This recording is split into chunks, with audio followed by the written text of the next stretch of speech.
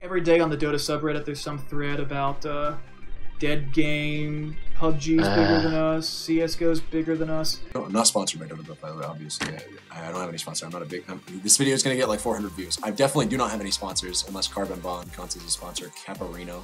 So that's not that big of a surprise. What is really surprising to me is that Crit is still on the team. He obviously did something. I'm just saying that I carried it. Is that not a truthful statement? But let's break this down. Do you not think that I carried that game? I'm just wondering. Sure, you carried the fucking game. Ladies and gentlemen, welcome to Pub Trash with your hosts, eSportsMonies and WiredGuitars.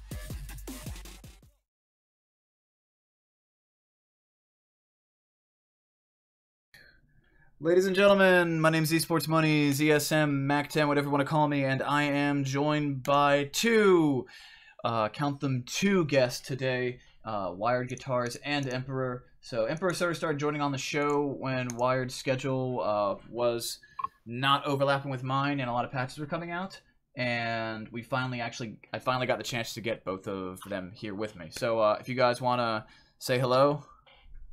How you doing? Hey guys, how's it going? Sweet. So, I imagine Carbon Bond is going to like pop up here like any moment, especially because the dude is like the dude is an esports ninja, like maybe just a Dota ninja. But every time I watch, it'd be like some fucking random dude that's got like 200 subs, and it'd be like special thanks to Carbon Bond. You're not wrong. Do you remember EDGA, Eric Wright? Do you know who? Yeah. I've seen him on his list. Carbon's on his list. Carbon's like on the top. Fucking Carbon. Yeah, no, I heard him say it. Like one day when I had him playing in the background, and I was like, wait, what the hell? I noticed it when he was doing a video every single fucking day. He was like, every 5 hours I'll release a new hero guide. And like Valve's like, please don't, you're gonna die. Yeah. He was like, like that. It was when he said, he's like, patch now, give patch. So it's like Tortellini. Tortellini spent like months doing all that stuff. All those hero guides. Yeah. The thing is, I can never tell when he's trolling or when he's not. I mean, he has like some like jungle guides and shit still on his stuff. I don't know if that's been updated or not. Are we talking about Tortellini or Eric Wright? Yeah, Tortellini. I don't know enough about his, like, I only ever use his guides as kind of like precursors to, like, oh, this is like a general idea of how the hero's been playing. No, because I think he does watch pro matches and, like, you know, tries to infer some information about that. No, he does. He generally has pretty good guides. Like, overall, like, they're not very game dependent, I find, but, like, just as a general rule, it's usually pretty good to start with. Yeah. I used to be pretentious enough to think that they were bad to show to new players, but then I finally came around to that. Like, he's a good guy and he means well, so... it's like Dota Cinema. If you show somebody a Dota Cinema guide, it's almost always going to give them a good general. Wait, don't mix the two streams there. I think Dota Cinema doesn't really do guides anymore. I mean, back in the day, you show them the video, and it'll give you a great idea of what to try to do with it. Yeah. And a lot of them are still relevant. The only ones that aren't are the ones where the heroes have just been like massively reworked. I think the Rubik one's pretty outdated. There's a Rubik guide from like 2013 where the hero was being played mid as a core role back then, when 4-staff used to give attack damage. And when his turn rate was really good. Carbon Bond just posted in the chat. He's the first person to post in the chat. We call it Carbon. We called it a minute ago. I said like, you're shout out to Carbon Bond. Out of the woodwork, Carbon Bond's going to appear. He's got my sponsor badge. I get sponsors now. I only have one. It's Carbon Bond, so he gets the giant banner. Some dude's gonna come in and start sponsoring the channel and be like, "Do I get a banner?" And we'll be like, "Nah, dude. This like size like 47 font. I can't put that on there twice."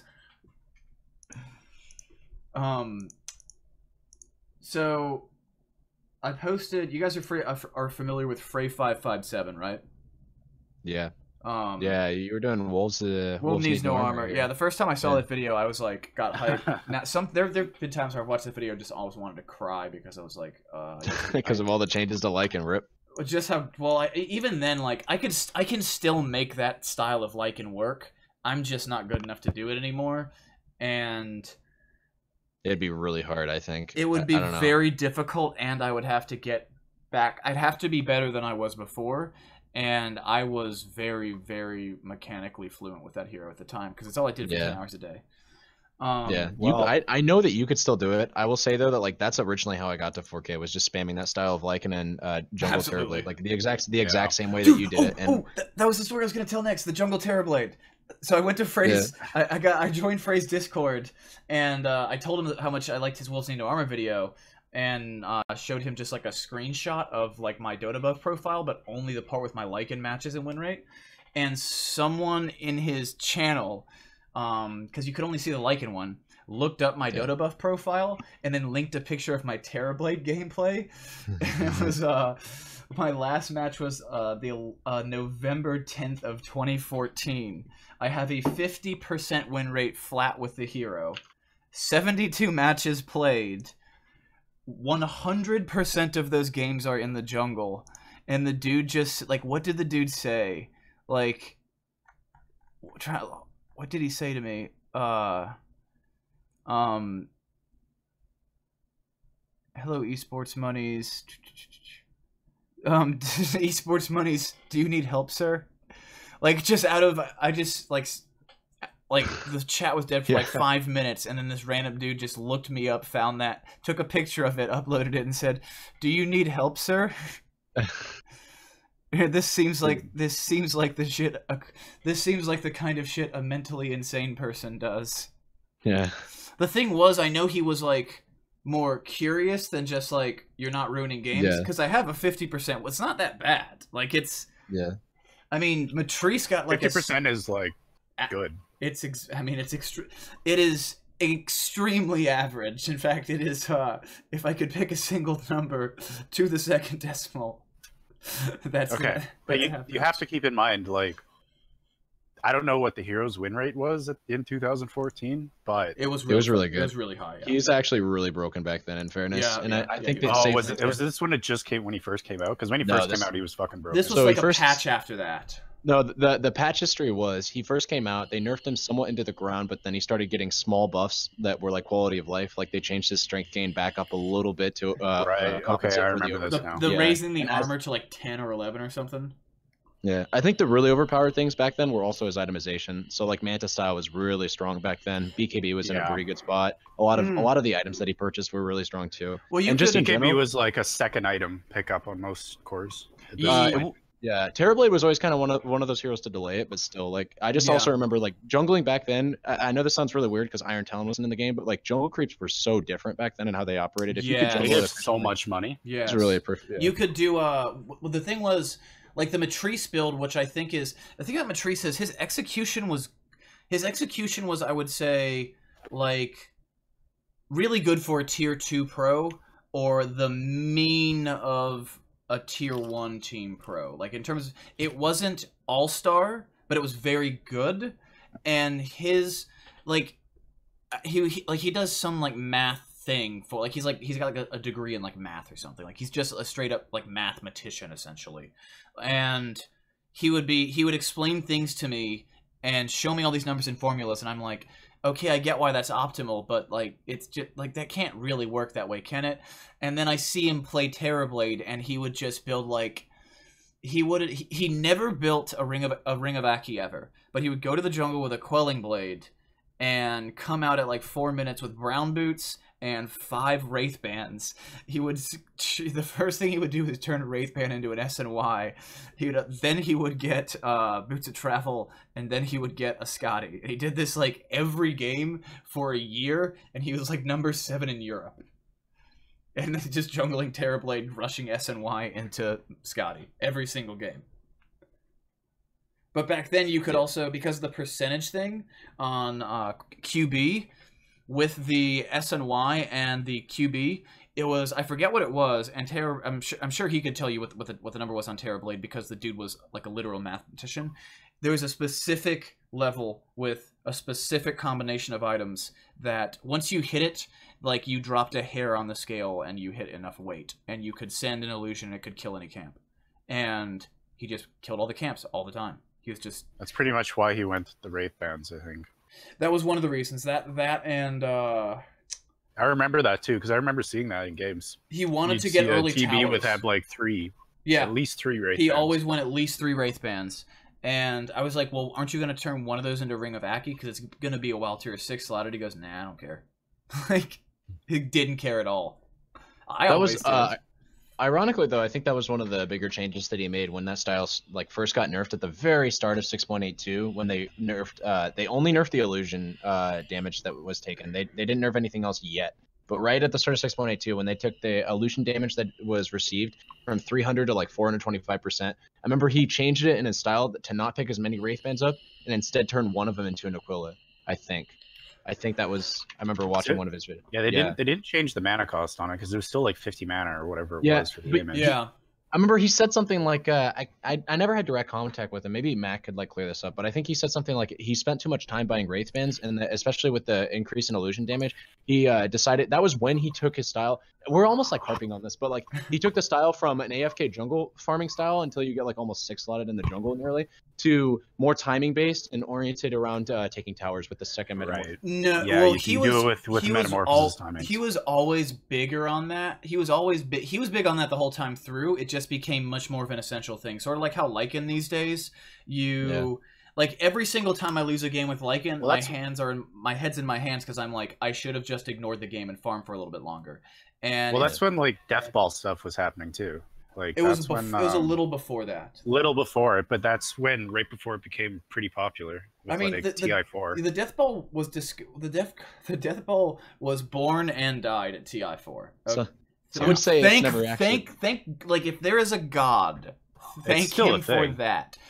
Yeah, but thank him that it wasn't like the Alliance Rat Pat. Split pushing is back. Yeah, split pushing. You know me. I love split pushing. I know. But the Death Ball is. It's just so. That was the bane of how you're playing. It's not even about a playstyle thing at that point. It's just like, it's a coin flip. Like I didn't lose a lot of games because of it. In fact, I won a couple of them. There was one Korean team that did it way back when, but they weren't good enough.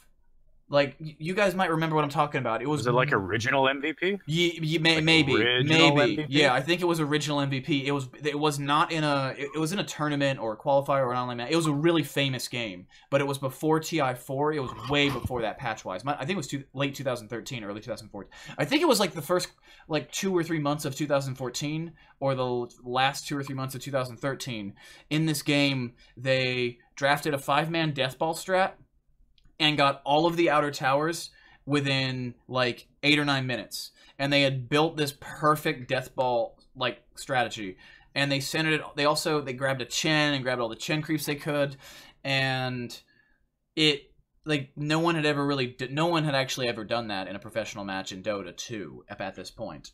And I think everyone just forgot it happened, like, period, because they're like, I mean, everyone was really curious back then because the Koreans were so new. They're like, well, they're not the best at this game yet. Let's see what they do. Let's see how they optimize it. And it was just written off as Korean players doing some weird Korean shit. But I forget. They were playing against like a Complexity or some like not tier 1, but a respectable brand name, and they just destroyed them. Like it was a best of 3, and I don't remember who won the best of 3. I know they didn't win game 2, but that first game, the more experienced, the established brand, like the players are just like shrugging. They're just like they did not like what the fuck just happened. I forget. Is that when like Zephyr was there? Maybe it wasn't. I'm almost positive that this match, that the team that did this, the Korean team that did this, was the original MVP. But I'm pretty sure it was like with Forev and what was it, QO, and who else was on that? Was Febby on there? I don't remember. It might have been that other guy who retired, the offlaner that retired, and then he came back. I don't remember. Because this was back. I'm looking up professional teams. Dota 2. Can we sort them by North America, China, Eastern Europe? Do we have Korea? Do we have Korea? I guess that falls under C. It's probably South C. America, Western Eastern Europe, China. Why like might have been I think MVP Phoenix maybe? I think you're right.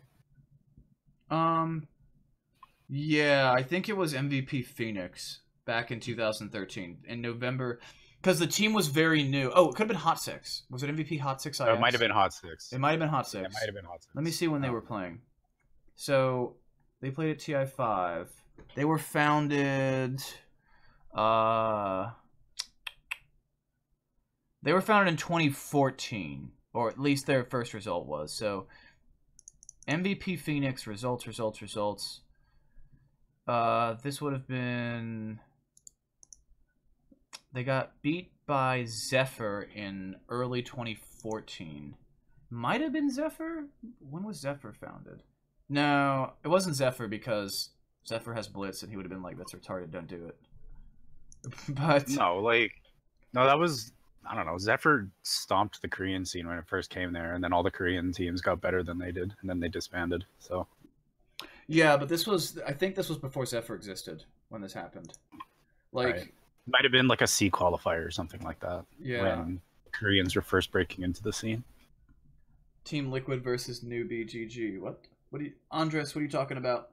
But yeah, I wish I could remember that one because that. Okay, the no one has ever done that in the history of Dota was the in reference to the Nature's Prophet bait by Alliance back when they were still no Tidehunter, wasn't it? Yeah. I can't believe I just called that. Was when the rat. I can't believe I just fucking called that reference. Oh my god. That was a Toby one. Yeah, that was Toby one, and it was at DreamHack in early 2013. Yeah. That was at DreamHack winter 2013. And then immediately following that tournament, they kicked EE, and then they won TI. And they replaced him with EGM, like. The weakest person on the team, I think, by far. EGM played great in TI3. He was excellent. Yeah, but he wasn't like the star. Like, he wasn't the reason they won that TI. The reason they won that TI was because the team had pretty good synergy, and the heroes that Bulldog played were really strong at the time. And yeah, they were extremely strong. He learned to play Bounty Hunter. Like, he played the hell out of Bounty Hunter. And so once he had like 3 heroes, they had developed a series of strats that they were so good with that it didn't matter. You didn't have enough bans for Bulldog. And once you didn't have enough bans for Bulldog, he was so good at the few heroes he could play in that meta that you could not lose a game to them. The Alliance didn't drop a map until the grand finals of TI3. And in that TI, they did not drop a map. That is insane. Like, people look back and they're like, Loda's all washed up. Yeah, this Chinese fan made a video in 2009 that's, like, really sad. You guys might have seen it. It's like, Loda, you should retire, you should blow out your candles, and there's no shame in retiring because you've been a legend all your life. And this was a video in 2009 talking about Loda, please retire because you're old and there's no shame in it. And then he wins TI 4 years later. Like, I don't know. I have faith in the old blood of this game. They couldn't ban out Bulldog completely because they also had to ban Aki. Because he would just yeah, jungle. he did a pretty narrow pool too. But the thing is, they had to choose between banning Aki or Bulldog.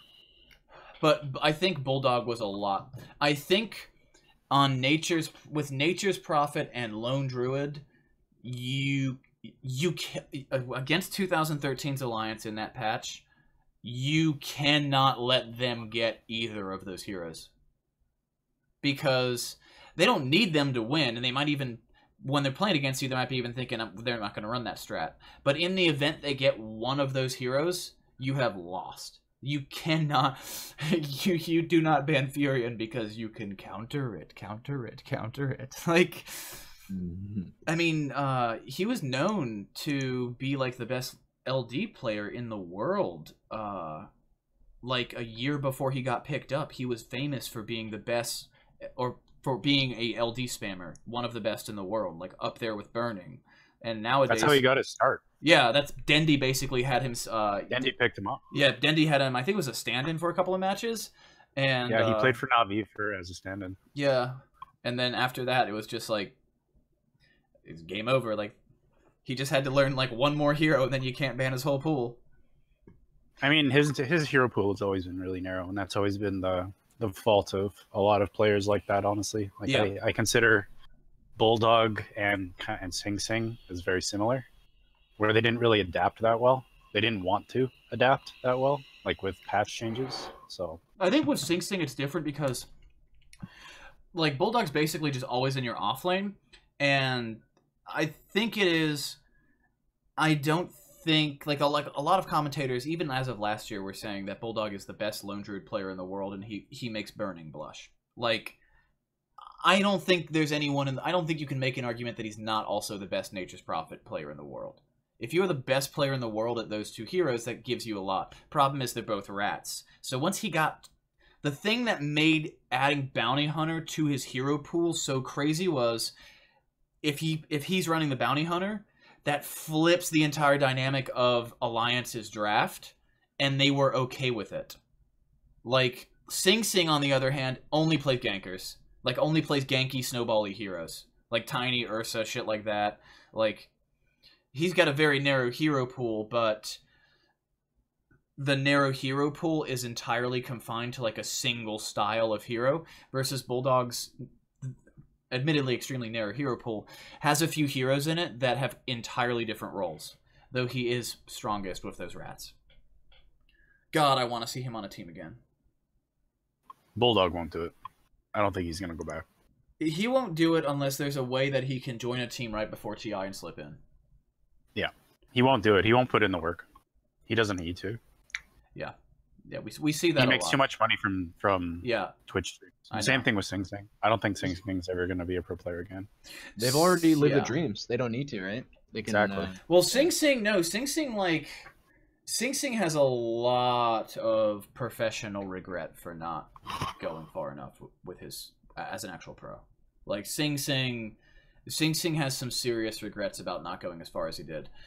Bulldog likes to stay relevant, but Bulldog is like, at some point you can look at the wall and go, you see that fucking Aegis over there? Like, yeah, he did win a TI. Yeah, so but Bulldog, pretty much the. Yeah, they both. Yeah, they both stream Dota all day, but when Bulldog's waiting in his fountain for the end of a game he's lost, he can click on the Aegis and go, "Hey, there's my name. You guys see that name? He can comfortably retire." I don't know how much of what you said about Sing Sing is true, but I am inclined to believe it a lot more than I am about the Bulldog thing, just because, yeah, everything that you just said is correct. Like, Bulldog's already lived the dream. Sing Sing technically did not, so. Well, Carbon Bond, if you're asking who's talking here, one is Emperor, who was my buddy who's been on the show a few times with me when Carbon couldn't make it, or when Wired couldn't make it, and then, of course, WiredGuitars. Emperor's just a guy I play a bunch of Dota with.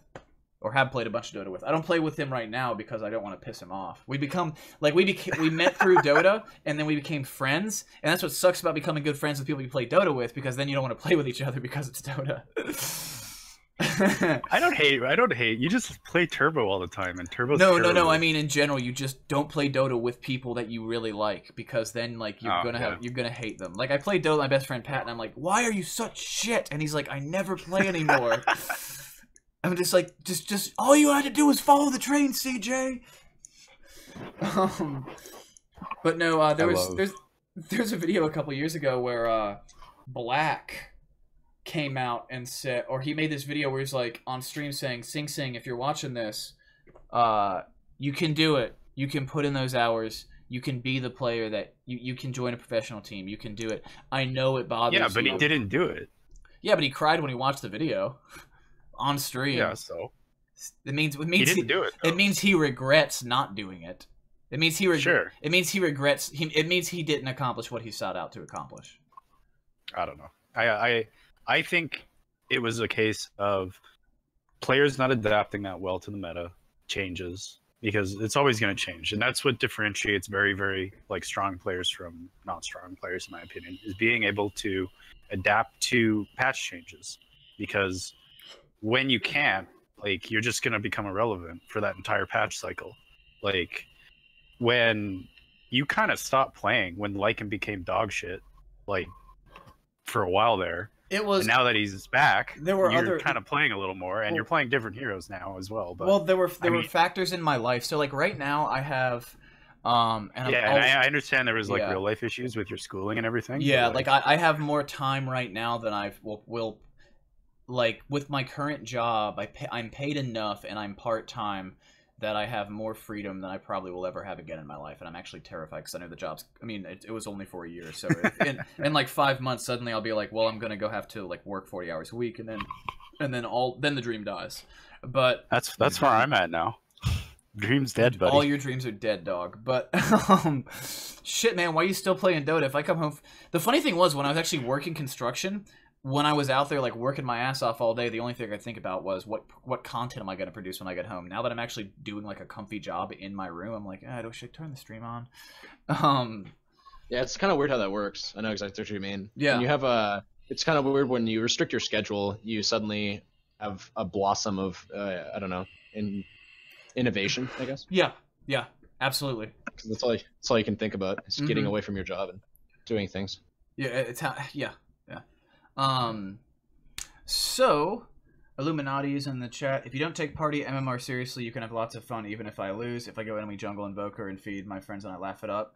I'm like, you know who's not laughing? The people that are not in your party. Yeah. I tell you what. Poor solo players. That's why I only solo queue. Yeah. When they added, you can hit that button. Yeah, I know. They hid it. They hid that shit. Like they did hide that. Yep. Like there's a feature. Because they knew. Yeah. I specifically looked at that thing because I'm not playing with party people. Yeah, they buried. I do not care. Dude. Oh yeah. Dude, I almost started playing ranked again when I saw that. In fact, I might start playing some ranked Dota again just because of that feature. Like that's a big. I know they added it like a while ago, but the period of time that it was missing, it was like. It's like your dad being like, I'm gonna go out and I'll be right back and run to the store to get a loaf of bread and a gallon of milk, and that motherfucker comes back looking like he hasn't slept in a month, like 3 years later. Like, dude's 40 pounds less. Like, where have you look like you just got out of a concentration camp.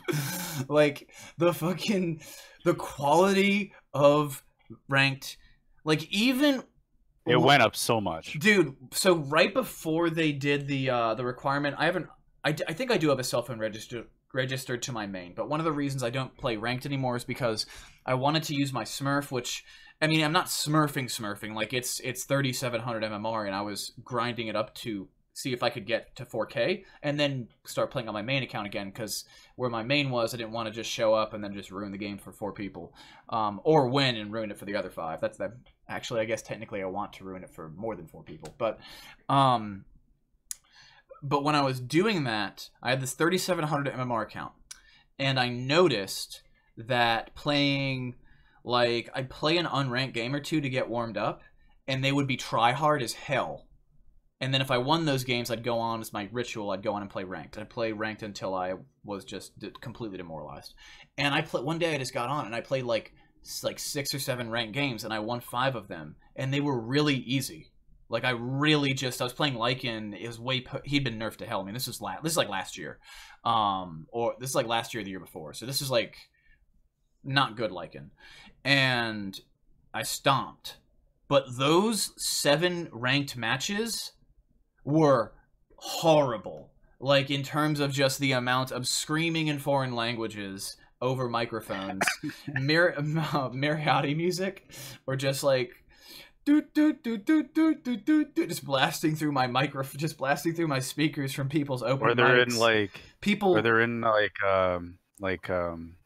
LAN cafes or whatever, and you just hear constant screaming over their open mics. I mean, there were lots of from like other players. That might have been what it is, because I always just imagine that people are like playing in a barn and there's just like animals like yelping and shit like all the time. Like you hear loud fans, and the microphone sounds like the mic that's built into it's like somebody. Like when were you in a LAN cafe that was in like a bar? Mexico or like, you know, like a not USA or Canada? Like they're insane. I went to one in Mexico once. I walked one to Mexico because there was one not super far from where I was staying, and it's like, it's crazy, dude. There's just people yelling everywhere. Dude. I left after like 5 minutes because I just wanted to see what it was like, and it was insane.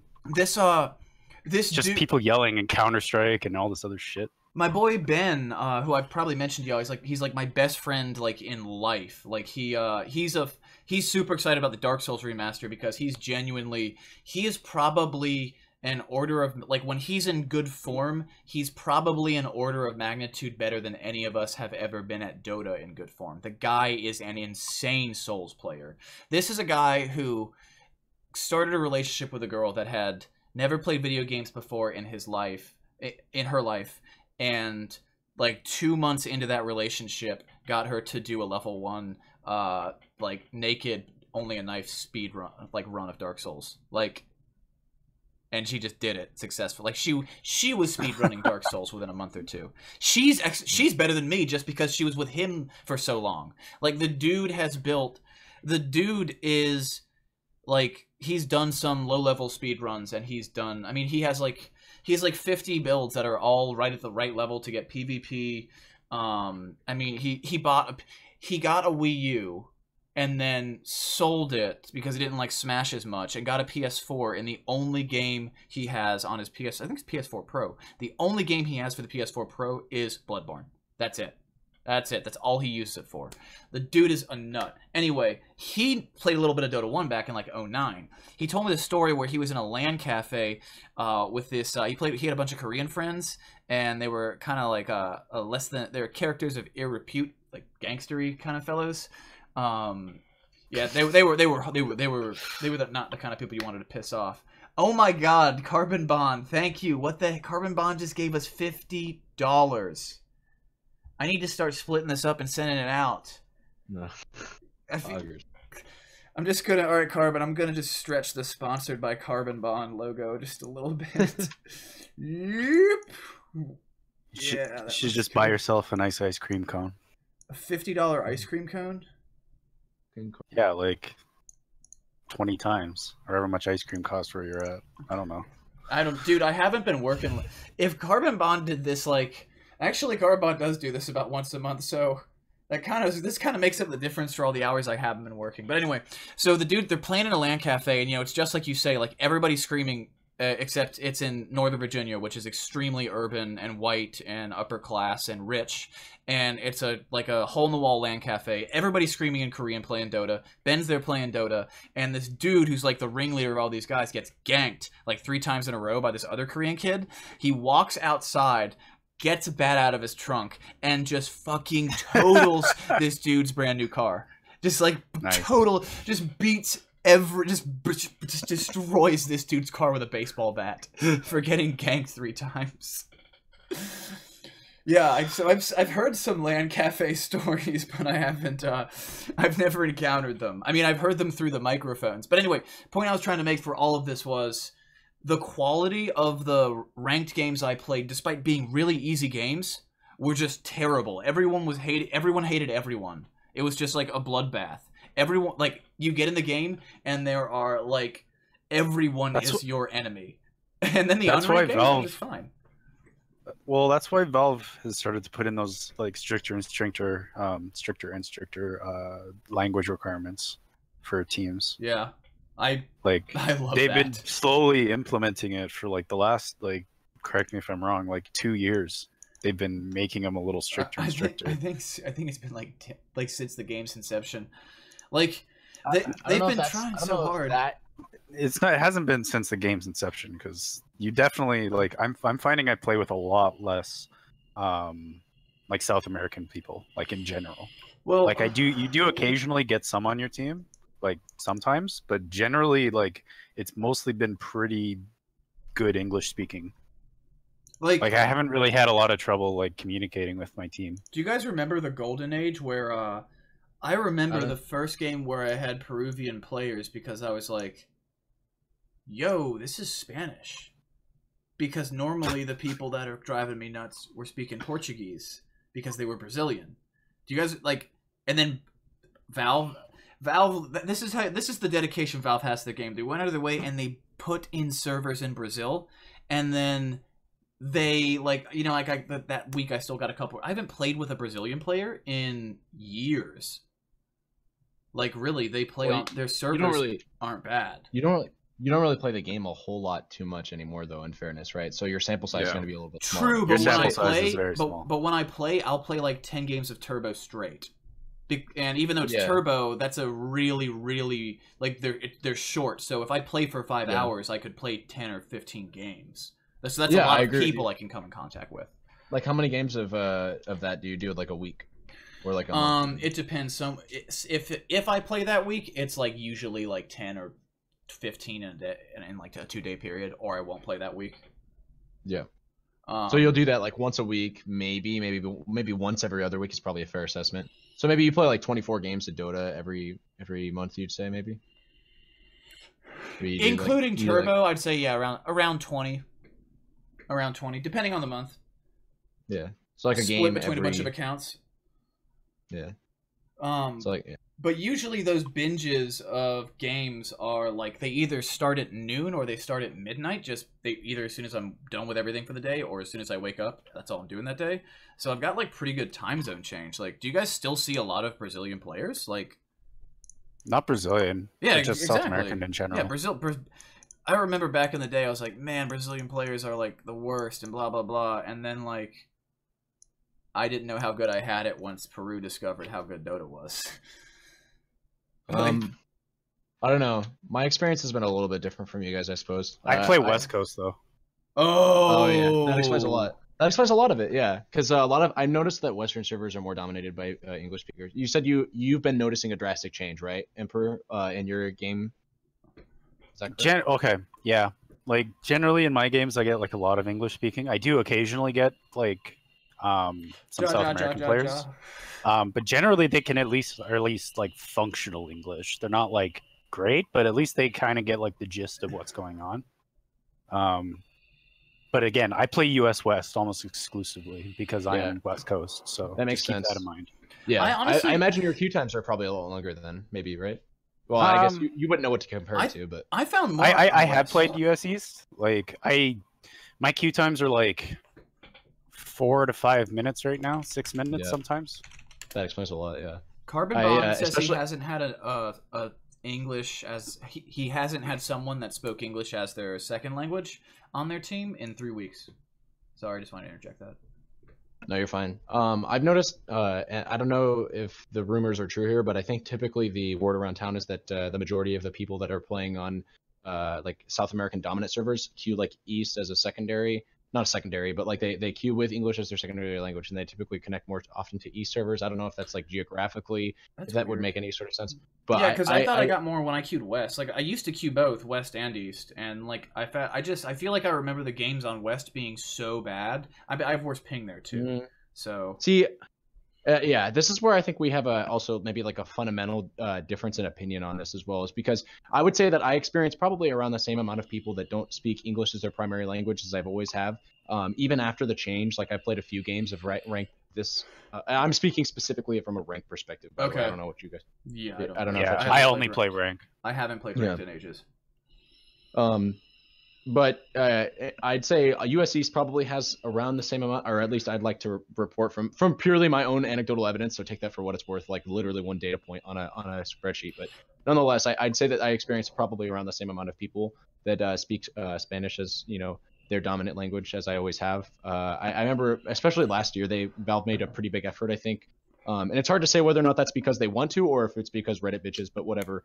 I remember they made a pretty dedicated effort to get like servers somewhat locked in terms of, or I think they quote unquote like fixed the Peruvian server or one of those. Remember, like I don't think they have a Peruvian server. They might have added one. The thing was, the original idea was that the Peruvian server was geographically closer to the Brazilian server, so ideally the Peruvian players would be connecting to Brazilian servers, but it turned out that just due to infrastructural reasons, the ping was worse on those Brazilian servers, so they started connecting to US servers instead. And that's when things fell apart.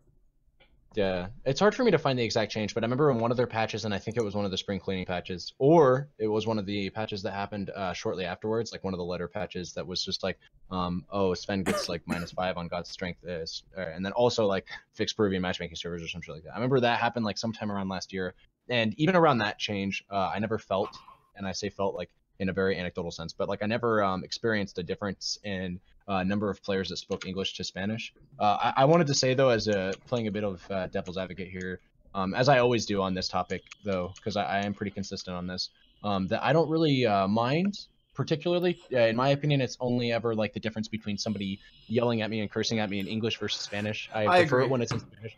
I agree. I also think like South American players by and large this might be a little bit racist, but I think they're generally just better than American players are. This is again Really?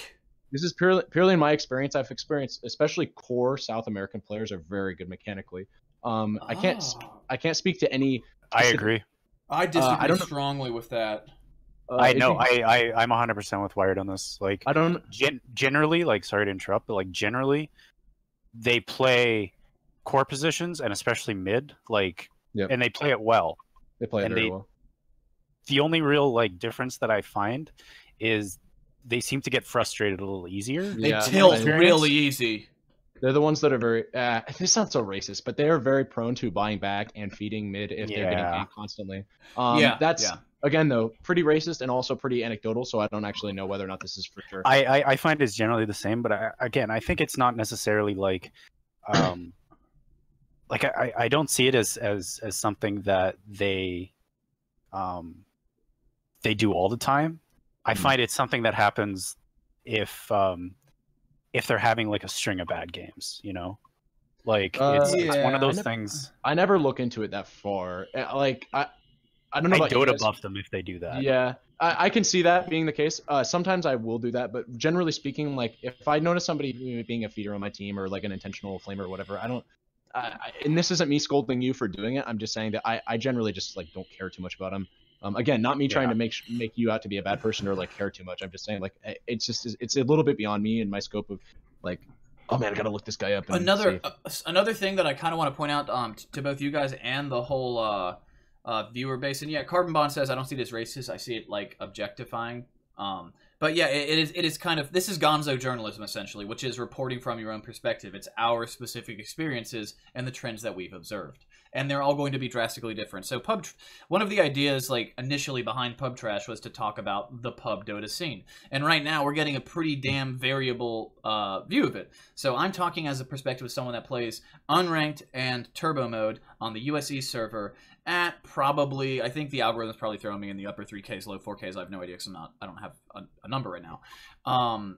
But your frequency is pretty low too, and that I'd say that'd be the strongest aspect of what reports your data. Like the fact that you do it, the fact that you literally probably only play about 20 games a month is in my opinion, what sticks out the most there. Even though, but even more different than that, you play on US West East. I play East, exclusively East. Do you play? Sorry, I'm trying to find. Yeah. So Wired plays US East exclusively, and Emperor plays US West, and Emperor plays at upper like mid 4Ks, and you only play ranked. I'm like high 4K, low 5K. Depending on how bad am I. I'm high diamond, low grandmaster.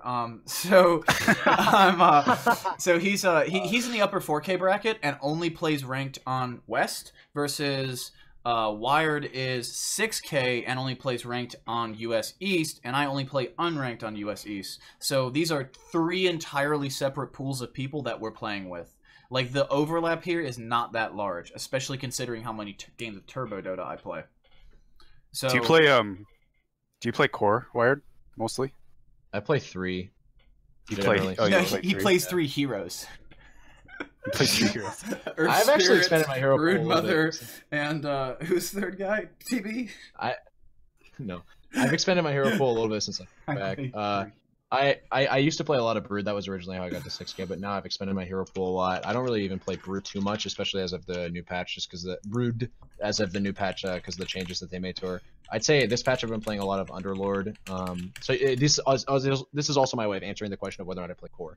Because different heroes in the third position, you probably experienced this, act differently. Some of them don't even really siphon farm that much. Underlord I'd say is one of the greedier ones that I play, but like sometimes I'll play Bat Rider, who can be gritty in his own right, but generally looks around the map and tries to get kills once. You're kind of, if you're a Bat, you're like greedy as hell as long as you can. Like I feel like a lot of heroes, like Lycan's a good example of this, to a more exaggerated extent, but Bat's like a hero where I feel like you want to be as greedy as you possibly can up until you get that blink, and then maybe try to be as greedy as possible up until you get that force, and then from there you're just not greedy at all. You're just always moving. You don't necessarily. Batrider's kind of changed a little bit recently. You don't necessarily have to rush Blink that much. Like I know it's been a thing pretty recently where he gets like an intermittent item like drums. Yeah, drums is a big one. Huh. A lot of heroes have been taking drums up though. Yeah. It's so good right now. Holy crap. Yeah. As a side note. It can be good. Yeah, I think it's a little bit blown out of proportion. Some people buy it every single game on cores like PO, and then you don't have to. Yeah. If you're gonna buy drums and go jungle farm for 15 minutes, don't buy drums. Useless. It's a shitty farming item. Drums is like I hated when drums got nerfed because like back in the day when drums got nerfed when you couldn't just burn up all the charges. I got so upset because I was like, I don't even use this item that much. It's just because everyone always buys drums when they don't know what to buy that it got nerfed. Well, okay. Drums is something that you buy in order to group up with your team and push down towers early. That's really the extent of the item. Like, it's really good in early team fights. It gives you that extra move speed in order to chase or escape or attack things faster or whatever. Basically, the general item. And it's easy to build up, and it's just easy to make, and you can do it pretty quick. So it's just a very cost-effective item that's really good on a core hero right now. Yeah. Even on a support. Like, I've seen like Drums Lion recently, just because Lion's got a lot of big buffs. He's actually really good right now, as a side note. Shaman, I've seen him get drums, although I'm not as big on that one. Shaman, I hate drums on just because, like Puppy famously Rubik said, also. Greediest hero, like, Shaman is the greediest 5 that there is. Like, greediest support that there is. I mean, this kind of changed up because there were less heroes in the game when he said this. But, I was going to say, yeah. I know that you cling to that quote because I know you've said this before, and I'm not trying to say that that's necessarily not true because Shaman is, in a lot of ways, he can play that greedy 5 role if he wants. He doesn't have to. He does not need to be. He doesn't have to be, but he can be. This patch, the reason he's strong is because he isn't. The reason that he's strong this patch is because he's a very, very safe lane support, and what I mean by that is that you can send him with like a Spectre and almost still guarantee lane control because he's so strong with shackles and just his base damage. His base damage is absurd. Yep. Also, Aether Shock is great too. Yep. Aether Shock not anymore. Yep. Also a very powerful reason why he's strong. No, it's still very powerful. Oh yeah. No, it didn't get nerfed last patch. Is that what you were talking about? It did. No, it didn't. Level 1 did. I mean, no. The cooldown isn't a big deal. The damage got reduced. Hold on. Let's actually. No, you're talking about. You're thinking of Shackles. I read that change wrong too, but you're thinking of Shackles. The damage is. Yeah. The cooldown being 14 seconds is not that big of a deal, especially since you're usually just throwing one Aether Shock. Right. Yep, I read it wrong. Yeah. Although I will say the reduction in shackle damage kind of does hurt his early landing a little bit. Mostly though, he's always been. Yeah. He's just one of the reasons why, and this is purely my opinion, whatever, take it for what it's worth. But in my opinion, the reason why you draft Shaman is in this patch to secure your safe lane and turn your 5 position, right, which is one of the only positions in the game that is typically not delegated to tower pushing, into a tower pushing. Yeah. He's I want you to just like think of we can think about all of the 5 heroes in the game that are able to do this, right? And I'd be hard pressed to name any more beyond like Shaman and I don't know, Jakiro, but Jakiro does it on a way lesser scale than Shaman does. Yeah. Jakiro does long-term sieges, Shaman does burst tower kills, and Trent kind of gives you the opposite effect to a certain extent as a 5. Yeah, but that's not nearly as powerful as the go rush down a tower. Yeah. Being able to protect and in fact, if you were to try, if somebody picked Trent as a counter pick to Shaman, I would laugh and then I would win the game. Oh yeah, absolutely not. Same. Yeah. Like the only thing that like Trent's really, really good against the traditional style of rat, but against Lycan and Shaman style rat, which is just like it's not really a rat as much as we're gonna just pop up and kill it and then disappear rather than just chip. Shaman is basically a free way to. Like an easy way to take objectives on cooldown without committing much, really. Yeah, very much so. He's like a lion that gives you push instead of hero massive nukes. Very little counterplay to Shaman as well, and that's one of the big strengths. So hard to do it. Yeah, you can't really you can't pick Tinker because the Shaman. Lycan loves him. Lycan loves fighting him. Yeah, I don't know, because you have to get a BKB really early as and you could argue summons and stuff like that. Yeah, no, you just kill him with as soon as I go on, if I see a Shaman, I'm going on him. I just pop my neck. You just gotta itemize around it though.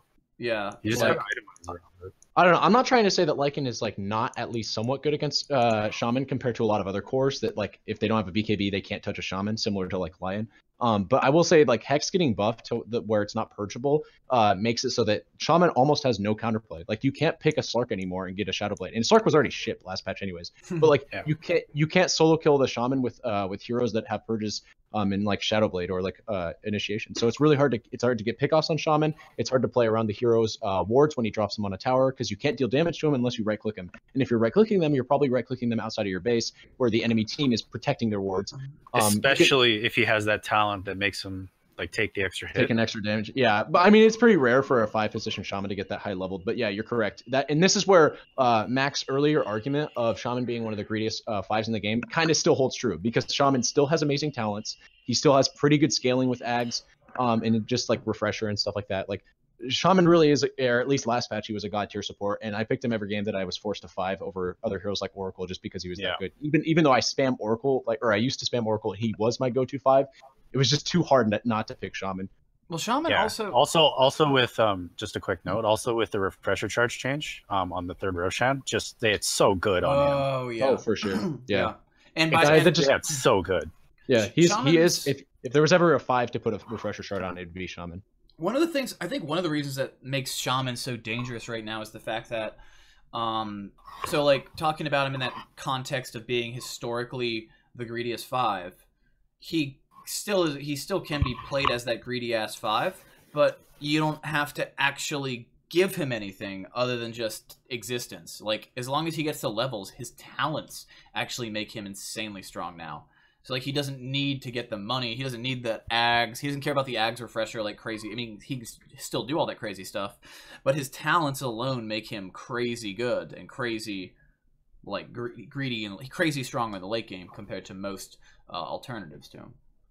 So I kind of disagree a little bit, and I'm not doing this to be an asshole. It's just that I want to be abundantly clear as to why I think he's strong. I don't think his level 10 talent is all that impactful, and already when you're talking about level 10 talents on a hero like Shaman, you're kind of pushing it, because Shaman seeks to end the game sometimes before he even hits level 10. That's just the kind of hero he is. I'd say his level 15 talent's pretty good. Cast range is really nice. Hex cooldown if you need it. I'd say it's level 20 when you're starting to talk about how the hero scales really well. And again, he does still scale pretty well. He's a greedy 5, or can be at least. But I don't think that it's like his later talents being strong doesn't impact, in my opinion, what makes him strong right now. Is what is yeah.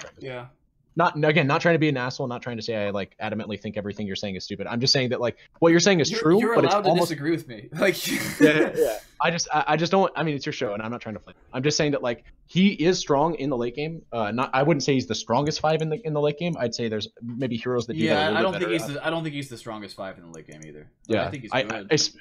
Especially, I don't know about you guys, but like I still think Coddle is probably one of the dumbest like late game 5s in the game. The amount so of like strong. He's so good. Yeah. He's so the Coddle. There are like, only 2 5s I play: Coddle and Shadow Shaman. Yeah.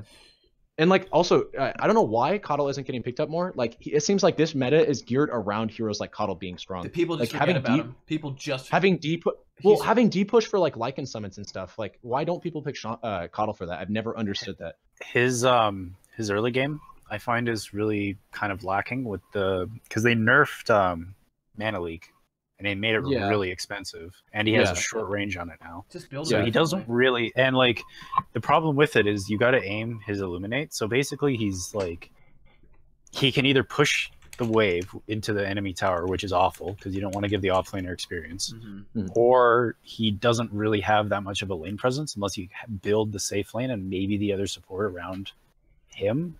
Like it's just really hard to use them early, and I find just pump a bunch of points into Chakra and get a core that can abuse it. Yeah, but yeah, like but Emperor just said, like then you'd have to build a draft around it somewhat.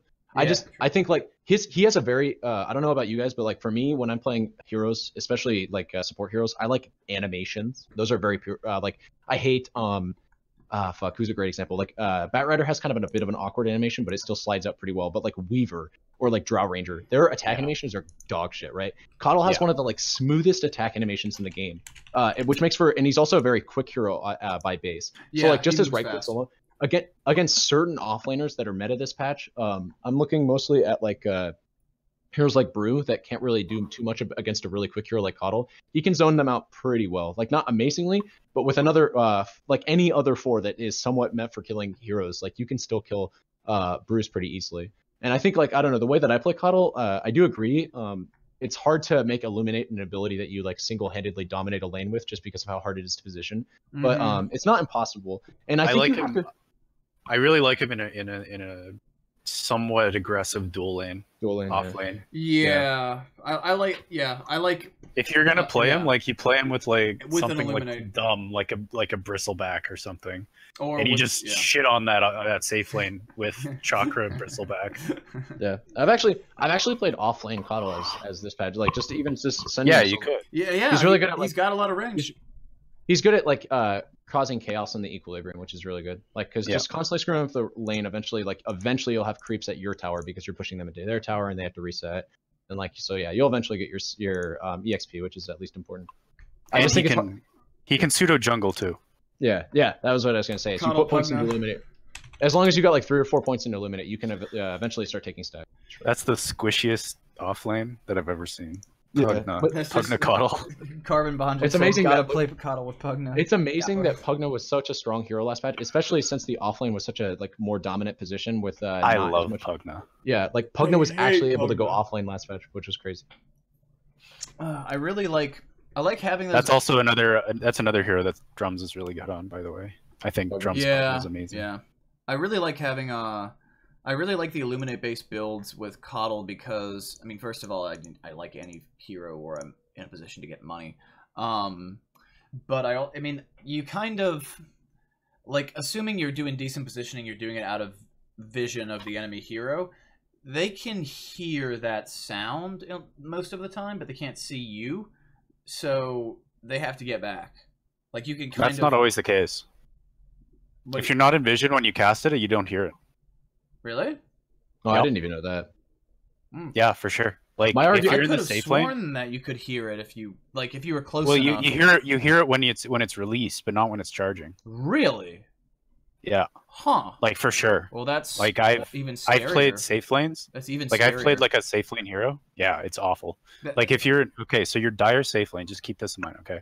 Dire safe lane, and you have the creeps on like perfect equilibrium. So it's like right at the tower aggro, but not like quite there, so your tower's not hitting it, but it's like right at that corner part where you're like feel pretty safe. If you don't have a ward, like in the jungle to your left, like he's just gonna blast you. Yeah. Every single time. Yeah. He's just gonna sit there and blast you in the trees. Yeah. It's awful. I mean, that's where I think that's what I think. So everyone focused around Nano League for a minute, and I mean, it's always been good. But whenever I looked at that, I'm like, well, if you do that, then you kind of get yourself into a weird position if you don't have a lot of flash farming on your team because you're not taking you don't have, there's money that's not being taken advantage of, and so I usually like having an Illuminate build unless I happen to be laning with someone that can abuse the hell out of chakra. So if you go the Illuminate build, not only do you have the ability to like take stacks out by yourself later on, but I mean you're just kind of always a threat. Like getting hit with a fully charged Coddle Blast and not expecting it is like that hurt. For most heroes, that's a big commitment, especially in like with how popular heroes like PA are in pubs. Like I said, I think. Go ahead. I was gonna say I don't really experience PA as much in pubs, but yeah, I will agree. Like there's certain slow heroes that, especially at safe lane cores, like they can't take too many eliminates, otherwise they have to go back to base. And these are traditionally like bulky safe lane cores that like where a hero like Coddle can offer a new like I guess form of zoning to the offlane, where like heroes like Sven that innately go like Mask of Madness and just sustain in the lane and push it all day and then pull other camps. Hero like Coddle is very unique because he's actually able to push his Sven out of lane. Because Sven's like, what's his base movement speed? Like 295? You sit in the trees and blast the wave all day. Like, he can't do anything about that. He can't bully you with his cleave. He can't, like, create any kill pressure with, I didn't think about the same thing with, like, Troll or something, too. Yeah. Yep, exactly. And Coddle's also cool because, like, what do heroes like Coddle do to cores like that in the mid stages of the game before they get BKB? They fucking dunk on them. Yeah, they mana leak, they blind you. You can't do shit. It's so annoying playing against a Coddle. It is so annoying. Yeah, and a Coddle with farm, no less, right? He's going to get his ags before you get your BKB because that's just like what happens timing-wise, especially if he's having a good lane. Like, you just can't deal with it. Yeah, he supports the push really well with if you push during the daylight. Adds the D push, which is really important. This and match. adds the D push, which is excellent.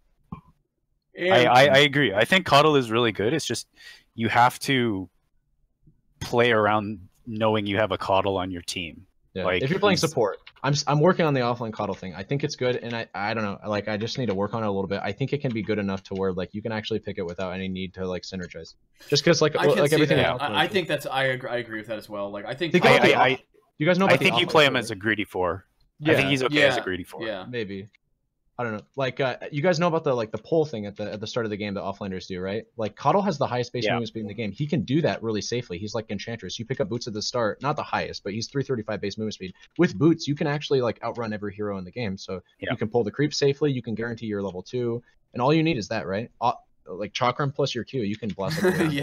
Yeah. The only way you get caught with that is if your safe lane has like 2 stuns and a slow maybe.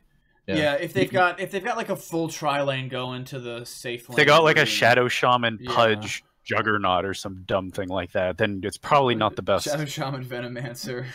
Even then though, you're still committing a lot to kill the Coddle. So I'm not saying that you're not. It's not that you're not right. Yeah, and the Coddle doesn't really care because he just TP back immediately. He TP's back, and he can pull the wave again. So that's why Enchantress, for instance, is a really strong hero in the offlane this patch, is because even if you commit a lot to her, she can still run your supports around constantly. Then your supports aren't ganking mid, they're not showing up in the offlane to help secure dives. I'm just saying a hero like Coddle is already very elusive in it of what he does, and he messes with the equilibrium well enough. I would not be surprised to see a hero like this if he got any buffs whatsoever, which I don't think he needs, but I don't know, he's not getting picked as much as he used to, like back circa day TI7. I could see a hero like this popping up in the offlane because he already scaled very well with. I don't think there's ever been a patch where I've looked at Coddle and been like, that hero doesn't really have a role. You know what item I think you're gonna see if your idea takes off on him is what? Meteor Hammer Coddle. Meteor Hammer Coddle. It absolutely. Meteor Hammer just got a buff too. I'm gonna grab a glass of water. Give me like 30 seconds, and then maybe we should talk about the patch. Yeah. No, I actually think you're right though, 100%. Emperor Meteor Hammer's like it so makes good. sense. He is one of the very few heroes that does have a long enough stun to necessitate it. Like that's why you pick it up on Nyx Assassin. The problem that I have with his stun is it's just too conditional. But I don't know, like if you can get an early Acceptor, I could definitely see like you have so many means of pushing a hero and making sure that they run out of mana. Like Meme Hammer could work on him, and it gives him I'm just seeing him as like a split pusher too, because he just goes safe, hides in the trees, comes out, blasts the wave, pushes it to tower, hits it with a Meteor Hammer, gets out. I think he fights mostly like with your team, but if you're talking about like early game, especially like maybe before he got Ags, I could see that being good. I see it as his like first item. Yeah, maybe.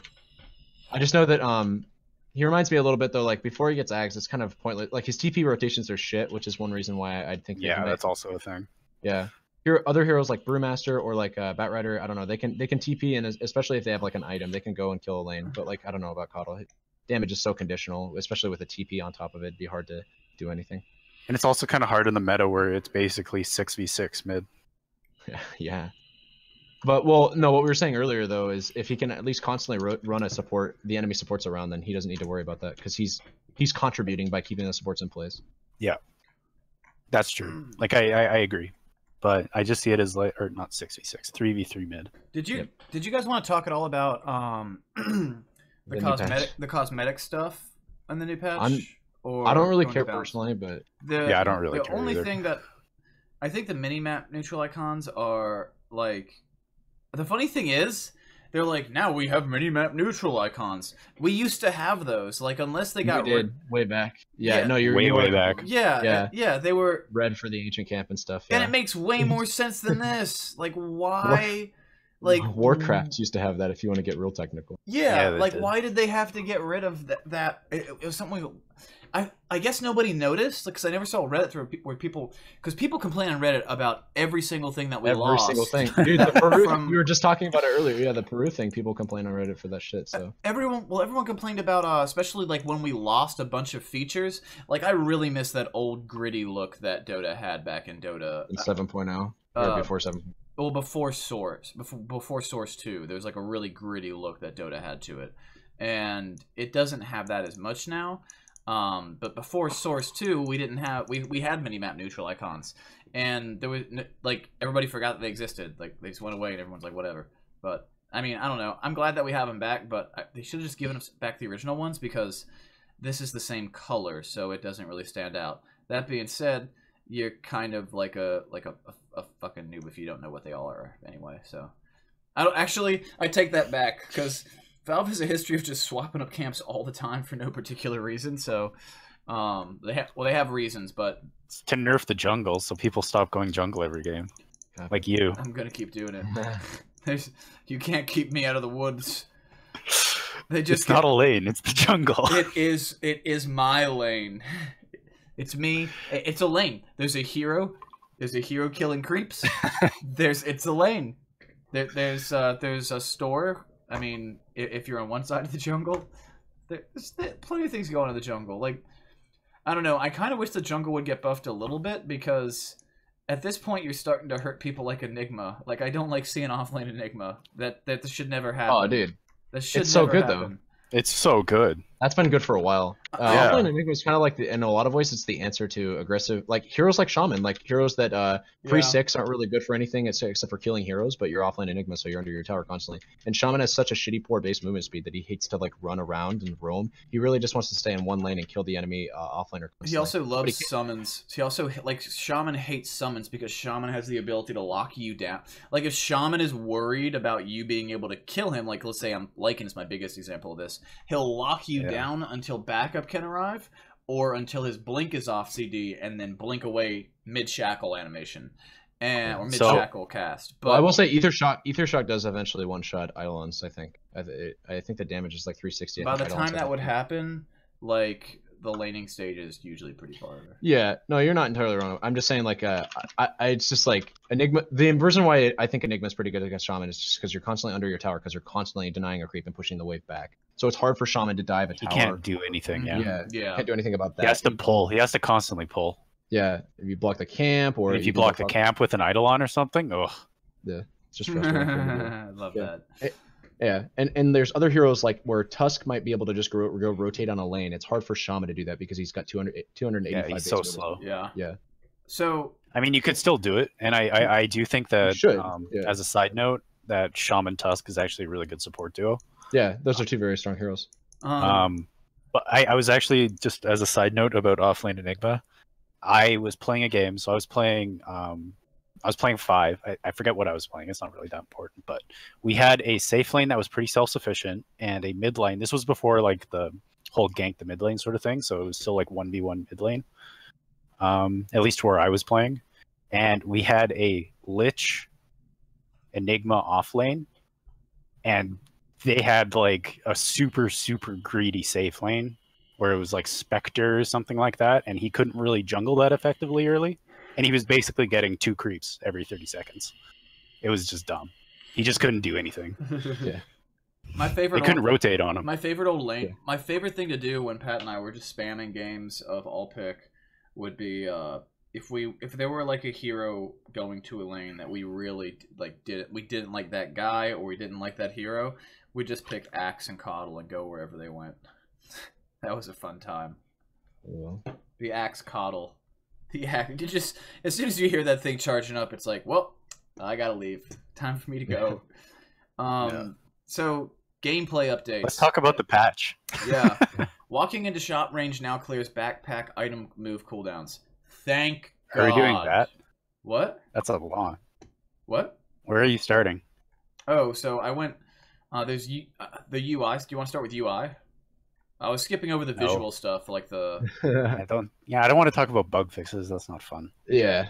Yeah, UI. Do we want to do balance changes and then like big? Let's do balance changes. Hold on, let me see if this is because some of these bug fixes might actually be significant. So like the walking into shop range clearing backpack item cooldown is actually kind of a big deal. Like.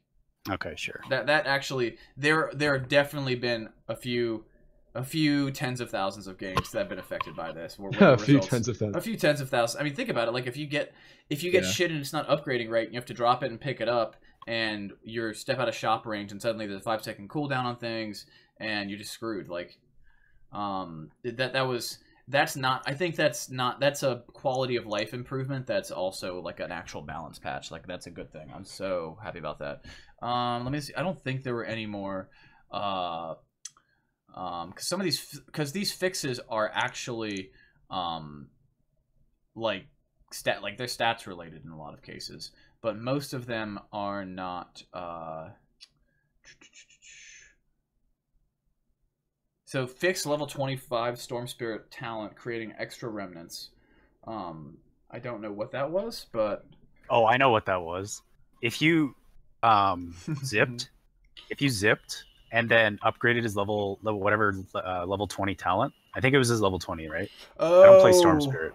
I see what you're saying. But if you didn't hit the talent, if you upgraded his talent mid zip, it would shove all of the ones for how long that zip was going to be in a very small section of where you zipped to, where you awesome. upgraded it. So you could literally have like I wish they didn't 20 remnants in like one spot and just blow somebody up. I wish they didn't fix that.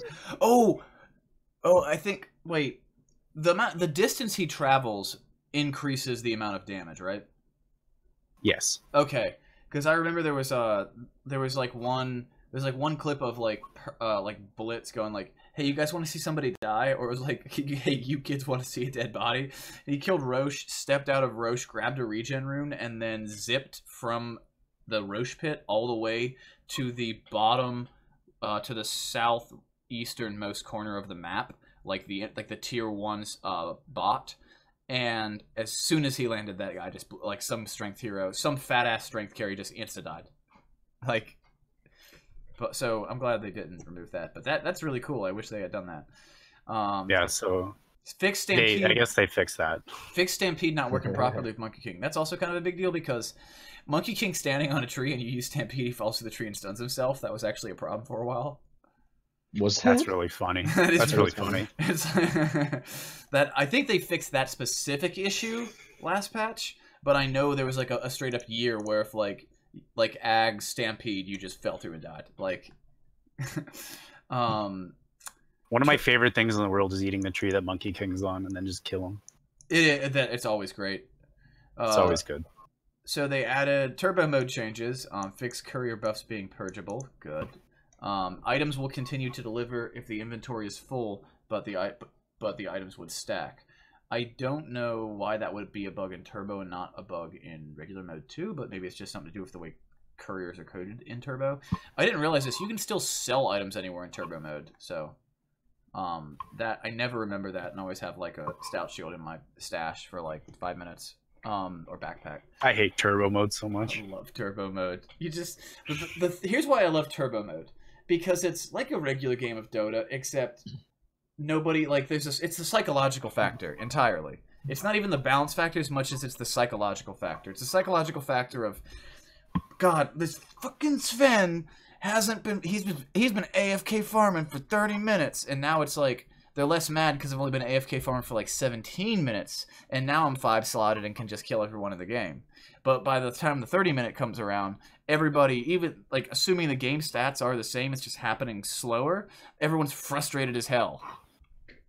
But yeah, they people excuse the fact they're AFK farming longer. Someone actually complained today. He said, "I'm getting real tired of these farming turbo mode games," and I was like, "Too bad. I'm gonna just win the game for you, buddy."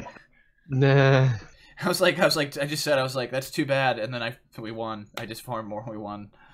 That was the game I didn't remember if we won or lost afterwards. So wards now require a constant 2 hits to kill. I think this doesn't apply to being quelled. I think quell is still an insta kill. Yes, it is. And also, creeps still do the, like, wards still have 200 HP, and so creeps therefore still do the same amount of damage. It's just that all heroes do 100 damage to a ward now whenever they hit it. Okay. Which is a little weird to think about, but yeah. I mean, almost all the heroes I have will have a quelling blade in the early game, so... Kappa. But, no, you're not wrong. Okay, you're not wrong there. Okay, you jungling fuck. But it's just that, like, for support heroes, because the wards are worth 100 gold, so it's very important to get the last hit on it, right? For support heroes, you have to wait until they're below 80 the ward is below 80 HP when you're trying to get a last hit on it if the creeps are hitting it. That's the main reason I point that out. That's fine. Yeah, it's really annoying. It's a little weird, yeah. Why does this change exist? Well, I think it's mostly so that like oracles don't have to worry about like standing in the same place for 5 years while they right-click a ward for 5 times before they can finally kill it at level 1 or 2. Because if you deward in like a sketchy location and you have to hit it like 5 times, it's awful because you'll just die. That's true. You're out of position for way too long. Yeah, that's if true. you're yeah. I mean, you still kind of do have to devote some time, right? Because it still takes 2 hits. 2 hits isn't nothing. But it's just that like it's so that heroes that have low base damage, like Bat Rider has 38 base. Like he doesn't have to sit there and like sometimes you throw your sentry up to get a little bit of brief vision so you can kill the ward before the sentry goes until it doesn't see anything anymore. Some heroes had such low base damage that they actually couldn't kill the ward in the brief period of vision that you got with the sentry ward. Does that make sense? Yeah, they changed it so you don't miss wards now. Yeah, like uphill misses removed for wards. Yeah, I see what you're saying. So like I don't mind these changes. Yeah, if you see that if you suspect a cliff ward and you throw a sentry up there, you can use that like 1 second of vision to kill it. Yeah, I think it's like 3 seconds or 4 seconds now. It's pretty long. Is it that long? I think so. That sounds like a long time. Yeah, I mean it's just that. Okay, I think, and I could be wrong about this, but I feel like IceFrog is trying to say, or whoever makes the balance patches these days, IceFrog, whatever, Valve, maybe, who knows, conspiracy. I think what they're trying to say is dewarding somebody shouldn't be a commitment of your life, right? It should just be a commitment of time, and even then, just very briefly. I think it's like more of a fact of like you deward and you see the enemy ward, and you guys are both fighting for. Like in the instances where there's 2 sentries in a lane, that's what I'm kind of thinking here. It shouldn't be a factor of like how hard you hit to kill that ward. It should be a reaction time or who's on top of their game to be the person that dewards that sentry. Yeah, I guess I kind of agree. Yeah, it's just that I think so. It used to be just kind of stupid where like some heroes had to like commit so much of their time that suddenly like something that shouldn't be a kill becomes a kill because it's like, wow, look at that guy just standing there. Especially back in the mist days, we saw in pro Dota back in the mist days, we'd see people swing there for like a good like 5 or 6 seconds, and then someone would just walk up and knock him off. Oh yeah, it was dumb. Yeah, poor little Rubik's. I was actually thinking of a Rubik when I imagined this in my head. It was just dumb. So yeah, I don't mind changes like this. Tier 1 tower armor aura increased from 1 to 2. This won't change anything. Nobody defends tier 1s that much. Like, if anything, I think this is actually. I completely disagree. Tier 1s, especially tier 1 mids, are like some of the most important towers in the tier game. 1 mid. I could see. Yeah, I don't know. I find when I'm doing like split pushy things, to safe lane, off lane, just not mid lane towers. Usually are least likely for like that I see the least contested towers I see in the game. Like tier 2 anywhere. Safe lane tier 1s are the second most important tower in the game because they open up the jungle. I just never see people defend them, but it's also probably because I'm playing like unranked games and turbo games. Yes. Funny. Bounty runes base EXP reduced from 25 to 0. That's fine. I think that's I think having experience, especially like when they changed up experience in the level 1 bounty rune, like that is kind of like experience is so valuable early on in the game. I'm just okay with this. Nerfs roamers. Yeah. Yeah.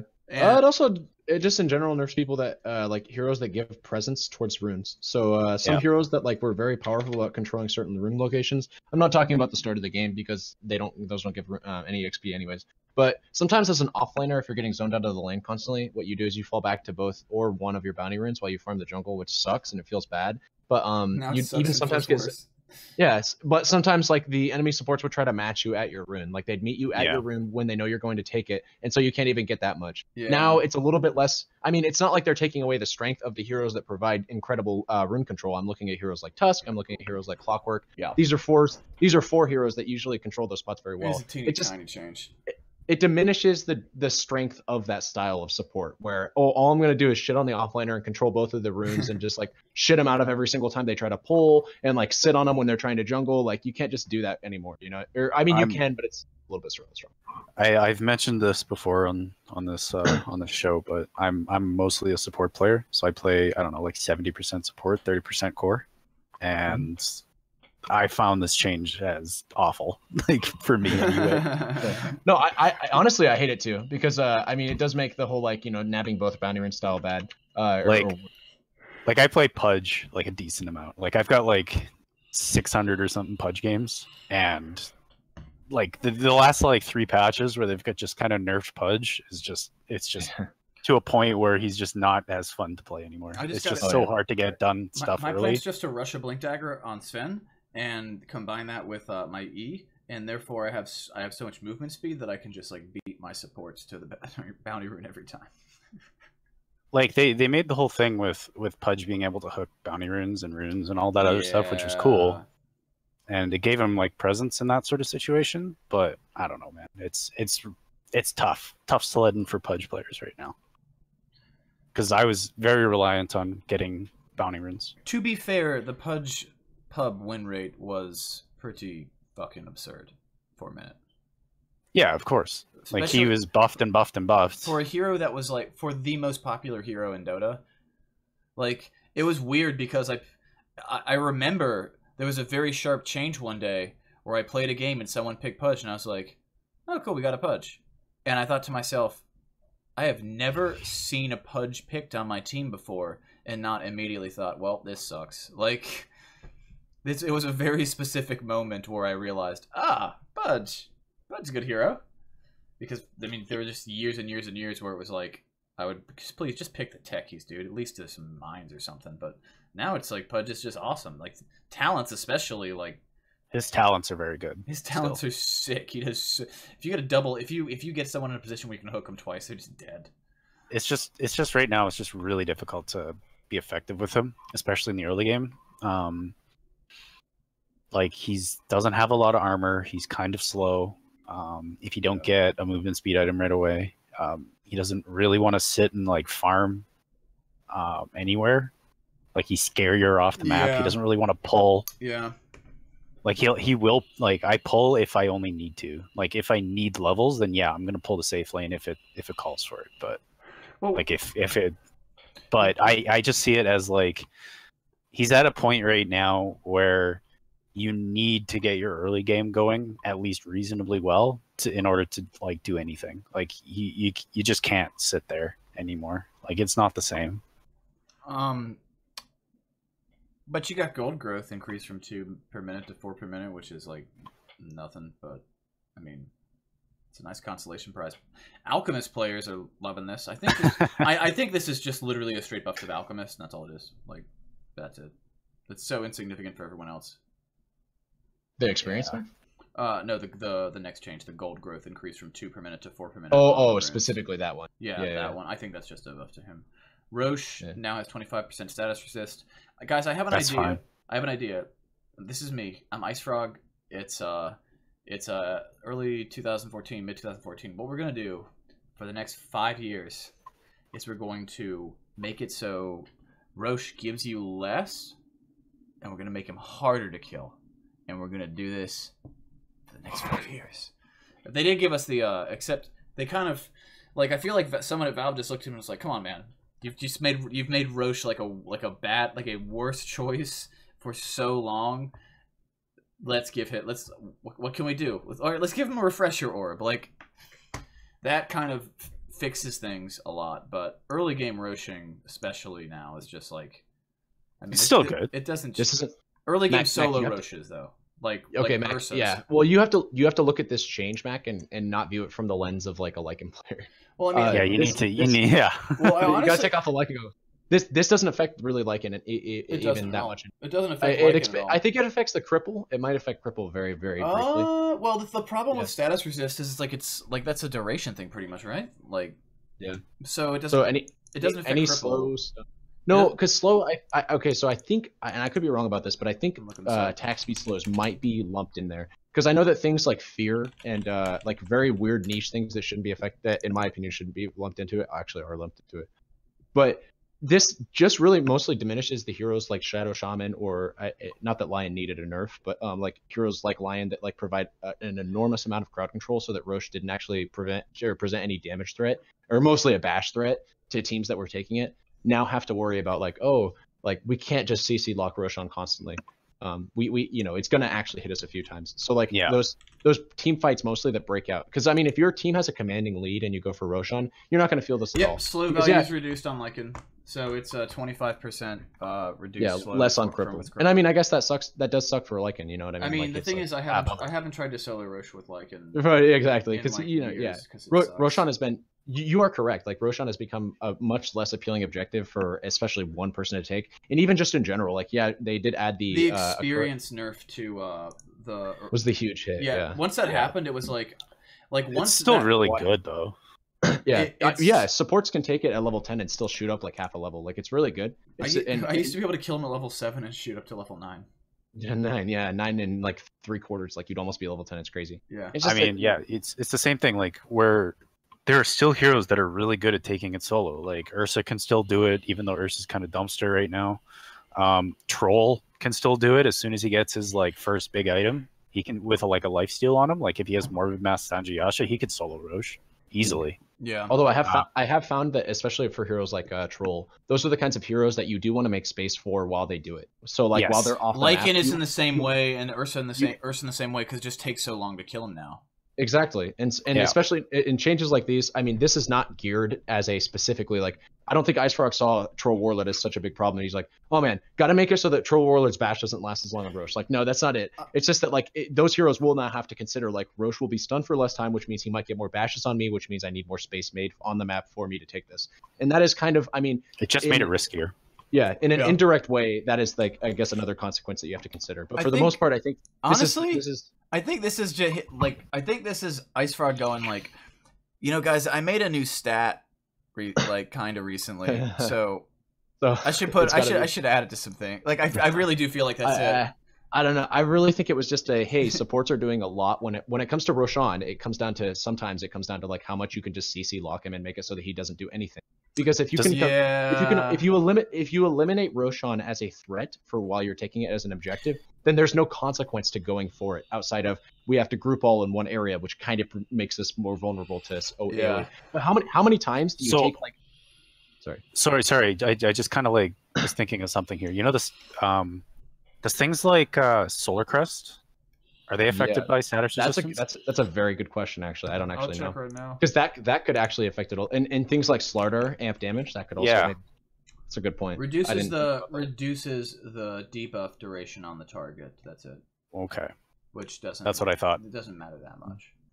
So that could actually have a very real implication. Could matter, yeah. Then you're talking about actually slowing down Roshan for teams that draft heroes or build items like that.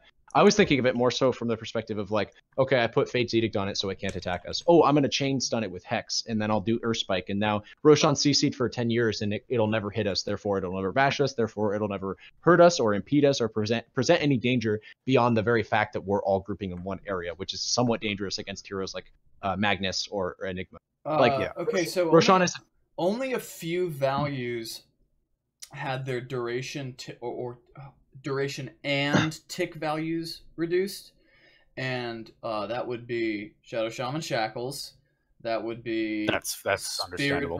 Spirit Bear's Entangle, Pudge's Dismember, Dark that was a big one. Dark Willow's, yeah, that's a huge one.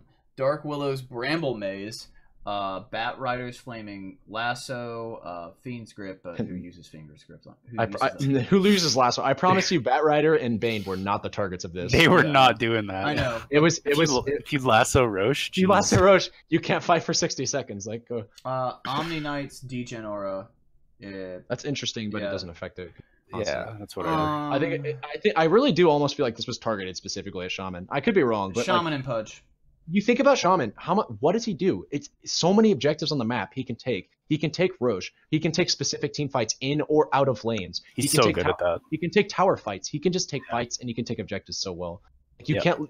It's to the point where like if a Shaman is pushing towards your base, it's almost more economically viable to fight him outside of your base because you can't risk him getting wards near a tower. Like that's absolutely. That's terrible design for a support. Like, what the fuck? He's the only hero in the game that can do that as a 5. Like, what other core can do? How many cores can even do that? How many cores do you have to say like, yo, we can't fight, Sven near a tower or near our tower, otherwise he's just gonna kill it. Like, you don't even say that for Sven, but you say that for Shaman. So it's just, dumb hero. Nice nerf. I think it's fine.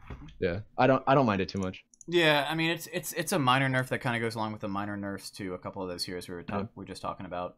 If you want to get real specific, I guess like heroes like Ember Spirit, like heroes that probably don't even deserve this as a nerf because it's such a slight nerf anyways. Ember but, like, he did because you could Searing like Change got the tick faster, and the total. Wait, hold on. So like when you pull Roche out and then you chain it so that it lasts there for 2 seconds. Like now it's 1.5 seconds. No, so like guys, I misread this. The duration and tick intervals reduced. So the tick interval means that the spells tick faster. Takes more damage faster. Yeah. The damage. It's the same damage. It's just less CC. So it's actually like quicker damage. It's not more damage. It's just quicker damage. Like the damage occurs quicker because it's damage over the. Yeah, exactly. Yeah, no, I wasn't disagreeing with you. I just mean like.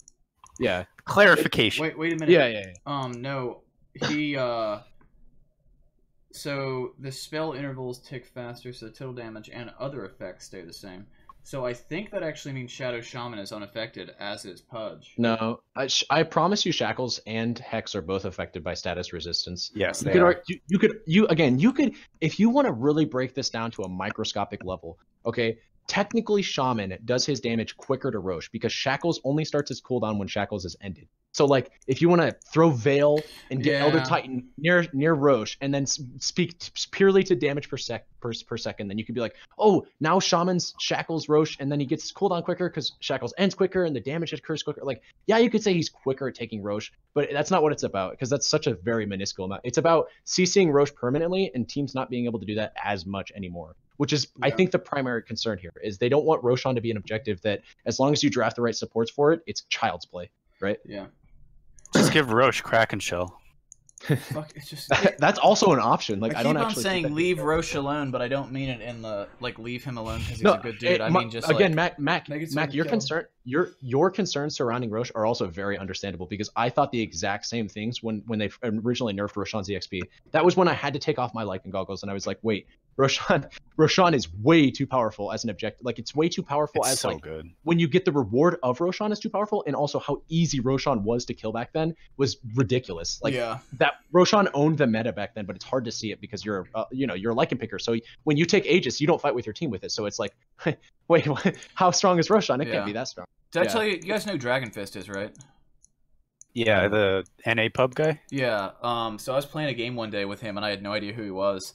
And he came over right before I killed Roche, and I was like, "This TA seems pretty good. I'll let him take the Aegis." And he didn't say anything the whole game. At the end of the game, I found out he was like top. He was like top 10 North America. I was like, "Oh, I'm glad I gave him the Aegis." Yeah. So yeah, Dragon Fist is the original TA spammer. He spammed TA like constantly. Yeah, he's a hell of a TA player. He still plays. He's 7-6. He's really good. Oh, no. He's really good. And he still only he plays TA and like one or two other heroes, and he only plays mid. Actually, I was looking at his stats the other day, and they are insane. Like he has like a 70% win rate across like 2,000 or 3,000 games with a pretty wide hero pool. Like he spams TA, but it's not nearly to the extent that I spam like Lycan or something like that. Like he actually plays a lot of different heroes. He's one of the best pub players there is. Right he's now, extremely strong. He's underrated as fuck. All pick drafting time per hero reduced by 5 seconds. Can we just say thank you and move on? Yeah, that's fine. Yeah, thank God. Aeon Disc health threshold reduced from 80 to 70. What do you guys think? That's pretty cool. I don't know if I could not identify whether or not that was a buff or a nerf. I know it doesn't need nerfs as an item. It's a buff. I was thinking about it, and then I was like, well, I don't know. When do you want Aeon Dust to proc? Like, when does Abaddon want his ulti to proc? And then I was thinking that might be a little bit of a... Huh? You want that to proc when you want that to proc a little bit lower because so 80, it's hard to, it's hard just to say too because, high. No, so it's hard to say because Aeon. This is what I think Aeon Disc needs, and I could be completely wrong about this, and I'd like feedback. Aeon Disc needs an active component that is similar to Abaddon's, where you can activate it, especially when you're in the crowd control. Yeah. Or I don't disable it or lock it. Okay. That is. You need to make that item more expensive then, because that'll be so. Bring it back to its like original price or something, because it's gone down. Like when the item first came out, I said like the first thing I said was, "This is either going to be buffed to hell and back, or it's going to be like the price of this is going to be like cut by like a third," because it was just. Can you imagine that item on a fucking Huskar? If it did that, actually, it's pretty scary on Tiny too. If you put it on Tiny, he has 62% status resist. You can't deal damage during the effect of it, but you can still stack Burning Spears. So I see what you're saying on that, but I think there's like Eric Wright did a small video about that where like, oh yeah, you could buy it on Huskar and then you could activate it while you're very, very low HP and then stack spears on somebody for a very long period of time. And then after the effect, you start burning them for a while, but it's not that much. But I do agree, like just the active alone, especially when you're CC locked, is a very good thing to have. If you could control it, especially while you're like during the direst of CC, like unless you got, and this would also consequently make Nullifier a good item because like I don't feel like Nullifier is that powerful, although it does sometimes get picked up. It's just like there's so many ways to disjoin it because it's a projectile and it kind of moves slowly and the range is slow. Like Nullifier isn't the best item, but if you made an item like Aeon Disc very powerful, because you gave it an active, then Nullifier would henceforth also become powerful because then Nullifier would disable Aeon Disc's active. And so I don't know. I feel like that's the change it needs, but I don't know. I could be wrong about that. I just think it's one of those items that it's gonna get buffed and buffed and buffed and buffed. It's doing the same thing with Meteor Hammer, and it's gonna get to a point where technically got a small. It is so niche. It is so niche on right now. Like it is incredibly niche, and I do think the item does need a change. I just don't know where that change is going to happen. Like I think your change was interesting with the Abaddon thing, but I just think that's going to be so broken. Well, Carbon Bond in the chat says that Sunsfan and Trent were saying in their analysis that Aeon Disc should have like an active like Abaddon. We're saying the same thing. Oh, yeah. Nice. I guess. I don't know. Well, the thing about Aeon Disc is I've looked at it for so long and been like, all right, let me give you some numbers here. So this is an item that initially cost almost 4K. Now it costs 3350, 250 health, 250 mana, combo breaker, which is like honestly like the combo breaker isn't really that like interesting. Like the active on it to me is just like because of the fact you can't attack during it, I'd almost be like make the health threshold 10% or something and give you a BKB for that 2.5 seconds so it gives you the ability to TP out. Like because it's not gonna it's not really gonna turn the time of a fight that much just because I mean like that would be interesting if you could use items during it though. To be clear, items during it? To be clear, you can do everything, you just can't deal damage. So you can still cast spells even. You just literally can't. Oh, you just can't physically attack. Yeah, it's useless though because most of those heroes like aren't spell damage dependent. I'm pretty sure you can even attack, you just can't deal damage. That is correct. Anything you do, if you cast a spell, it will deal 0 damage. It'll still have the same effect, so you can even crowd control during it. Like, it just, everything that you do deals 0 damage to heroes and players. That'd be really good on a split push Lycan. Could be. Kappa. Hey, let's be clear about a few things. It's not, and the reason being is because, like, by far... What? You just hit the tower, and then it gets activated, and you just TP out. Well, it's the stun that I'm worried about there. Yeah. Pop your BKB. Pop my what? Your BKB. What is that? That's the wait? You're talking about the carry item, like the thing that gives you magic immunity? I have built BKB on Lycan probably less than a dozen times out of my 1,000 games. Boring King Bar, guys. Boring King Bar. I'm totally on the Eternal Envy crowd with that item. I'm just like, honestly, if I'm buying a BKB, the game is already lost. Because if I think there's a need to buy a BKB, that means I can't play the way I want to play, and I don't know how to play the hero as on the same level as I do when I'm playing it in that route. What do you do if they have like 4 targeted stuns? You're trying to like split push on Lycan, like you're just gonna get dumpstered. Use my ultimate before I go in, and if I see and if they have 4 stuns, you're gonna die anyway. If I see someone, then I just dip. I just dip out. This is gonna sound really weird, but I think a lot of higher MMR players actually agree with you, Mac, and I'm actually one of them. Like, as weird as it sounds, even though everybody acknowledges waste of money when everybody everybody acknowledges BKB as a very strong item, and I think the fact that it's even got nerfed this patch represents that. Like, it's a strong and also symbolic item in Dota that will probably not change in its core concept for a very long time. Rats don't buy BKBs. The problem is that it sucks to buy it, and when you buy it, you're like, man, like why do I gotta buy a BKB? So much money for something that gives you shit stats, and the ability to like it's only it's good on a strength hero. It's good. It's okay at strength hero. It's not even good. I would say it's okay at best. Yeah, when you're playing, dude, when you're playing a Terrorblade, like you don't want to buy a BKB. Yeah, man. Exactly. You want to exactly. You want to stack your. An ass, anti-mage doesn't want BKB. Like if you're definitely not. All of the heroes that need BKB hate buying BKB. Like the only reason that I enjoy playing Lifestealer in the rare event that I do is because I'm like, free BKB. You get it for free. Yeah, like. The only thing that a BKB does for Lycan is it gives you peace of mind when you rat and you're an ulti farm because you're like, I can just pop this and leave. Oh wait, they have a single BKB piercing stun, so now I'm locked down for long enough that the BKB's over and now I'm dead anyway. That is a 4,000 gold investment banking on the fact that the first person that shows up isn't the guy that can break your BKB.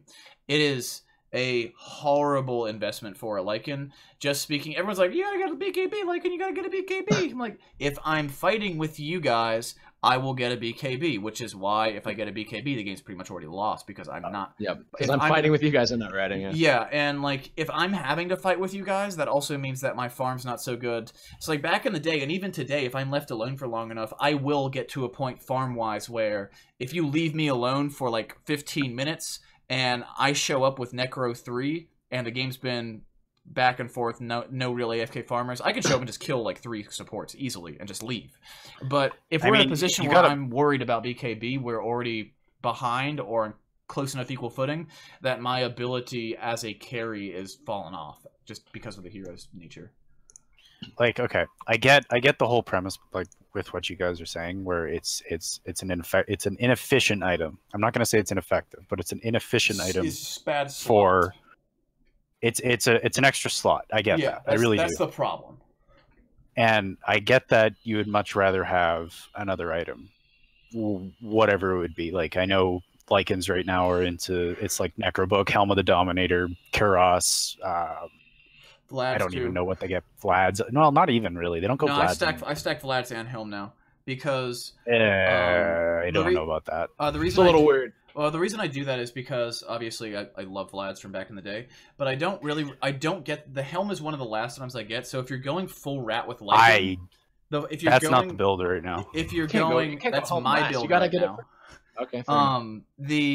The thing is, and a lot of people don't realize this, like when the Wolf talent thing came out at level 25, I was like, you know, this is the sort of thing that a couple years ago I'd been really excited about, but in practice now, I'm never going to get this. I'm always going to get the Howl health.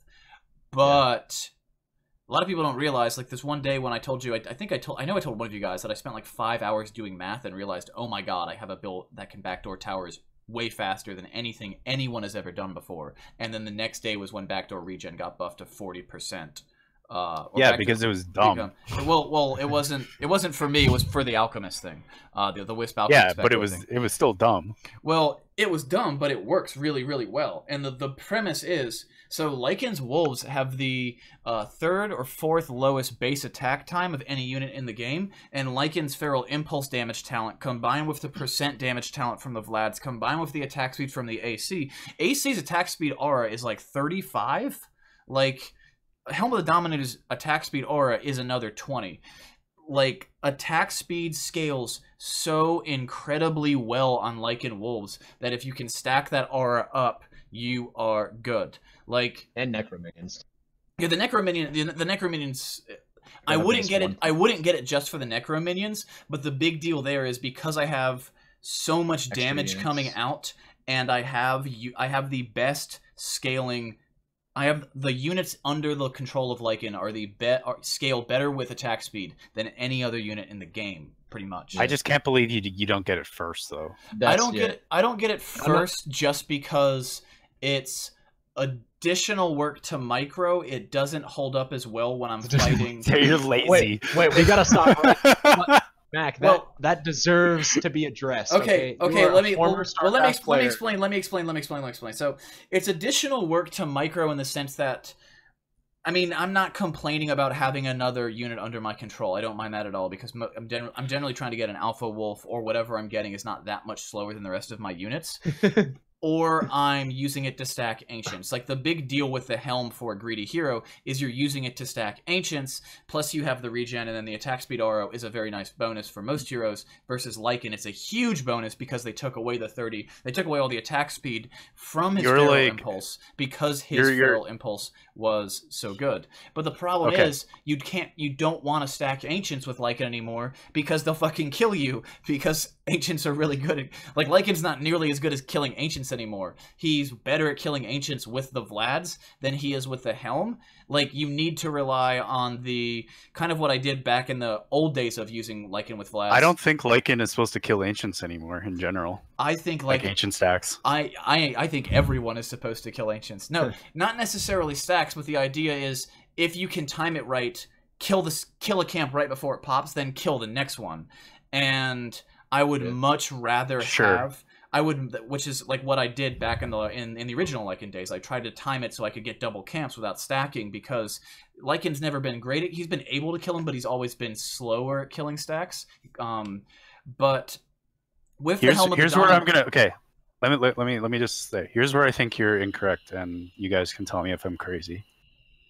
Lycan is played basically in one of the side lanes currently, where he would just clear creep waves, go back to the jungle. He's basically played like Terrorblade right now, in my opinion, where he clears as much as he feels safe and then just sends creeps and wolves and stuff to go and push the wave even farther. If he's feeling like frisky, he can follow along with them, but he kind of goes back to a safer spot where he's not going to get ganked. Where the Helm of the Dominator really shines is not really the health regen now, but it's the attack speed bonus to everything around you. The dominated creep that you get is so strong early. So strong early. Like, it's to a point where it's hard for a support hero to even like deal with it. And you can, and even then, like, you're not going to run a support hero into the Lycan. It just gives you another body for you to push towers with, and it deals damage. It's super effective early, in my opinion. I just never want to leave my wolves pushing a lane unless I'm like let's say because the wolves base movement speed is faster than Lycan's pretty much the entire game. So if I'm in a position where the creep wave is getting close to dead, I will send Lycan towards the Ancients or a neutral camp, and I will micro the wolves to clear that wave and then pull them back. I won't ever leave my wolves with them. And if I do that with a neutral, it's a big, bulky unit that is really hard for me to get away from being killed by whatever. It's so fast, though. I see it as kind of funny, because I think we all somewhat disagree on this. And I'm not trying to say this from the standpoint of somebody who actually plays Lycan. So I guess I'm the most understanding of any criticisms here. But from what I've experienced in pubs playing against Lycans primarily, what their style of play is typically is somewhat similar to what Emperor said, where you push out the lane if you need to. Sometimes they just go for the lane control and just go for their like Quelling Blade, max E build, where they just like have 100 damage. Always, damage, yeah, and they get to sit there and deny every single creep, and the offlaner has to cry until they get Helm. And when they get Helm, they usually time it around the 5 to 6 minute mark, where they can dominate, if you could believe it, a catapult creep. What should be the worst creep to dominate. That's so good for pushing. That's a really good idea. I forgot about that. Yeah. What they do is they dominate the catapult creep that spawns around 5 minutes and 30 seconds and hits the lane around the 6 minute mark, and then they push the tier 1 tower. And if they are uncontested, especially if they have a support with them to watch them, they actually get the tier 2 tower by like 10 minutes. And then they just walk around the entire map and take every other tower. Then they take Roshan, then they end the game.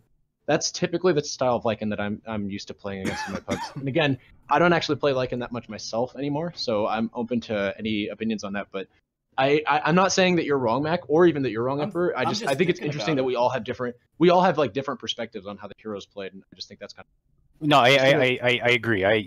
I do think that the style of Lycan I was playing was very game specific. Again, I haven't really been playing for the past like 3 weeks just because of like work issues. Like, I've been working a lot. So I haven't been really playing in this new patch, and I never was really playing against a lot of Lycan in the other one. But from what I've seen, like watching programs and everything, it's very similar to what Wired is saying, where they have, it's very centered around taking the objectives very early. And that's just what the hero does very well. He's hard to kill in lane. He's hard to deal with later. just because of his shapeshift. Even if he's stunned, if he starts casting it before he gets stunned, it still goes through, and then he can still run away really fast. Yeah. Right. So you need to chain stun him, and that's where I thought, in my opinion, that BKB is such a good item on him because it just completely nullifies you being able to deal with him. He's just there. Yeah, he's a presence. He's going to 2-shot your supports. He'll 3-shot your cores if it's like an... And there's nothing they can do about it. You don't have to play like a little pansy anymore. You can just run in and kill everybody. The issue arises is if there's... So, like, if you are a Lycan and you are having an average or above average game in terms of your farm levels, and let's say you're pushing a tier 2, you're doing a push that's maybe sketch, but not that sketch, like average level of fear in terms of whether or not people are there. If there's 1 or 2 supports there, even if they're like Shadow Shaman and Lion, like with a lot of CC, if you've got your Necro book, like even while they're locking you down, you're going to kill 1 or 2 of them by yourself. And your creeps are just going to kill it, just purely to the fact that you have a Helm of the Dominator and they hit like a truck. Yeah, that I mean, even with Vlad's, that still applies. But the thing is, with in terms of just the BKB thing, if there's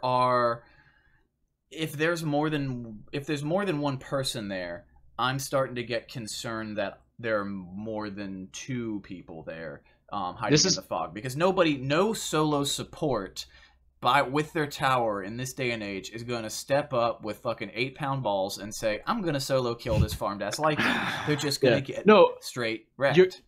You're completely right. But the thing is, if there are those 4 or 5 people there, I have to dip like if I suspect that there's more than 2 people there and there's a single BKB piercing stun on the team, it changes nothing because I still have to dip, because as soon as that BKB piercing stun hits me, if my BKB's already popped, then I'm dead, because by the time the BKB's over, all of the stuns that don't pierce BKB can be used on me and I'm just gone.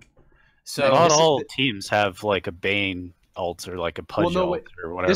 This is the big one though. Is you don't understand. Mac is speaking from the perspective of solo pushing. Lycan isn't a solo pusher anymore. No, he's not. You got to take off the Lycan glasses, Mac. You still got him on, dude. He totally can be a solo pusher though. No. Lycan's build primarily nowadays consists of just stacking a bunch of auras. Like Necronomicon gives like 2 auras or 1 aura. His E gives an aura, at least to him and his units, which are non-committal units, by the way. You can throw them at towers and just leave them alone. If they die, it's fine because you take an objective with them. And then you get your Helm of the Dom, which is a really good aura nowadays. It's like 20 attack speed. They have made that. It's a 20 attack speed. 20 attack speed and 8 health regen. That's so good. The health regen is really hard to not notice, especially in lane where you're talking about a hero that you can basically leave alone from level 3, which is very good for your supports because then you can play 3v1 mid, which is of course very strong. You almost don't want your supports in your lane anymore because you appreciate levels as Lycan, and you can literally solo zone the offlaner as a core, right? As a core, like as a solo core, you can solo zone the offlaner with absolutely no help, and it's disgusting. So he basically symbolizes a lot of what's really powerful this patch, of cores that are able to buy very efficient and strong pushing items early game that have very powerful landing phases that are hard to contest, and then can translate all of that into very easy and safe objectives that don't require a whole lot of... Yeah, he's not played like you played him before, Mac. But I see why you see that perspective. Yeah, and I do too. It's just the way that the hero's been changed to the point that he is now is he's a strong team fighter. Like he is. He's a really good team fighter. It's not even really so hard to deal with. It's not even like a team fight. It's like he just takes an objective. He takes an objective and you can't do anything about it. You know? Exactly. The thing is, there's Lycan pushing our tower. What are we supposed to do about it? Well, he's got his whole team behind him. If you build him in a situation where you are in a team fight, though, then you aren't really a team fighter, because that 4K is like, that's almost a Necro 3. That's so the crazy thing about his team fighting now is that Necro has become a bit of a stronger team fighting item with the Purge. I mean the whole reason that Lycan only ever sucked was because he was like a Terrorblade that actually wasn't even ranged. You traded out being ranged as TB for having max movement speed, but you still couldn't catch people because they could run away and you could do nothing about it. But with the invention of Necro 3 having a Purge on it, a 4-second Purge, just the same as Diffusal Blade, makes it so that Ghost Scepter and items that make your supports elusive both are Can't purge Ghost Scepter anymore.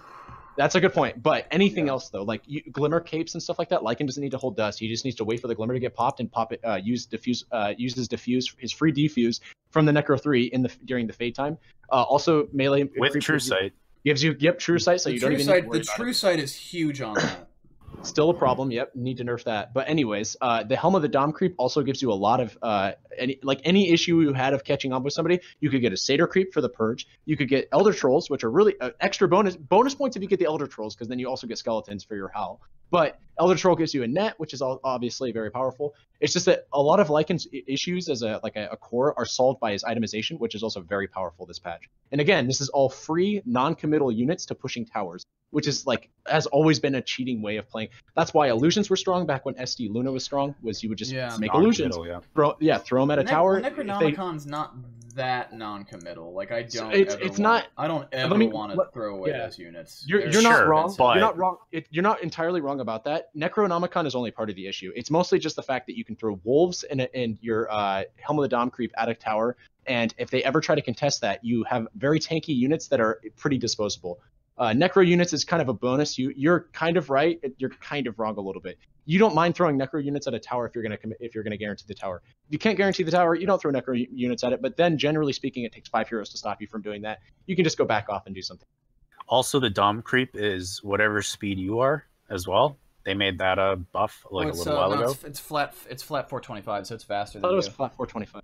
Yeah, is it flat 425? It's flat 425. It's faster than you. I just see it go really freaking fast. So yeah, if you use Lycan's ulti, then yeah, it does move that quick. How fast are Lycan's wolves? They are the same speed as Lycan as long as he uses shapeshifts though. So also, another really good creep. Another really good creep for taking towers, by the way, is the Ursa creep, just because the additional attack speed. Attack speed the attack speed's the attack speed from the Ursa. That on Helm of the Dominator and with Feral Impulse and everything is just stupid, man. Yeah, it is dumb. Like I said, I really do. I know this sounds weird, but I think Lycan needs an outright rework. Like I know he already got reworked, but I'm talking like changing core aspects of his abilities. Like I don't like the way he's balanced around his itemization right now, and I really hate that because and I guarantee it'll get nerfed. Once one or both of his items that are very powerful right now get nerfed, we're just not going to see him anymore. You're not going to see him. Yeah. He's going to be in that dumb position that he's always in, where it's like, well, he's a shit tier hero. He does shit things that used to be good in a broken patch where it was unplayable against, and he's just going to be a trash can hero. Like, I don't know. I really like the hero, and I want him to be good. I like his lore. I like his theme. I just don't like how he's balanced, and I don't see them changing that, but I want him to. The way that I play him these days is almost like Nature's Prophet-esque, but it's similar to the way that I've always played him, except now, like back in the day, like the reason that I am pretty religious about tread toggling is because playing Lycan back in the day, you had to be good at tread toggling if you wanted to have mana up until you got your Necro books, and nowadays, like you kind of stuck with brown boots because you need to get boots of travel because you need to be able to go across the map at all points in time because the hero is still a great split pusher because you move faster than a hero in the game and with those boots of travel you can teleport everywhere and you have the CDR talent. But you don't need to get it. Like I think if you're fighting early, treads are fine. It's like how like PL was like. Yeah, like Boots of Travel is really good on PL, but you don't need them. Well, the thing is, I want to have them like earlier than a lot of heroes do. In a perfect world, yes, sure, it's a good item on them. Absolutely, it feels like I just put myself into a position where I feel like I put myself to a position where I put a lot of money in something that I want to get rid of early because Boots of Travel, based on just how mobile one of the reasons that Lycan became weaker following TI3 and around the TI3 era was like the overall biggest thing that hurt him were the buffs to blink. Like that was the biggest thing that hurt him because suddenly there was a way to deal with him without him knowing you were coming because everyone was buying Blink Dagger once the mana cost was removed. You know where I see Lycan fail in the early game? Like what I've seen actually works really well against him. It's dual lanes, right? Dual lanes, offensive dual lanes, or offensive tri lanes. Like he can't deal with it. He's so bad. Or just pick axe. Pick axe. Or pick axe or Timberblade. I really do think it requires two heroes that you have to commit, and one of the weaknesses of Lycan was even exacerbated and which is one of the reasons why I'm not a huge fan of how they nerfed Lycan. As I think about it more, is they nerfed Lycan where he was already somewhat weak. I don't see a solo hero. So they nerfed his armor by 1, and then I think they ticked off his shapeshift cooldown a little bit. If I had $1 for every time they've changed Lycan's armor by 1 point plus or minus over the last 5 years, I could go buy a delicious dinner. Like, I just feel like the Wolves minus, need no armor. I just feel like they needed to nerf it. I'm not trying to say this, like, this isn't actually what I want, because I already told you guys that I want them to straight up rework Lycan. But if they're not going to do that, and they're going to insist on keeping him balanced, or trying to balance him around his current kit, I think the -1 armor is almost a slap in the face to every solo offlaner in the game, because as a solo offlaner, Lycan's strength as a laner was so dominant that I can't really think of too many heroes that are going to actually be able to exploit just 1 minus armor. Well, they needed to take like 2 or 3 off, or in my opinion, they just needed to nerf the health regen on his E, like a flat up across the board. I think. Do you know what Dota Buff has as the best hero against him currently? What? Bristleback. Oh, Bristle. Bristle's very hard to deal with in the early game as a Lycan. Very hard to deal with. If you have, if you have an appropriate, if you're playing against a good Bristleback, or if you have any other hero to help out that Bristleback. I actually played a game where I was basically solo safe lane against a Bristleback solo offlane earlier, and I can't remember if I won that game or lost that game, but I remember the early game of that was a nightmare, because he runs into the problem of pushing his lane to my tower, but I'm also basically trapped. Like the Bristleback does a very good job of making. He's not good at killing Lycan, but he's very good at keeping Lycan from getting the farm he wants to help him springboard into towers or more farm. You know what you do against a Lycan lane? You just pick Bristle IO every game. See, actually about that. So Bristle IO I could definitely see working, but just a solo Bristle, I would like to see like the 5k plus games where Lycan players actually getting zoned out by a Bristle, and I could be elitist here, but I feel like 2 or 3k Lycan players might just be forgetting to buy stick or something like that against a Bristle, or might not be taking as many precautions as they should. I'd even go as far as to say, if you see a Bristle in the game as Lycan and you suspect it'll be solo offline, you could almost start Wand. I mean, the hero starting items. I would start Wand. I would at least go Tango Mango. Yeah, or like start all the components that you need to start Wand, and then gonna grab a stick. Make sure you have like a stout. You get Stout Shield, Tangos, Tree, Mango. Yeah. So you can get a wand from the side shop, and then you get a wand from the side shop, and you can get your Quelling Blade really early too, which is what you like. It's like second item. Yeah, it's like wand and then Quelling. Yeah. Get Quelling Blade, win the lane, because you got like a plus 100 base damage. It's ridiculous. Yeah, his Quelling Blade, Bristle's base damage is garbage. He's not going to last it that well. Yeah. Well, any hero. There's another thing. The minus armor is a buff to Bristle as well, because Bristle's. That's what I was getting. Yeah, that's what he was getting at. And see, this is where like I see that, but I only very minusculely see it, because again, like I still could imagine a Lycan being able to sustain it, especially if you have the supports there for just a level or two to zone out the Bristle. Like all you need is that early level advantage, or just that break even point where you can kind of like eat away at the Bristle's regen, and the Bristle's gonna have a hard time zoning out a Lycan. That's where that dual lane comes in, though. Yeah, exactly. I think you really need the Bristle to have the scariest hero. The scariest hero for Lycan in all positions, just like is just Axe. Timbersaw. It's Timbersaw if you're laning Lycan, but the safest pick if you're going up against a Lycan is like, especially like where Lycan's in a position where he really wants a lot of summons, just the Axe is always going to be a problem for the Lycan. You have 0 lane control. The Axe doesn't give a shit. He can walk up to you and bully you.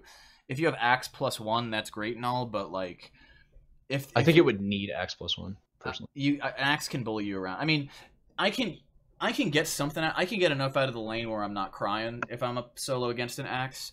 But if I see an Axe like up in my, if I'm solo laning against an Axe, or I'm dual laning against a solo offlane Axe, I'm like, shit. I mean, once you get your Helm of the Dominator, like honestly, once you get your Helm of the Dominator and you're against an Axe, like it's not that bad. Yeah, but it's also about getting there. He's just so good at keeping you from CSing early on. He slows down the things that let you springboard into items like Helm. Yeah, that's the mini game of Lycan, is if we can slow down his Helm timing enough, then like exactly. It's like the Helm, the Vlads, the whatever he's going to be using to get farm that patch.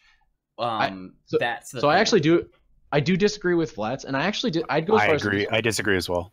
I disagree with Treads even. I think that Treads is actually becoming a bit of a misnomer item in the community now. Yeah, quicker itemization is most. quicker itemization is now becoming the favorite, and just in pro games. I feel like phase boots is something that, and I'm not saying phase boots on Lycan, but phase boots is one of the very few boot 2 options that's actually still viable. I'd say phase and tranquils are pretty good.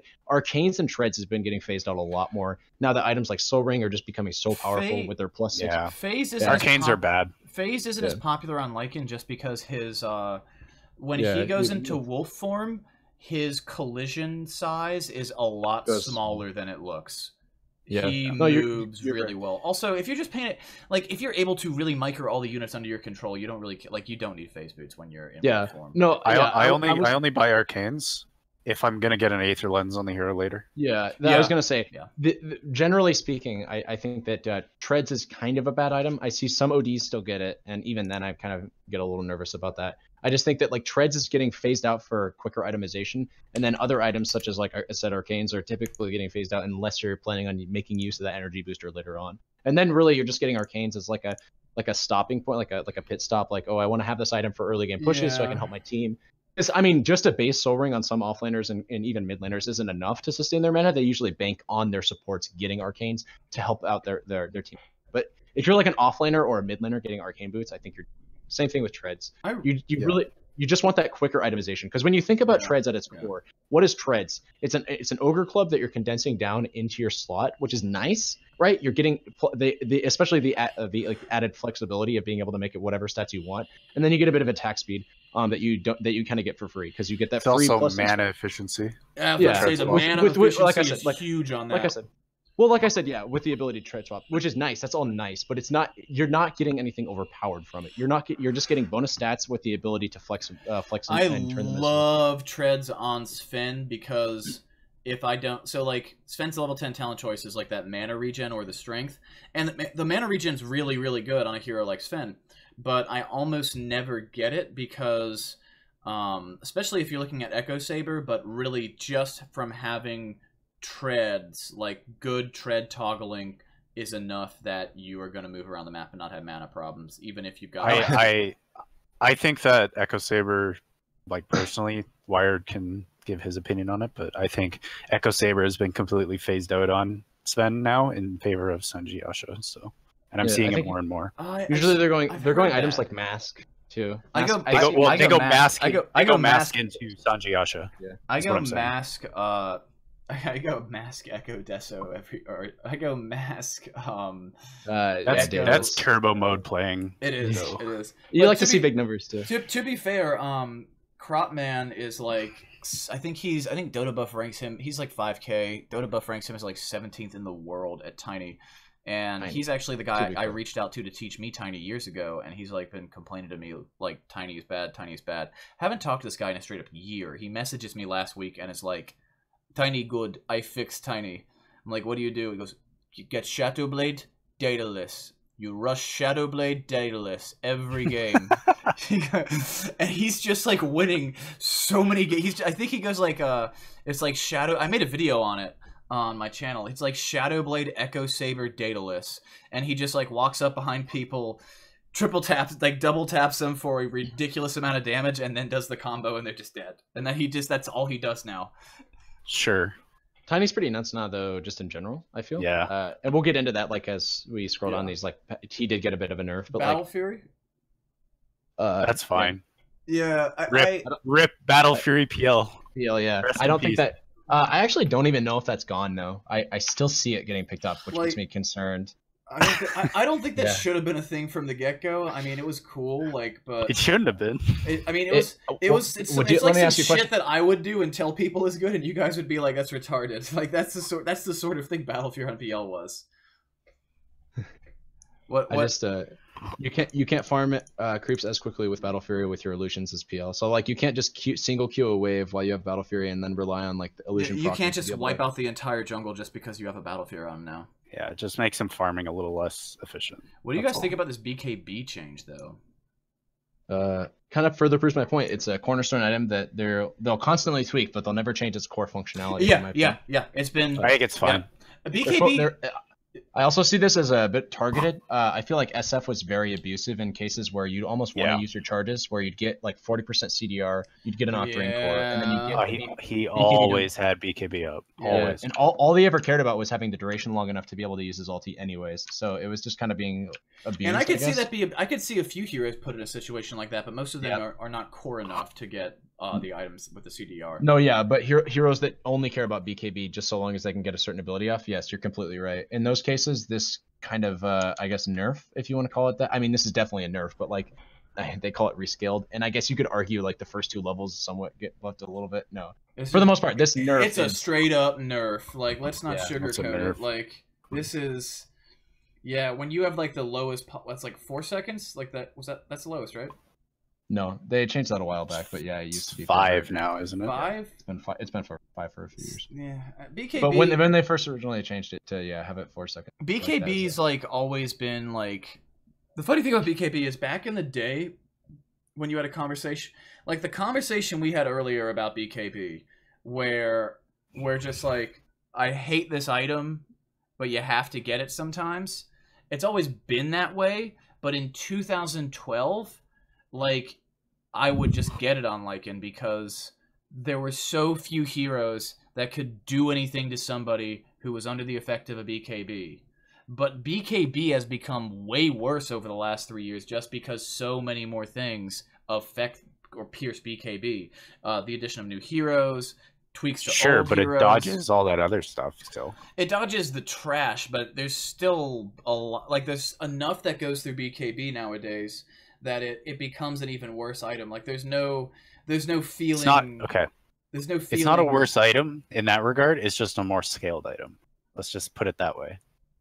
Like, I see BKB as one of those items that you need to worry about, because you really do. Like, if that Sven gets that BKB, like, how are you going to deal with it, right? Yeah. And it comes into the point where, like, it's like, oh, we know the Sven's going to get a BKB. They pick Sven. We need to get something that'll deal with it. So that's where you pick up your Bane Elemental. That's where you pick up those things that can actually deal with it. Like, it works itself into the meta a little bit more than how it used to be. Like, it's not that BKB is a worse item. It's now an item that you have to use more strategically. It's not just an I win button anymore. Because that's how it used to be. Yeah. It's more of a even before, like, back in the day, it was almost like, oh, there's 5 enemy heroes with stuns, but none of them pierce BKB, so I must farm Sven. I'm going to BKB blink in and kill all of them in like 3 lucky crits, like everybody. Yeah, and you can, right? And you can't do that. Like, nowadays, it's if you have that BKB and you see a Bane, then you can like toss your stun if you're in range or whatever, but you can blink on him, and a lot of times you can just burn him down. It's one of the reasons I love Echo Saber with big damage, because you can kill people before they have the ability to even react and use their BKB. That's on the Bane, though. That is on the Bane, but at the same time, like, if I'm a Bane, like, straight up as a support player, if I'm a Bane and they have like a farm Sven on the other team, I'm hiding in the goddamn trees. I've got my finger on the R button the whole game. There was one situation earlier where I was about to get ganked when I was playing Sven, and it was a turbo mode game, but it wasn't like a crazy turbo mode. Like, turbo mode isn't like that absurd. The most absurd thing about turbo mode is just the speed at which towers die, and the ability for you to get items because of the fact that everybody has their own courier.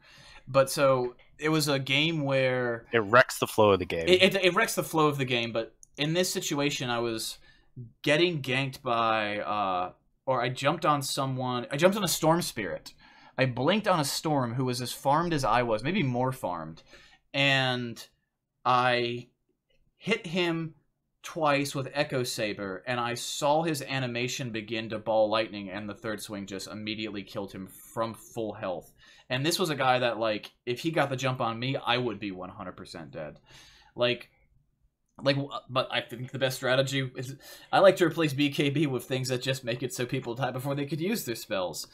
But in general, like, the thing about BKB these days is you kind of decide, well, I see a support that doesn't have a BKB stun, and I'm pretty sure he's separated from the group. So if I commit BKB here, I can pop on him, kill him, and then get out, and now he's dead for the next fight. But I don't have my BKB ready because it's going to be on CD.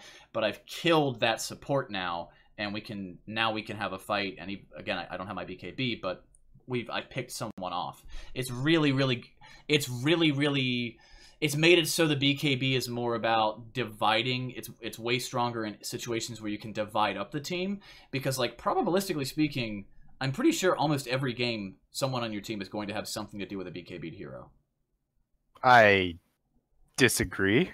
I feel like that, like on that point, like you don't think that in more than 50% of the games there's going to be like, okay, if you BKB and then they have a quap ult, great, it's pure damage. I'm just talking about like then they can't do anything else. I'm just saying some kind of lockdown that will pierce BKB. So like a Batrider Lasso or Black Hole or something along those lines. But those, I mean, there's 120. How many is there? 123 heroes now. 123, I think, ish. Like, how many of those have like a pure?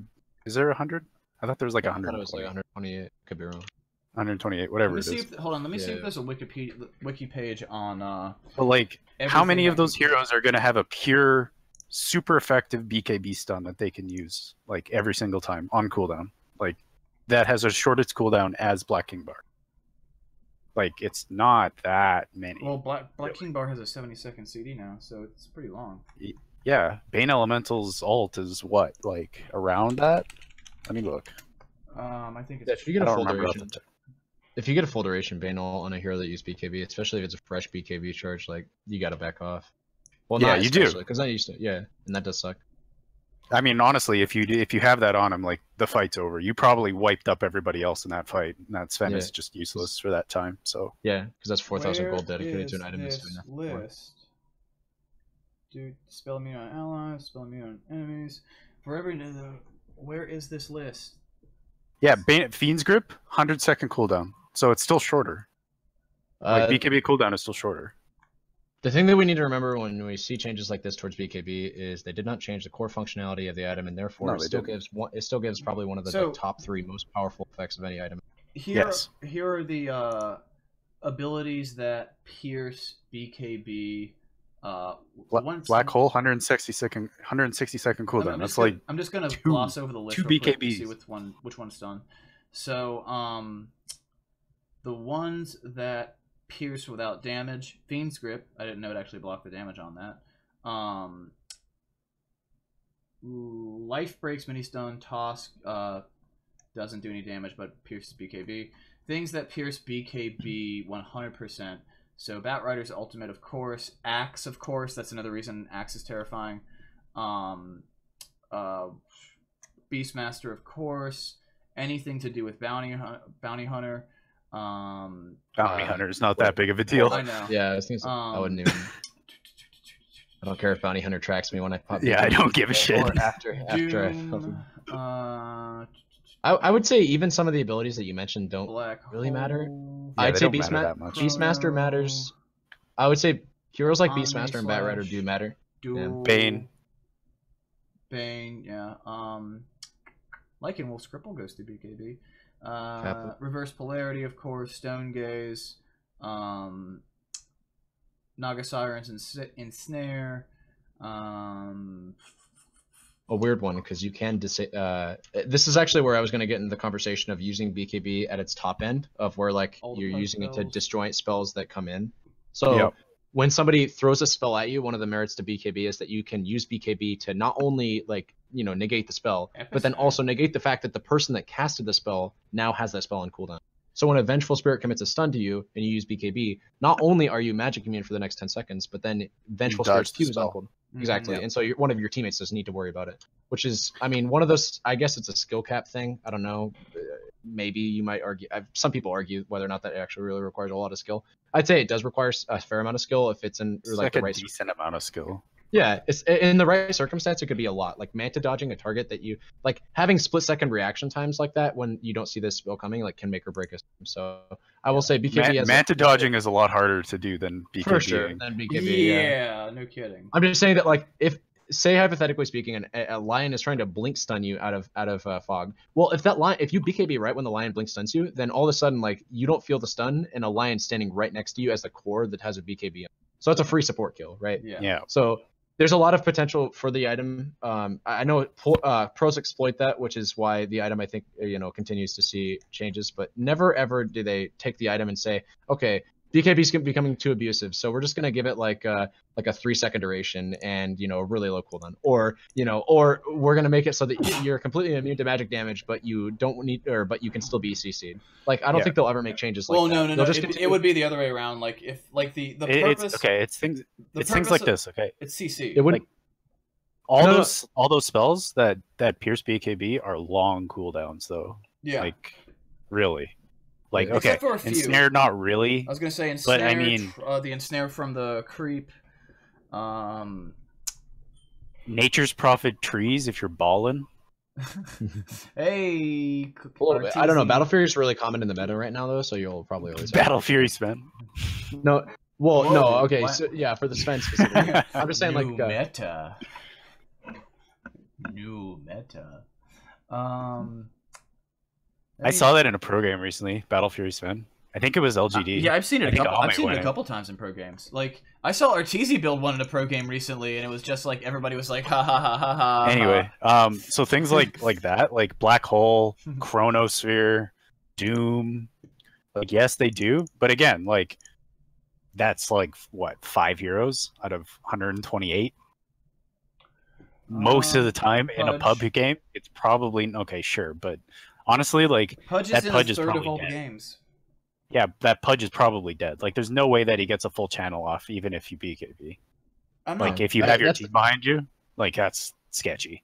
And that's another thing to mention about like Enigma, right? As well is some of those heroes that pierce BKB, and even Batrider to some degree. Like some of those heroes that technically have BKB piercing disables have conditions to their abilities that pierce the BKB that make them hard to channel, which is yet another reason why you can never really put Dota in a vacuum. Like, yeah, sure, a 7-second Fiend script could completely counter a BKB, but I mean, is the Bane going to be able to channel it that long? In an ideal world, maybe. In Dota, it's hard to say. Lass's got a perfect positioning. Cooldown. Yeah, perfect positioning. The fight goes right. Everybody plays accordingly. Yeah, maybe he can, and then that'll win the fight for you. Bane's uphill on the vision or whatever. Like, sure, on tier 3. Yeah, maybe, because I think even you get vision over the Bane when he first uses it. Yeah, like, so you know where he is. Yeah, I'm just saying, and there's counter picks. It's just that like an item like BKB really doesn't have a whole lot of counterplay, and it probably won't ever. They'll just continue to nerf the aspect of it so that the counterplay is like in the item itself. Like now, somebody puffs BKB, you never need to worry about that BKB being up in the next 30 seconds, right? Yeah. Like it's done. 70 seconds cooldown. The counter to BKB is when you see somebody BKB, you run away. Yeah. That's It's the old the kid can't I can't quite reach the cookie jar syndrome that Ursa suffered from, still suffers from, actually more so than ever. Yeah, he still suffers from that. The thing, like buffing. So moving on to the next change, which kind of has a little bit to do with this. Good segue. The blink dagger cooldown increase. The blink dagger cooldown increased by 2 seconds. Like I don't know. I've been playing Sven lately, so I kind of like blink dagger, but at the same time, the thing that I felt hurt my Lycan play the most back when I was playing him every day, all day, was when they removed the mana cost on Blink Dagger, and I think they reduced the gold cost slightly. Suddenly, it went from those old Dota Cinema videos where it was like, well, it was like that in Dota 1. Everybody bought a Blink Dagger. Yeah, it's like everybody buys Blink now. And in the early days of Dota 2, it wasn't always the case, because it was like, well, it's kind of a lot of money, I'm going to burn up my mana. Now it's like everyone should always have a Blink Dagger under all circumstances, which is the biggest nerf to Lycan, because Lycan's greatest strength as a rat, other than the ability to just turn towers to dust, is to just leave. And he can't leave. Like you can close such a large amount of space in such a short period of time, and this applies to Nature's Prophet as well. This is one of the reasons why Admiral Bulldog is such a boss, because he just has like this. He has this like little computer built into his brain that tells him exactly when he needs to blink away or just start walking away, because he's got the range. Like I've seen a lot of games where like Bulldog's gone like blink and force just to put a lot of distance between him and his opponent. I think it nerfs certain heroes, like Puck in particular. Like, it just makes him a little bit harder to execute perfectly with his being slippery. And I mean, it's Wired and I debated how good Puck was for so long over last TI. Wait, what? I think Puck is okay right now. Like, he's not really seen that much because he doesn't scale that well. I know, like, 420 gold, ha ha ha, but, like, honestly, like, he doesn't really scale that well. He's always annoying. I'll say that. He's annoying. Yeah, he's very annoying. Even from just not my Dota perspective, but from my because I have two. When I play Lycan, I'm not really playing Dota. But from both like a Dota perspective and a Lycan perspective, when I see a Puck on my team or the enemy's team, I just sort of go meh. Like he's really good in certain situations, but he's not like. There's never a time when I look at a lineup and go like, man, that Puck is really going to be a problem for me this game. Or he's. If you need catch and mid's your last hero to pick, yeah, it's not that bad. I mean, he's not bad. No, he's not bad. He's you have like an underlord off lane with like some like I don't know, like Spectre safe lane or some stupid shit like that. I don't know. You're like, well, how are we gonna win the game? He's good. Yeah, I've never really like. I'm not good with him. I don't play him. I don't look at him when he's on my team and go, man, we have a Puck. And I don't look at the enemy team and go, oh, there's a Puck against us. He's just like, he's always been there. You need one of your core heroes to actually want to go and fight early. Like, honestly, you just do. Yeah, you need at least one, maybe two. He's a good hero. He's a good hero for greedy ass lineups where you want that mid hero to be able to step it up with some magic damage or ability based damage without a lot. Yeah, of he does okay damage. Yeah, he does okay damage. His damage is respectable.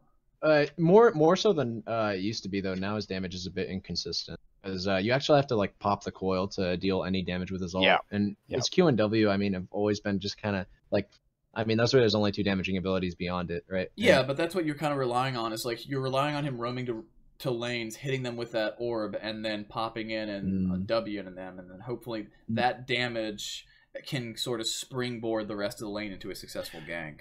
It's not that he does the damage; it's that he's able to initiate. That's the big thing. He takes a big enough chunk out that the people that are in the lane can then capitalize on it. Yeah, he needs a team around him. Exactly, 100%. He's not the guy that's going to pop out of the woods by himself and make you disappear ever. Yeah, like I agree with that. Unless he's like unless he's got the dank on 5, but you know, I mean. Yeah, I was gonna say when you get that gold talent, you can start selecting heroes. Emperor! I think you and I were talking about the we were talking about the Chen thing, the Chen pure damage thing. Yeah, I know. I saw that in a pro game. I know. That was insane. I told you it would happen. That was did we watch that together? No, but you told me after, and I'm like, it was insane. I was like, out of nowhere, like a Chen just blinked on someone and like killed like a position 2. Like a Chen just walked up. It was a pretty even game, and then just out of nowhere, the Chen just blinked on somebody, hit him with Test of Face and dag on him, and just instantly killed their Shadow Fiend or something. Like I told you that would happen. Didn't I say that? Yeah, we talked about it forever. Like, I was like, dude, we did the math on it and was like, wow, this is going to be insane. I wonder if anyone's ever going to actually try this. And then they just absolutely did. If you max out your roll on Test of Faith, it does like 2,000 damage. It was the funniest shit in the world. It was sort of like what you would expect from a Puck with a Veil and a Dagon 5 to be able to do, except it's so dumb, man. It was earlier on in the game, and it was a Chen that was just blinking on people and just like the Chen didn't even do it with like his creeps were nowhere near him. He just blinked on somebody and insta-gibbed him, and I was just like. I called my best friend who also plays Dota, like one of my best friends also plays Dota. I called him, was like, you have to watch this. There's a professional game going on for hundreds of thousands of dollars where a Chen is blinking on people and insta-killing them with nukes. It was so cool. I am gonna pat myself on the back for saying that'll happen. Yeah, that was such like. I did not think we would see that in a pro game. I thought it was really cool, and when I saw it, it's like a pub trash thing. Well, people didn't even think of it like people like in the analyzers, analyzers, like the panelists weren't even really talking about a post game. They're just like, well, they built up a lot of magic burst damage. I was like, did you guys not see that moment where a Chen killed a full health like Shadow Fiend at like 12 minutes? in the mid lane, like, or 15 minutes or something. Like, it was very early on in the game. That Shadow Fiend should have been completely safe, and out of nowhere, boom, just gone. Like, it was beautiful. It was magical. The other thing that we did mention, and we'll get there eventually, that I said would happen, is when we first talked about Meteor Hammer, I said the thing that needs to happen in order to make it a good item is the cooldown needs to get reduced. Yeah, absolutely. Yeah, and look what happened. And I think you might have even. I think in our discussion of that, one of us even threw out like a range that's pretty close to how it's been buffed. Yeah, like it's been. Yeah, buffed I was saying it's gonna like because it was like 40. It was originally like 50 seconds. It was 40 most recently. Yeah, it was 40 most recently, and now it's down to 28. So. Oh yeah, Carbon Bond watched the stream of Emperor and I talking about the Insta blowing up Chen thing. Yeah, he's like, I remember that. Yeah. Emperor said the cooldown would be what? Carbon. This dude's an enigma. He said your prediction was the cooldown would be 30 seconds. Yeah. How do you remember that? That's incredible. But pretty close. So, Mango, you tell your team that you will Mango. I think that's fine. Yeah, it's totally fine. I think it's kind of cool for the daily hero. So, like, I played Lycan today, and I decided today was going to be Lycan day. And then when I turned on Dota, I realized, oh, it's Mango day too.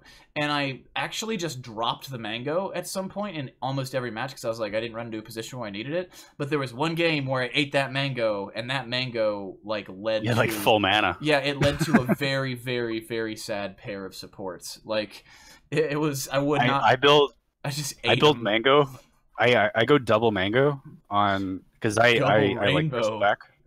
Yeah, right. I play Bristleback a decent amount. Double Mango. And I go double Mango on them. That's really good. And you get the health regen, so you get 2 health regen right away. And you just eat the mangoes and chase people around. It's great. You just shit on them because you just keep casting squills. God, well, they literally can't do anything. That got better. Fairy Fire heal increased. Good. That's like an extra quill spray. Quill spray is I think like 35 mana, so it's like almost a full quill spray extra. That's a lot. Yeah. Yep. I mean, now it's like, well, with Lycan, because I play Dota and I play Lycan. With Lycan, I think that equates to I almost never buy Mango. Like it's very rare that I buy one, but I honestly find myself with them sometimes just because of the daily hero thing. With Lycan, that's another pair. It's a free upgrade for your wand. That's all I see it. It's free. I mean, I usually don't buy wand on him unless it's as like a mango hero. As like the mango hero of the day. It's like a free wand upgrade. Almost. Yeah.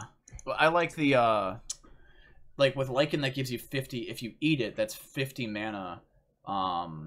That's 55 mana after summoning a pair of wolves, which is very often the difference between being able to use your ultimate summoning wolves.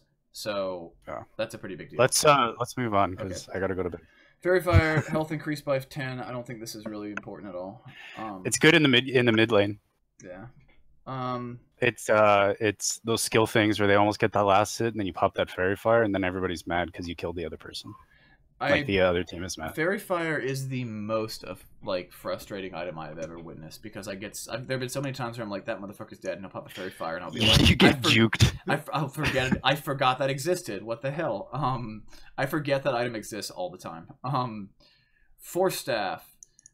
This is a slight nerf, and I like it. I think the very very tiny nerfs to Force Staff. Thank you. So that's cool. Force was really good, so this is fine. Yeah, I mean Force. It's really not that big of a deal. Yeah, but repositioning items in general are, I think, too good right now, or just are always too good given the way Dota works. Like, because Dota's not about how quickly you kill people in most situations; it's about how long you can hit them to kill them. So same thing with Hurricane Pike as the next item. Yeah. So, but the cooldown was increased from 18 to 23, so that's the same cooldown as the Force Staff. You can't buy Hurricane Pike as a way to mitigate or some of the. Yeah, so now it's like, I mean, small nerf to heroes like Terrorblade and Drow, kind of. I was gonna say that's kind of a nerf to Drow, but I don't think she needed it. But you guys might differ on that perspective. I don't know. Well, no, I don't see a lot of Drow. She definitely didn't. She's probably one of the worst heroes in the game, but they didn't make this nerf with that. Yeah, I think this was mostly to target heroes like Terrorblade and Enchantress that just took advantage. Yeah, Terrorblade and Enchantress it's for like sure. The post TI3 patch that nerfed the crap out of Alliance also indirectly nerfed. Actually, No, sorry, the post TI5 patch nerfed the crap out of the way I play Lycan with no intention to. It just happens sometimes. It's collateral. Meteor Hammer cooldown reduced from 4D to 28. I wanted to say this earlier, but yeah, I need to say this now. This item is not actually Meme Hammer anymore. This is becoming. It's a great item. This is, I'd say, good. I would not say great, but there are some heroes that actually can justify getting this in like 7K ranked games or like professional games. Dude, I got hit by one today and was like, "Holy shit, that's actually not bad now." It's weird. It's in a very weird spot where that I never thought it would be in, where you actually do want to hit this on heroes. We were talking about it on Coddle earlier, but like I always thought this was going to be just like the answer. Dude, I was against a Coddle earlier that was so like everybody had Abandon, and so it was just kind of messing around, but the Coddle stayed on the enemy team, and he just popped on me with a Meteor Hammer and then hit me with a fully charged Illuminate, and he didn't kill me, but I was like, whoa, I was really fat and took a lot of damage. As far as the Coddle thing's concerned, I actually do kind of want to try to make this work on a Coddle where you mana leak somebody and then use your ulti push to push their to shove them. And I could see a lot of skill cap being there too, because you want to instantly pop your Meteor Hammer because it's 2.5-second channel and the stun's only 3 seconds, so you don't have too much time. So you have to kind of predict where they're going to be. But if you hit them with that stun, you could actually solo kill somebody as a Coddle, which is amazing. And that's where we need to talk about the why Meteor Hammer is a good item, and it's because it, in a lot of ways, is what Dagon is not, where it's it gives you a lot of solo kill potential if you're a hero that can proc it. I'm looking at heroes like Nyx Assassin. I'm looking at heroes like Batrider that have long enough duration disables to keep the target in place, and this item just gives you a bunch of extra.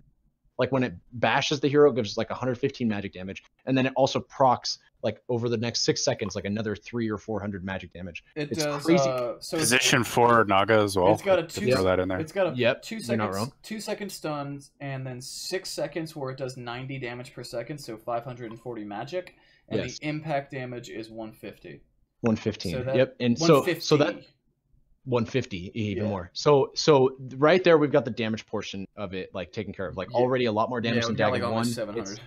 It's like the same cost, if not less than a Dagon 1, and the stats that it gives are amazing. Health and mana, can't really complain, and it gives a little bit of sustain too, which it never hurt anybody. I like with this cooldown reduction, you can kind of justify dropping it on a building or it's good on Elder Titan. Yep. Pretty good on Elder Titan. I think you can requires some coordination though, Kappa. I think you can justify dropping this on a building alone and just dipping now, like assuming. Oh yeah, absolutely. Yeah, that's cooldown's low enough. That was kind of the original intent I thought of the item. But I think they nerfed the damage to buildings, didn't they? No, they just made it so the damage over time is more. So you could argue. I saw a couple games with. I know you're kind of an Underlord player, but Underlord was getting it. Yeah, I was actually. I have thought about it on Underlord. The problem I have is that it's a root and not a stun, so there's too much room for heroes. So why it's good on Nyx, in my opinion, is because you're able to isolate the target by following them around while you're in Viz and determining whether or not they're going to be by themselves. And then you can pretty much guarantee that it's going to land, right? You hit them, stun them, you just hit the stun, and then you guarantee the stun, the Meteor Hammer stun afterwards, right? Pitlord, I don't think it's terrible on, but if even the hero that you're using it on is by themselves, if they can just turn around and use one of their abilities on you, then it's kind of hard to. Like if you're doing it on a shaman, right, and you root him, like he can still cast shackle or hex so long as he's in range. So I don't think it's terrible on Underlord, but I think it's a lot better on heroes like Nyx Assassin that can almost guarantee the thing. I agree. Especially with this cooldown change, I think Meteor Hammer is actually a good item. Again, very weird that it had to that it's in this position where it's a good item on some niche heroes that can hit it on a heroes. Because I thought this was supposed to be a pushing item, but I guess pushing is like taking a backseat, where it's like, yeah, you can use this to push towers, but mostly it's like get a solo kill on a hero with this item and then go use it on a tower because the cooldown's low. This, I really like the item now. So the two other item changes, I think the Soul Ring change, like, I don't want to talk about it too much. That's fine. That's like nothing. Yeah, it's nothing. It's 15 gold. Spirit Vessel 150. That was needed. It was a super strong item. Yeah, it's still super strong. Still really good. I get it on every single in every single game. It's worth getting, in my opinion. Yeah. I look at this nerf the same way that I look at the Veil nerf a while back, where they nerfed it by 100 or 150 gold or something like. Like it's necessary, but just the number. It just pushes the timing a little bit further back. We think this is We think this is a little bit too good, but we also like it. So, Alchemist is like, it's not like an insane series of changes, but I will say he's support Alka's back, baby. Like, Alka's kind of a baller in a lot of ways right now. Like, he can be. You get that support Alk going. You can go with that 8-second unstable concoction. I think you can go either way with it, but the support Alk definitely can put on the hurt now, big time. I don't think so. I think he's just going to be there. Do any of you guys actually care about these changes? Because this is the longest list of changes of any hero, and I gotta be honest, I never cared about Alchemist. When he's strong, he's annoying to play against. I love Alchemist. Well, I don't love Alchemist. Well, I like playing him sometimes. The problem I have with Alchemist is I find that if you're not on a team that's willing to accommodate your bounty runes and camps, then you only farm a little bit faster than, like, let's say me, like me playing a Sven in a pub or something. And so because of the fact that I'm not taking full advantage of that Grievel's Greed, then I would need to play him as support. And as a support, some patches he's good, some patches he's just garbage. So I think you're never going to see him still. He's still underwhelming. Yeah, I think he's still I think in the current meta he's pretty underwhelming. I think he can be good. I think there will be one patch where suddenly somebody figures something out and he's just he'll be nerfed into the ground. I think he has the groundwork to be good right now. But I don't know what that is. I don't know what would make him good. Being fair to you, Mac, I think that is kind of like what could happen, because that happened a few patches back during 7.0. I can't remember if it was 7.03 or 4, or maybe no. I think it was at the end of 6.0, 6.88, when I want to say it was like around when OD was starting to crop back up again. Yeah, and was taking over. Like, I think Alchemist got discovered, and then they had to make his acid spray at level 1 like a cutesy little puddle for it to be. For him to like get kicked so bad. Yeah, but I mean, how he cropped up in the first place was very mysterious, right? Like, he was under the radar for a while. He got very, very minor buffs over the course of a fair bit of time. Then Chinese Dota started picking him up, and then all of a sudden you're seeing Lycan had the same thing in 2013 and 14. So like when I first learned Lycan, and when Microsoft first started teaching me, and I started just winning everything all the time with that hero. It's like that with all heroes though. Like, but the thing was that happened, and pros started to figure it out, and then. Like a week later, a patch drop that buffed him further, and then Lycan was just broken for an entire year. So in that sense, the devs were behind the meta. Ember Spirit, I think this is a good buff. Yeah, he needed a little love. It's a buff, and that's what, and he needed one. So we'll see if it's good enough. But Enchantress, this changes nothing. I don't know. It's good early. This is what Enchantress does, is she only right-clicks you. So when you view it in that way, like, this is a good change. Like, it's a good change. If you think about it from the perspective of how does Enchantress beat heroes down in lane, and that's like, oh, wait, she just right-clicks you, and then she takes a creep and right-clicks you with that. Like, this could definitely add up over time. But this probably doesn't beat her down to, like, unviable status. I think the Jakira backswing's pretty big. That's good for him. He has such garbage. I'm confused. This doesn't do anything, right? Because you cancel makes him attack faster. Mm-hmm. No, it doesn't. No, because you cancel the animation. It doesn't actually make him attack faster, right? Well, no, it just makes him. It just makes like his animation go through faster. That's all. Yeah, but it gives him less of an animation wind up. Animation canceling doesn't necessarily like. So if you're against a static target, then like there's certain conditions where no matter how good you are at animation canceling, you're still going to suffer from a bigger backswing. I see what you're saying. Backswing. Okay. Like, so that in that case, then yes, this does technically increase his let's put it this way: if I'm fighting a tower and I'm really good at like animation canceling, then I can improve my DPS. But if I'm chasing someone, and then the backswing's a big deal, especially if I've hit. No, I think it's the opposite. I think it's actually the exact opposite. So if you're hitting a tower where you're standing still anyways, then there's no reason to cancel your backswing, because you're just sitting there, not like there's nothing to cancel. Like, it's just you're going through your hero's standard animation. But if you're chasing somebody, you don't care about your backswing because you're canceling that part of your animation anyways. I think what you said is correct, but if you just swap it around, it'll be correct. Like, what you said is the opposite of what's correct. But you raise a very good point. The backswing is important, but it's only important in the cases where there's no reason to cancel it. And because you have to fulfill your hero's backswing. A single clutch right click from him is also a big deal for a support too, because of the E. Yeah, I mean that's relevant for any hero, but yeah, I see what you mean. Well, specifically with most supports, it's like, who gives a shit? Like, you're like, well, I mean, it's one auto attack that could mean the difference. I mean, yeah, with him, that's a big since auto attack, though. Yeah. Jakiro has an attack modifier, which is tied to his backswing. So, yeah, this does benefit that in that. Especially. Definitely not a bad change. I'll say that. Yeah, Jakiro, I like that. And Jakiro needed some love. Yeah, I like Jakiro. Yeah, give Jakiro some love. Juggernaut blade damage reduced. Blade dance reduced. I like this. It was a strong crit. I like this. It's such a strong crit. Yeah, this is very symbolic of what Juggernaut this nerf is very much in line with what I think Juggernaut is supposed to be, which is a mid-game powerhouse. You push and you with Healing Ward and you hit heroes with Omni Slash.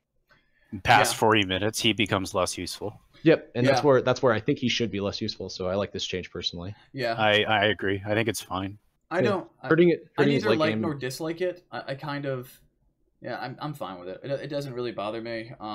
The thing is, he's got such a high frequency of critting anyway, and he's just, I mean, his crits are obviously again meant. It's like a Crystallis, like a Crystalis. It's better than a Crystallis. It is, but I mean, it's more comparable to that than like a PA thing, like. Yeah, for sure. This is definitely in no way, shape, or form. You can't interpret this in any way as like a positive thing for the hero. This is just straight out nerf. But it's important But it's important to recognize where this nerfs him. Right? Does this nerf Healing Wards heal per second? No. Does this nerf the amount of Omni Slashes that he gets? No. Does this nerf the amount of seconds that he's during in Blade Fury, or does it nerf the Blade Fury DPS? This nerfs 20% of his damage percent, 35% of the time.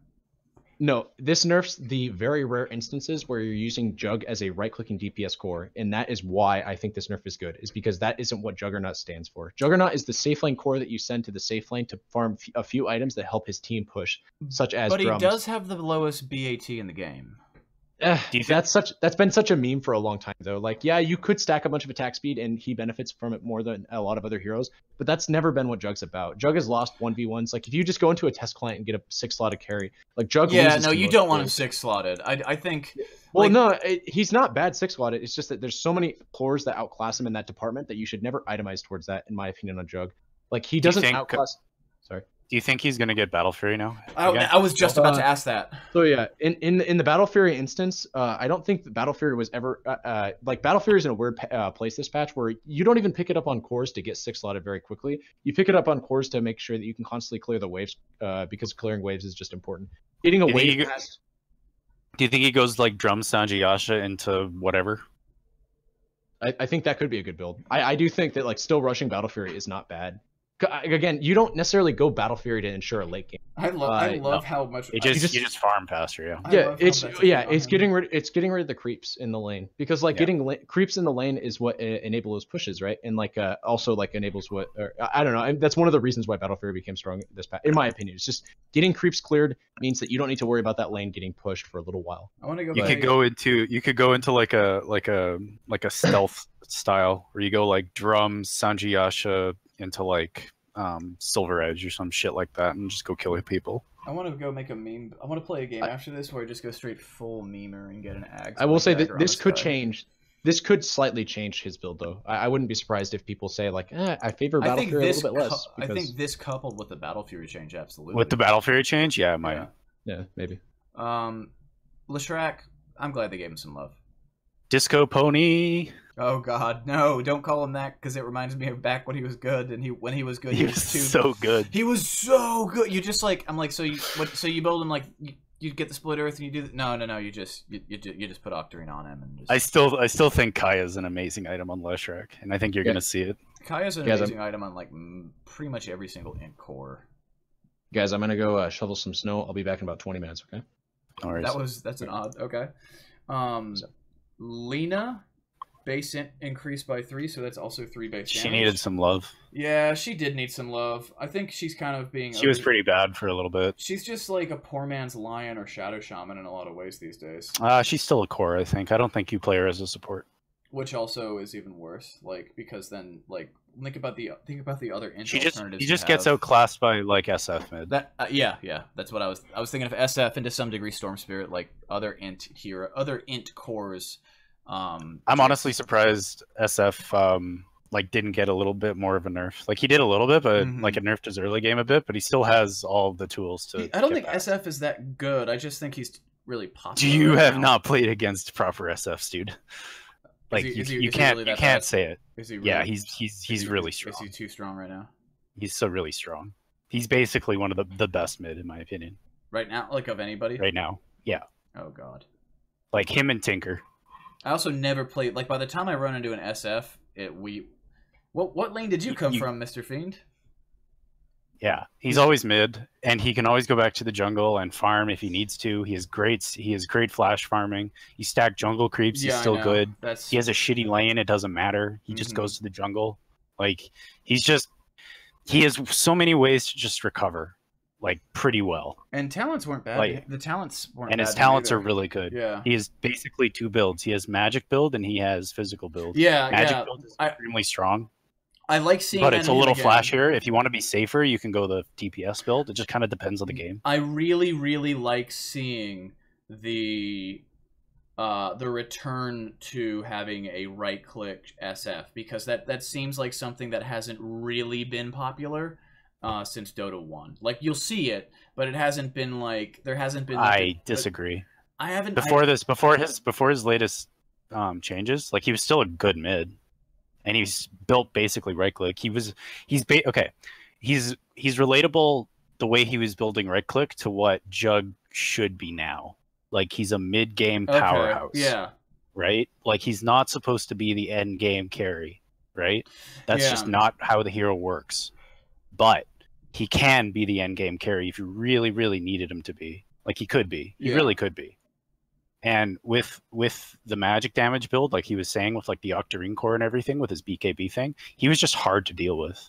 He does a lot of damage. He has AoE. He has a minus armor aura. He like reduces damage on his ult, like to all enemy heroes. It's an AoE. If he builds Ags, it does a shitload of damage. He can basically global somebody. Like he's just hard to deal with, man. I mean, you just blink in Yules. I feel you blink in Yules the target. And then you channel your ult, and when your Yules goes down, you just die. Yeah, but I mean, I haven't seen him as a like really scary physical damage threat in a very like long time. I feel like that's not what the hero's about, though. I know. That's just not how he is. I know, but I feel like back in Dota 1 there was a lot. Back in Dota 1, I saw him played as what we were talking about, Juggernaut, as like but when in physical damage form, like you would see him going a lot more physical damage. And now in Dota 2, it feels like for the majority of his career, you've seen him magic damage. He'll get a physical item at some point, perhaps, especially if he's if he's got a lot of. Well, before the talents like changes, he was basically built only physical, so he would always get like items. He like Shadowblade was incredibly popular. Yeah. He usually got like a Manta or a Sanjiyash, but usually a Manta when it was still quite strong. Butterfly, he always got Satanics, like he got Scotties, like what other physical damage items are you needing? Sometimes he got crit. Like he was built as a physical damage carry. He was just a mid-game physical damage carry. Like he wasn't like I guess I can see that. I never found a position. He couldn't outclass like a Phantom Lancer or like a Spectre, like late game Spectre or anything like that. But then he could do a pretty good job. I just never remember games where, at least games like back like pre 7.0, so like 2013 to 2015. Let's move on because we still have to cover him. He's later in the patch here. Okay. Lion is really good. Massive buff. That's insane. Lion's really good. That's probably too good. Is that too good? Yeah. Is that? I think it's a little. Does he have a talent that affects that too?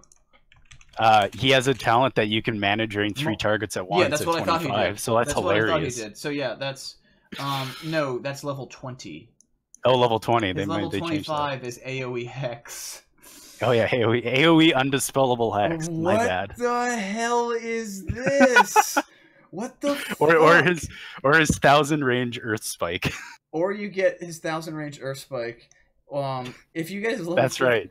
He might be a greedier hero than Shadow Shaman in some cases now. PPD's been spamming Lion in pubs recently. If you get an Ags and the damage talent on it, you have a 20-second Ether Shock that does 1225 damage.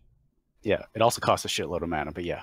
Yeah, that is. I mean, I played a game of. Lion's gonna be really good. You're gonna see Lion a lot. I played a game of all-round deathmatch where I got an Ags and then died and respawned as Lion. We were about to lose. Just came he out, can roam. Everyone. Lion can roam, He has 2 disables. He's self-sufficient with Tranquil Boots and Mana Drain. He has a high damage nuke. He can gank with it and do a lot of damage. I think you're going to see Lion a lot. He's great talents. I think the biggest deal that happens here is with his cast range upgrade. Actually, it doesn't really matter because he has a 1200 link break distance and an 850 or 925 cast range for Mana Drain. So he's done Mana Drain on the offlane, and then he can't run in away. Situations where he didn't have any mana and therefore is useless in a gank, now he can turn around, and as long as he has 10 mana, you have a 20% slow. That's big. Yeah, that's cool. Lycan 500 health though. 500 health's a lot of health, man. 500 health. Level I was 20 saying, talent? I was saying just solo ganks. I think he's still. No, I think the plays you get an. Draskell was saying that you're going to see mid Lion sometimes. I don't know how effective that is though. I could see that. I wouldn't go the 500 health to just get an Aether Lens and try to keep my. No, I would get the Mana Drain anyway. Yeah, I mean that's too bad. It's too. If I was a support that was getting blown up though, I'd get the. Yeah, it's situational for sure, but the multi Mana Drain is just one of those things. Like during a team fight, it's like really what the heck, what's going on? Like, you Mana Drain during the fight.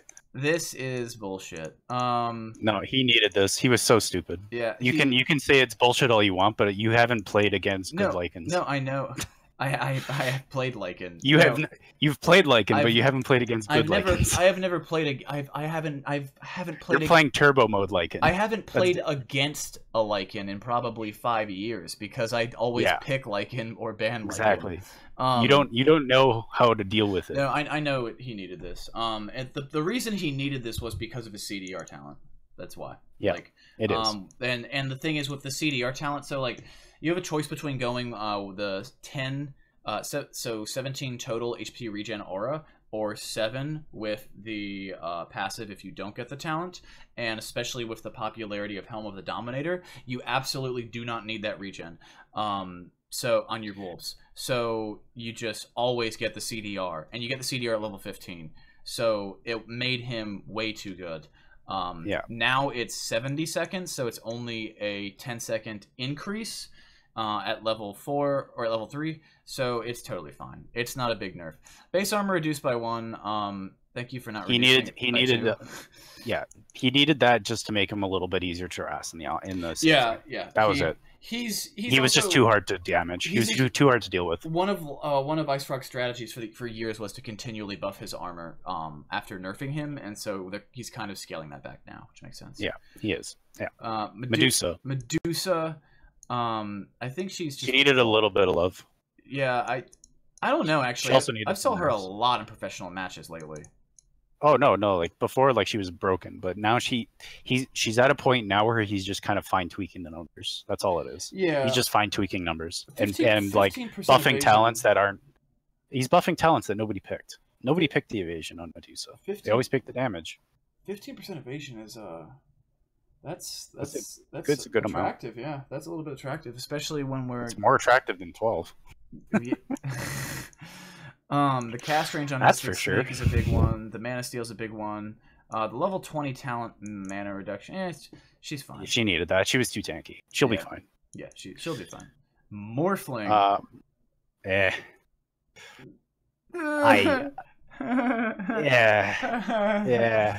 I don't know. I mean, they're just like, just wake up. Support Morphling might be a thing. Wake up. He's still garbage. Yeah. He's still bad. Clear. I'm sorry, we've lost him. Still. He's dead still. Nature's Prophet. Okay, now I'm not going to complain about this because I love the hero and I love playing the hero.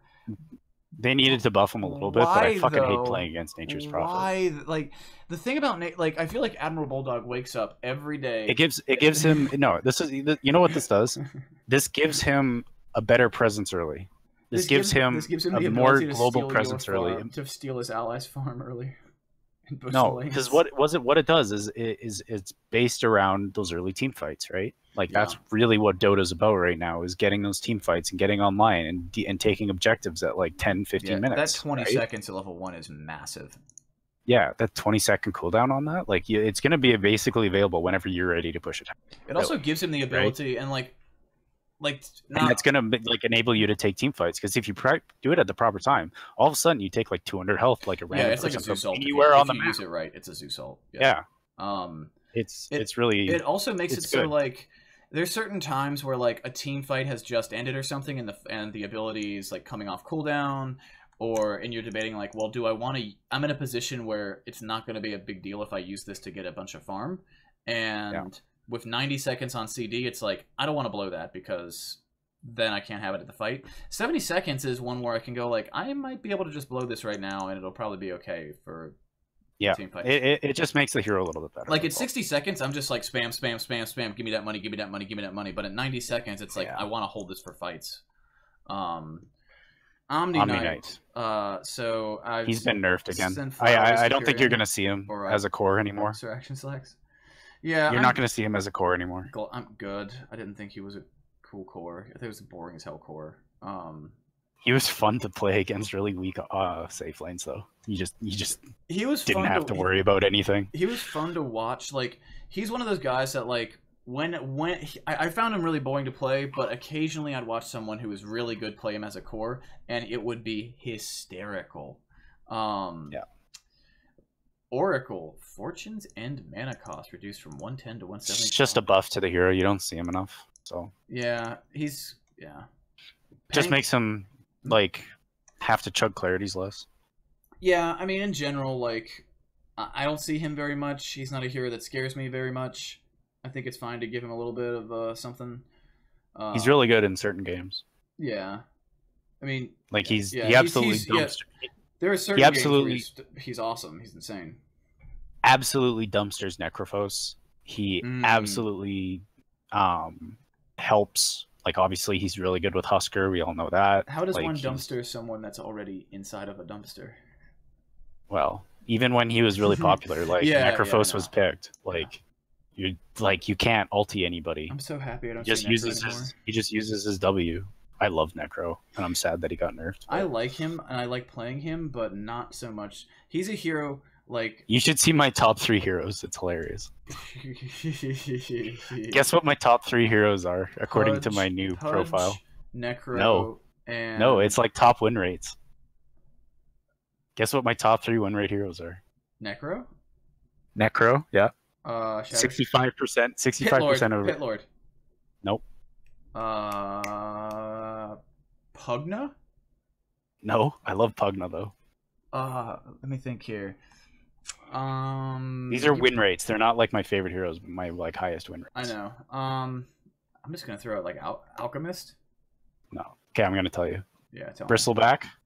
Over 100 games, I'm like 65% win rate on Bristleback. You're an asshole. Over like 130 games, I have like a 62 or 63% on Necrophos. Yeah. And I have over 20 games, I have a 75% win rate on Huskar. You are the worst. I just play shitty heroes, man. No, Huskar, those are all fine. The Necrolite one, I was about to be like, oh yeah, and I'm the heavyweight champion of beating up people over the age of 85. No, I only pick Husker. I literally only pick Husker if they pick an all magic lineup. I do not pick them otherwise. I don't want to deal with that shit. I just want to run over them over the Huskar. Huskar is a hero that is fun, but I suck with him. Yeah. Anyway, Pangolier, he needed a nerf. That's fine. I love this change. Screw this guy. I hate this hero. Yeah. Burn in hell. Pudge got a nerf. I'm sad. Yeah. His early game is really I was talking about it earlier. His early game is really difficult. I just came back. Hey, welcome back. We're talking about Thanks. We just talked about Pangolier and said rest in peace, you piece of crap. I don't know about rest peace. I think he's still a pretty strong hero, but I still think he's really good. It's just 20 seconds is a lot of time. He can't fight as often. I think the thing is he's a good hero. He's a good hero that like I'm okay with how good he is, and then once the ultimate is factored, I'm like, okay, too good, slow down. Like, really it's just Blink Dagger. I don't know, maybe some more restrictions. I like how Blink Dagger can be fluid with his ult, but like it makes it too fluid. You know? Yeah. It takes away like all the drawbacks on the ability. Yeah. Pudge. Pudge. His early game is really hard now. Too bad. Yeah, Rip Pudge. I don't see him coming back from this nerf for a while. Goodbye. No. Honestly. I was talking about it earlier while you were kind of gone wired, but he's just he's so hard to like be effective in the early game. He's just really difficult. He was always kind of difficult. Like you had to hide in trees and just hope you got the right jump on that person. And even then, like you had to hope that you had somebody who could compensate for the kind of somewhat lack of damage that you provide. Like all he really did was just kind of slow heroes indefinitely, which is powerful in and of itself. But it's not like he doesn't just like blast a hero up. Like some roaming fours can just do a lot of damage, or some roaming fours can close the gap really easily. Pudge had to kind of work with what he had, and now what he has is a lot weaker. You know who's a better version of Pudge? Tusk. Yeah, in a lot of ways. Yeah. In a lot of ways. Pugna. 3 Nether Wards at level 15. What do you guys think? No, it's Nether Ward health, so it's what? I don't care then. It takes like 5 hits now to kill. Yeah, I don't care then. If I see Nether Ward, just leave. You usually won't take this. By the way, this is not a talent that you take. You usually take you take the other one. What's the other almost one? Always. I think it's a bonus or a reduction in cooldown. I want to say on his Q. Oh, or it's I'm looking it up. Hold on. Something, or maybe it's +1 duration on +1 duration on decrypt. It's Nether Blast cooldown -1. Yeah, usually take that one. Better. Yeah, it's way better. Almost always. Honestly, I've had some games as Pugna where I don't even scale as E or skill as E until like level 8. Because you just want like decrypt to be a high duration. Yeah, like well, I don't know. Nether Ward's one of those things that I like to throw out in like mid game. It's like a skill that really sticks out to me. Is like a mid game team fight item like skill. It's a really nice skill, by the way. Like I'm not saying it's a bad skill. It's a very good ability. Like it does all the work for you, and you can put it in trees, and it just does a lot of stuff. It's just that, like Pugna's other abilities are really good too. Yeah, it's like you can't really. It's not gonna knock down a tower, so I don't care about it. I think you mostly go like I honestly think 100% of the time you pick the 225 health on them. Like I really do. I level 10. Yeah, it's level 10 though. This is level 15. Yeah, we're talking. And then 15 is the Nether Blast cooldown. 20 is hit or miss. It depends on if you're playing like the medic Pugna or the other one, or the I want to kill everybody Pugna. And then I think you go Nether Blast at 25. Nether Blast damage. I think it depends. That's just me. I think it depends on the lineup, but I'm tempted to go with it. Like if I had to pick just one that I do the majority of the time, it'd be everything you just said. I was gonna say I think I most of the time would 100% agree. I would say there's a very fringe case where you could almost make the argument for +25 movement speed. Not that that's a good amount, or not that 225 HP is something that you want to pass up at level 10. But I'm just saying like there's always that case that can be made for like that small amount of movement speed. Yeah, if it was 35 move speed or 30 move speed at level 10, I would be more tempted. But 25, I'm like, the 30 move speed talent on Sven, for instance, like that versus I think it's damage. I'm like, get but that and in that case, it's like that's Sven. Movement speed is a lot more important on him. I'm just saying that like for cases where you are just too concerned getting and most of the time this will be the case for Pugna. Like getting blown up is too much of an issue. Yeah, he's squishy as well. I'm just saying. There should always be a case that someone should be able to make for the 25 movement speed, just because movement speed is you're playing a different game if that movement speed makes a difference. Is what I'm saying. Which you're playing the split push. I don't want to get hit Pugna. Yeah, like he's just gonna sit there. Or any damage. You get a blink. Yeah, you might get like a blink dagger or something. You go and you like nuke waves and then blink away or whatever. You just play kind of how big is this SF nerf? It hurts his early game.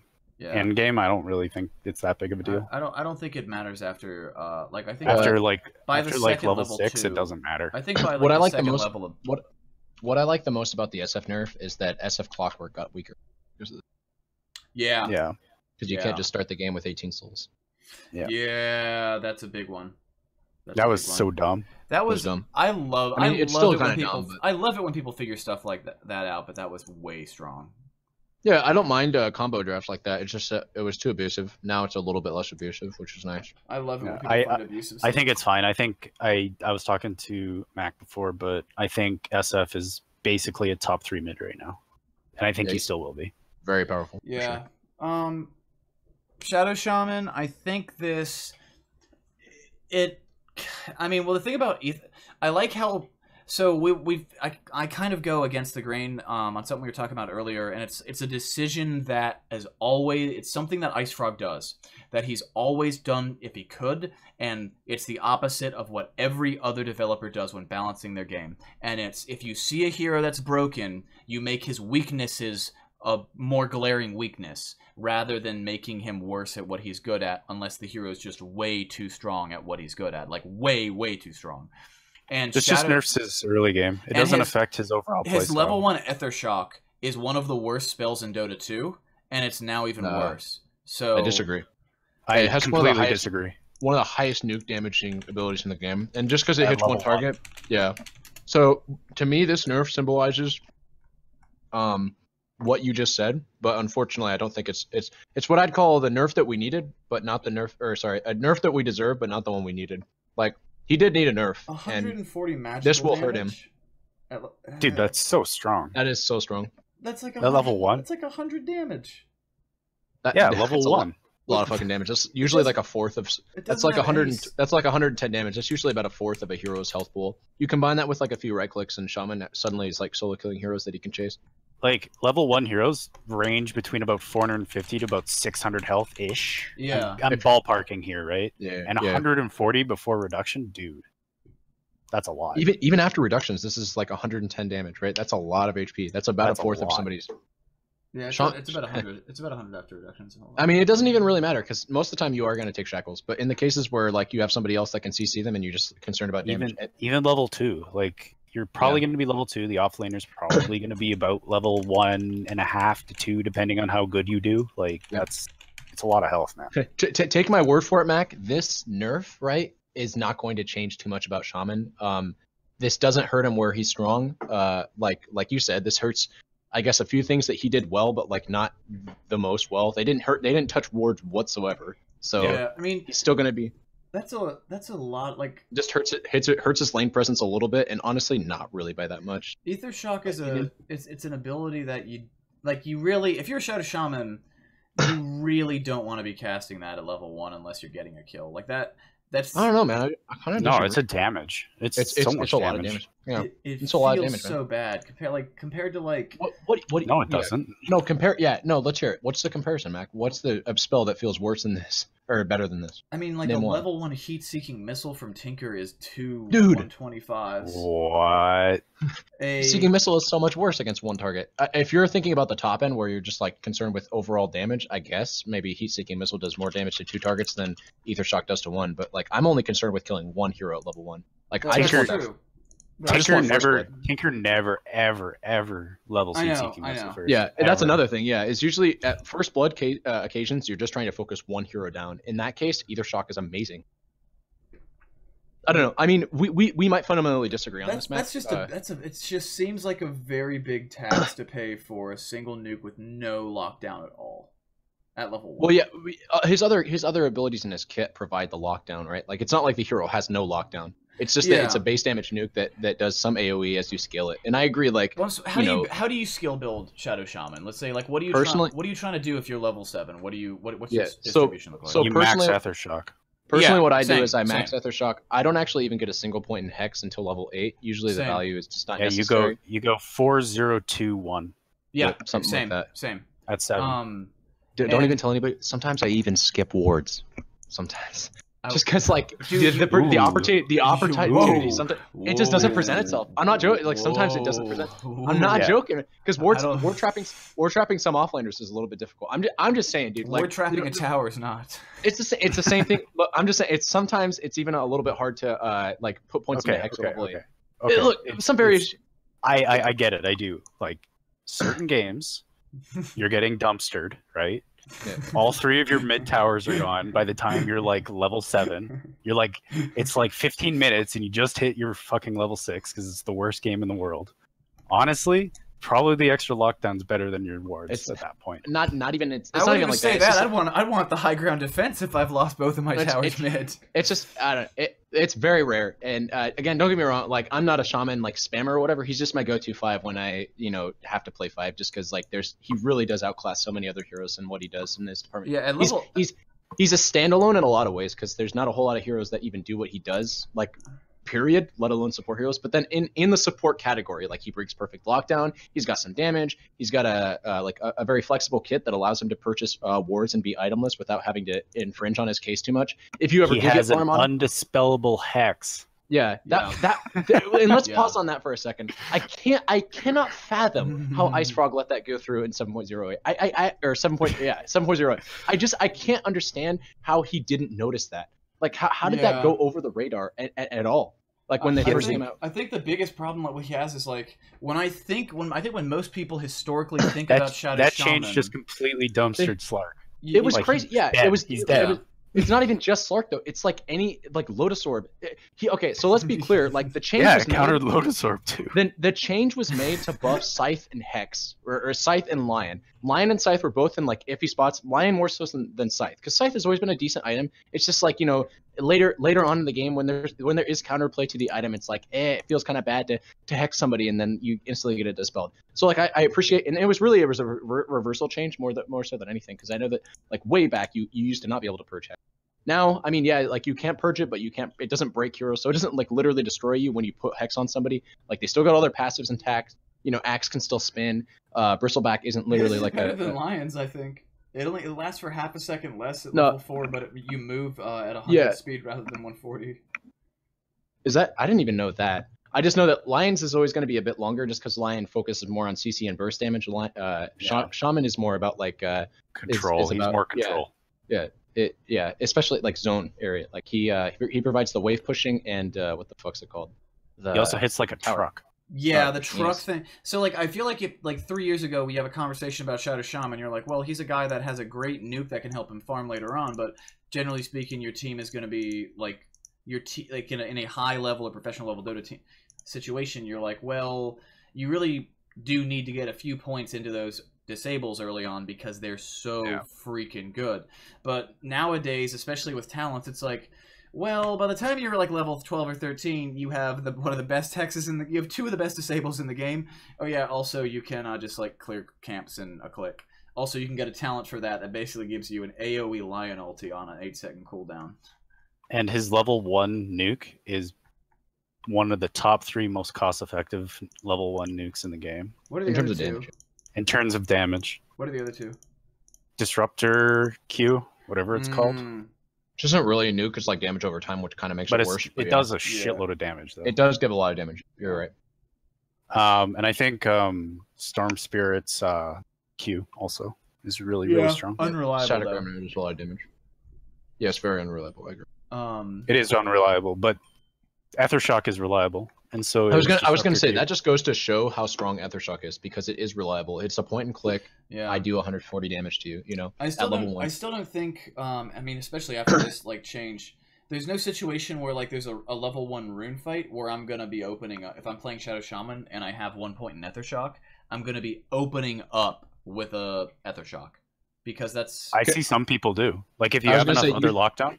You should definitely hold on to your skill point in that case. I would, yeah. Your team will get your team, especially now since they nerf Shackle into the ground in terms of its level 1 damage. Like Aethershock might just be the turning point, whereas holding the person in place might not have been. I don't know. Like, that's 2.75 seconds of lockdown with the Shackle. The what? It's not 3.75 at level 1. It's 2.75 at level 1. Yeah, and that's good, right? That's a lot of time for heroes to That's a lot of time. That's a lot of time at level 1. That's a big. If like Shadow Shaman's gonna almost kill. He's gonna kill almost certainly no one level 1 in a one-on-one like Disruptor's Thunderstrike. I had to look up what the thing was called. I always forget. I just call it. It was like 160, I think. It's 160 at level 1 before reduction. That's actually kind of huge. It is the highest damage. But the problem is, it's just important. Those reductions. I think those reductions will ultimately cause it to do less damage because of the ticks. No, it's the same. Really? It's so percentiles work. 25% is 25%. No matter how small the number is. I thought there was just some like weird rounding thing Dota did. Oh, I mean, if there is, then it still does. It still does 120. Yeah. Yeah. So it does. How many ticks does it have? 4. It has 4 ticks of 40 damage, so it's 160. So it does 120 at level 1. Yeah. That's a lot of damage, man. That is. Wait. So it does. Yeah. That's higher than. But that's also like tangoable, like if you're just running away. But also, it also kills people. Yeah, it's also pretty high mana cost, 130. You usually get two clarities. It's really good for zoning out off laners. Also, like, I'm sure Wired's been in some games where he just gets thunderstruck all the time, and he's just like, "Welp, I guess I'm gonna keep eating tangos." How many points are you putting in there early if you're a disruptor though? Like 1. Just 1. 1. You don't need more. Disruptor's weird. After you max Glimpse, you can actually justify maxing Thunderstrike. It's really weird. heroes. You could justify it. I see it. Like it depends on the heroes on your team. Like honestly, it does. Like if you have a lot of if you're missing damage on your team, sure, you can max Thunderstrike. I have no problem with that. Yeah. Just for team fight, I just think Kinetic Field is just so strong now. So that is like I saw talents are insane. I just remember seeing it. I actually disagree. I feel like Disruptor has kind of a bit of a weaker talent pool. I hate his gold per minute talent. It's like it's decent.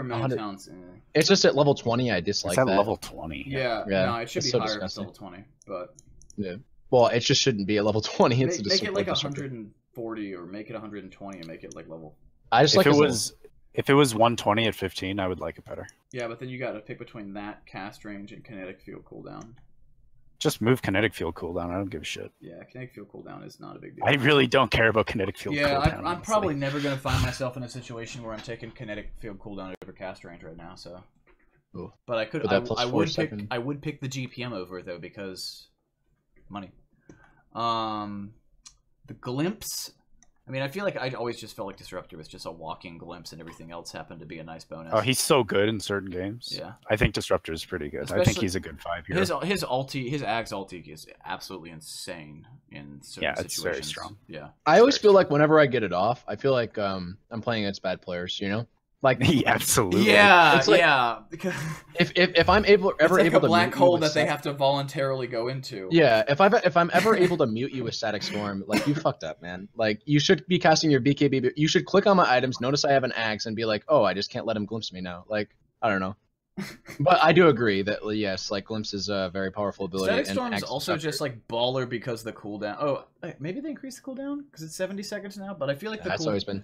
Okay, it's always been like that. It's always been 70, but you aren't wrong. Like 70 seconds is something you can play around. Whereas very short. You can spam it. Yeah. You can basically just cast it on whenever the hell you want. Like you don't have to hold it. You don't have to hold it. If you see a Chronosphere on your team, drop it. If you see a black hole, drop it. If you see an anything, it's what I call a once per fight ability, whereas some other abilities like Ravage are like a once per every 1.5 team fights. You know, like every other team fight. Yeah.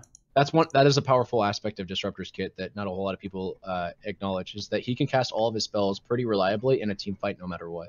Yeah. I think Disruptor is a good 5 hero. I would agree. Excellent. He's underrated. I was gonna say I think he's underrated. I don't think he outclasses the top end of supports right now that you could be drafting. No, but he definitely isn't. Yeah, if you ban out, like if you're playing a captain's mode game and you ban out like Shaman and like other heroes. I can't really name too many other 5s because all I play is Shaman. But if you ban out the top end 5s right now, I think Disruptor is definitely something you could consider picking up if you're trying to draft a team around like getting pickoffs, because he does provide a lot in that. I mean, yeah, we could talk about that. Disruptor, unlike every other support hero in the game, like can enable so many opportunities for pickoffs. Like what other 5 hero can enable pickoffs? Like Glimpse can enable pickoffs. It's ridiculous. It's really rare. Glimpse is like one of the best spells in the game. That's one of the best spells in the game if you're winning. I will say that. When you're losing, Glimpse can feel really when you're losing. It can feel really underwhelming. Getting somebody off, when their supports, when their 3 comes in and ravages, and you glimpse the target away right when he's like getting low because your team for whatever reason decides to focus him, it feels real bad. It's like you can fuck up real bad. You can give the enemy a reverse blink dagger out after he's gotten his big initiation skill, which feels dumb. Wait, but yes, it's like when you're playing Pudge and you hook the Tide into your team. Okay, yeah. I was about to say when you're winning the game, when you're losing the game, what do you mean? Oh, you mean when you mess up Glimpse? Yeah, no, there's quite a few opportunities where you glimpse somebody and go. It's even if you're losing though. Like if they're pushing your tower, like what's Glimpse? It just doesn't do anything. That's what we're saying, is that like tower. So the TP Glimpse though. But you're not. But that's the thing, though, is everything that you're saying applies more when Disruptor's winning. When Disruptor's winning a game, his team's going to be pushing a tower, which means people are going to be TPing into that tower. Then you can glimpse them away. But when they're pushing your towers, it's not like they're going to be botsing in, right? Yeah. It's like they're going to walk up to your towers, and if you glimpse them back, you're just going to glimpse them back. It could be if you're losing hard enough. I guess. I don't know. It's just it's somewhat more it's a lot more it's one of the very rare spells in the game where it makes a monumental of a difference whether or not you're winning. If you're it's like when the Tinker like bots is in into your fight, you glimpse the Tinker and he's just like, okay, bro. Speaking of which, a hero that doesn't care about glimpse, Tinker. who was actually he was next on our list. Yeah. Don't glimpse Tinkers. Movement speed. I mean, just do it for the memes. What's the cooldown on that thing? Pro tips. Pro tips. Don't glimpse Tinkers. I'm gonna glimpse a Tinker soon. Oh wow, that is an 18 or 8-second cooldown. 8-second cooldown. Yeah, it could be fun to glimpse some Tinkers. Tinker's got 18-second cooldown. Tinker's got They reduced his movement speed by 15 from 305 to 290. So that makes his movement speed talent better. Somebody just came in. Somebody just came in the chat whose name is that one guy who watches hentai. All one word, every individual word capitalized. And he says, "You suck, AAA," and then ass just corrects himself. Second line. Thank you, Mister. That one guy who watches hentai. Nice meme. I will say this Tinker change is probably the one that I'm the happiest about because everybody hates Tinker, but loves Tinker. It's not that. It's that he needed this vulnerability. So in lane, Tinker's already a pretty safe hero if you're going any variation of the March build because you could either march out the creeps and then just stay near your tower and farm jungle camps, or you could just wait until they dive you and then march out your tower and then they're just gonna dive into March and then they're gonna die. And you've got laser to defend yourself, like. Yeah, Tinker's so hard to deal with. He's a very potent hero in lane, and when you get rotations against a Tinker, sometimes it doesn't matter because he can just run away. This makes it harder for him to run away. It doesn't hurt him later on in the game because he has bots, and he's usually just blinking and standing still in tree lines. So it really only hurts his laning phase, in my opinion, except for very niche cases. Yeah, where I don't think it matters at all. He's got bots the whole game. Anyway. Yeah, in the mid. This change does matter, but in the mid and late game, I think exactly. In the early game, he's a little bit more vulnerable. He's more vulnerable in lane, which is very important. That's where he needs to have weaknesses in the lane phase. It's kind of like how we were talking about Lycan, where it's like the biggest like thing you want to do to a Lycan is make that timing to the Vlads or the Helm or the whatever farming item he's going for be as long as possible. Even an anti-mage, but anti-mage takes a lot longer. It's that bots just gives him. It's like he's like the game on now, boys. Like you want to make it. The word for him. Yeah, if you can keep that. What happened to Anti-Mage, by the way? He was picked all the time just the beginning of the patch a couple months ago. Because people died. The game sped up. Like the game's more tempo based. Yeah, like drums, like it doesn't matter if you can get your Battle Fury on Anti-Mage now because you need Battle Fury was never you still need 15 minutes. Exactly, it was only a means to an end. Battle Fury wasn't the end result of the laning Anti-Mage. So I think another you get problem Battle Fury is and it's like strength cores are still good. And strength, a lot of strength cores. Strength, like let me just look at the list of heroes that are nerfed to see if there's anybody. So, I mean, Chaos Knight's pretty good if you put him in the right lineup. Yeah, CK has a lot of fun with Anti-Mage. Tiny is pretty good right now. Kills him. Tiny's good, but he's that same thing that we were talking about with Jug. He's that mid game carry. He's not a late game carry. But Tiny's really, really good. 30 minutes, that Tiny, you put Cropman's Tiny up on 30 minutes against the standard Anti-Mage. That's Anti-Mage is dead. He's just gonna boop him. Yeah, he's gonna double tap him. He's gonna boop him. He's gonna get his Silver Edge hit. He's gonna get his Silver Edge Echo Saber hit. Silver Edge Echo Saber Daedalus tree hit, and just like immediately the Anti-Mage he's just gonna be do right hitting a creep, and suddenly you hear that sound when you die and you see your hero fall over and you're like, what just happened? Like, but I think one of the problems is just like I think it's a good nerf to Tiny. The game sped up. Yeah, I think it's a good nerf to Tiny too. The game sped up for Anti-Mage, and also Anti-Mage received a series of like small nerfs. Like the thing that made Anti-Mage so insane early on in this patch was that all of his talents were good at all points, and there was usually a clear winner of those talents. They took a lot of those talents and put them in places where you had to choose between the great talents, or they moved them in places where they were too high level, so low level they were irrelevant. So they just rearranged his talents. I think Anti-Mage is in a perfectly fine place right now. But he's definitely situational. I kind of liked. I don't see him anymore. So. I kind of liked seeing him a lot again, because back in the early days of Dota, Anti-Mage was like, what's the hardest carry we can possibly pick to secure this lineup? Like with your Chinese team and you got four supports, what's that one carry? It's always Anti-Mage. Back when the hero pool of Dota 2 was tiny because nobody even brought over yet, and I think. Now he's situational. Spectre and PL, I think, are harder carries. Yeah, I think so too now. Yeah. Actually, ironically, whenever I have discussions about who the latest game carry in the game in Dota 2 is nowadays, I actually usually have been defaulting to Medusa. And what's ironic is I think Deuce's been for a while. I was gonna say I've had that opinion of Medusa almost since I really started playing Dota, which is kind of cool because, or in my opinion, because if I'm right on this, I could be wrong. No, I 100% agree with everything you just said. I've always thought that on paper she is. Yeah. I've never. Contender. Well, and yeah, even in practice, like she's the one hero that whenever I get megas, I'm like the game's not over. Like they have a Medusa on the team, they could still win. Like she's just so insanely good when it comes to scaling, and I think the split shot change might have affected that in some ways, but if anything, I think it made it stronger. Like she's just such a very potent hero when it comes to scaling her with items because of how Mana Shield works. And I think she gets beaten by PL still, in a vacuum. It might be the case. I don't know. I feel like you'd need some items on PL to really deal with it, and even then, I feel like the itemization for Medusa would still be stronger because like you could get with like Butterfly. It makes Butterfly on Dusa. Like obviously Butterfly on Dusa is really good against PL because PL doesn't like building anything that deals with it. He does not want a slot to be filled with MKB, especially when you can stack evasion. I was actually gonna say maybe PL goes Butterfly, and then you could say like, oh, Medusa's not hitting like Butterfly hard on PL, and it's hard to kill the illusion suddenly. But I don't know when I'm talking late game Medusa, I'm talking like Rapier stacking Medusa, and then I'm just I just can't, the fat slug that's getting 4-staffed around by her team. Rapier, like Rapier, Scotty, Butterfly. I'd say else. like two Rapiers and an MKB or something, and then like it doesn't matter how much evasion you have. Like Medusa's gonna kill your illusions. And just fill the rest with Rapiers. True, yeah.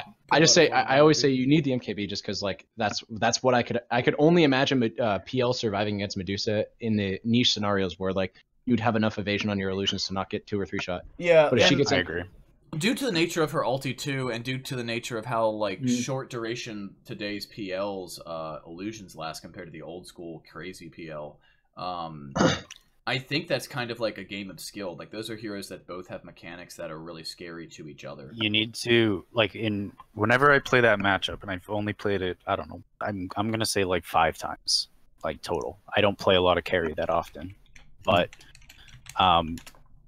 it's really kind of like you go in, make her pop her ult, you back out with your doppelganger, you just kind of peace out for a second, then you go back in, and it's just like very like you just kind of like make her waste all of her skills that she needs, right? So you basically make her. So, I think it's like when you're pushing in with the hero though. Like if you're trying to go high ground with Medusa and the team, then like that's assuming the PL's on the offensive, of course. Yeah. If the Medusa's on the offensive, it can just get buildings and leave during the ultimate. Yeah, it's because of this wiggle room that we are having a discussion where I didn't want to actually mention Medusa's ulti being a counter somewhat to like illusions, just because PL doesn't play the same illusion game that other heroes would. Yes, and that's why I see him as being good. Yeah, the duration's too short. Yeah. Mm-hmm. He can create them so often and they just die and he doesn't. That's the really real care. thing. Exactly, that's the real thing. It's like you can go in and get your initial wave of illusions pop. But like as long as you back out with your main hero, you'll get more illusions. And as being a natural diffusal carrier, I can see where PL would be able to. It's just that diffusal got nerfed, the upgrade got nerfed. How long does it take for the illusions to get popped by Stonegeist? Are they instantly popped as soon as you use the ability? They're instantly popped if they're facing them. They're instantly popped. Then you just build a like whatchamacallit, a abyssal or something. Just like any hard pop that as soon as they're gone. You know which one's real. Kill them. Like.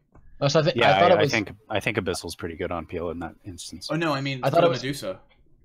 The Medusa pops. The Medusa gets charged, pops the ulti, all the illusions are gone, and then you know which PL is real, and you can lock him down and kill him. I don't think you even bother. I think you just kind of man up and deal with it. I would. I don't think illusions aren't destroyed instantly. I think it's when they would get petrified is when they become destroyed. Okay, well, really? Never mind. I thought they were instantly destroyed. Yeah, I'm not sure. It doesn't. They instantly destroy when with CK illusions. Like the Dusa counter CK super hard. The wiki disagrees. Well, that would be for different reasons. That's because CK doesn't have as much access to illusion control. It says illusions are destroyed instead of petrified. Yeah, which is so when a target would do it. And I can test this in the game as well. No, it's all good. I mean, it only like if anything that helps PL, and that was what I was gonna say was that's why I don't think Medusa is like as powerful in terms of just like looking at her on a paper like sure her ulti counters all illusion heroes. It's not so much that. What do you guys what do you guys think of Medusa's talents? Her level 25 talents are insane.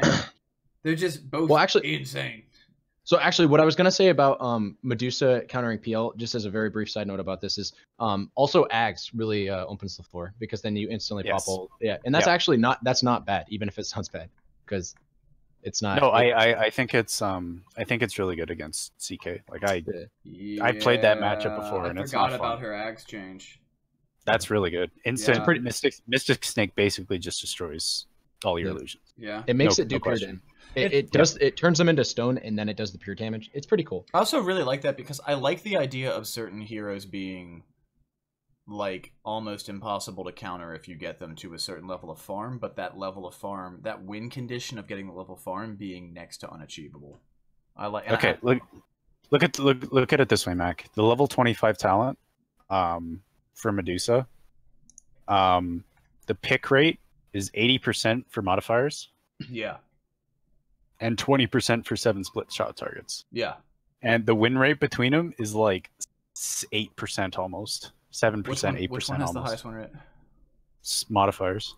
Yeah. That's a lot. Yeah. I mean, I would always go modifiers, because that means you're suddenly... I can still see situations where you take the target.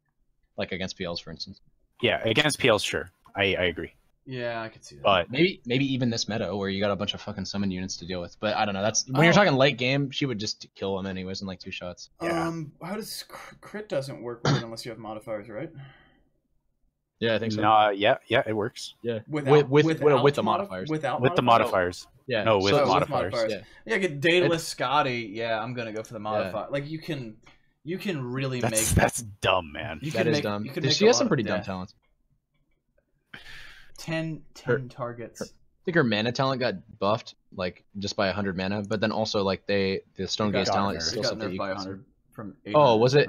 It used to be 800. It used to be 800. Now it's 700. Everything else. This was this recent patch here. Oh, in the hotfix patch or whatever. No, the patch we're talking about right now. Yeah. Wait, give me 1 second to check out her old talent. No, her old talents used to make it 500, and then they changed it to 700. Oh, we're talking about the 7.08. No. In 7.08. Oh yeah. Yeah. No, I think you're right on that. So yeah. Okay, so let me be clear. I just kind of started playing Dota from like a 2-month hiatus. I didn't play 7.07 until like about a month ago. So my and I don't really play Medusa too much. So the idea of my mind was still that her old mana talent was like the plus 500 mana talent. But then yes, you are correct. That I mean, I have played this patch, but it was only, like I said, like about a month ago was when I started playing. So and I don't play Medusa too much. So my idea of her talent was still that it was like a plus 500 mana talent. But yeah, seeing that it's even 700 is still pretty good. But the fact that it's still good. Like when we talked about it, we were just saying that we think that he's just evening out. He's just fine tuning the hero. Yeah, right now. yeah, it's minor tweaks. The hero's really.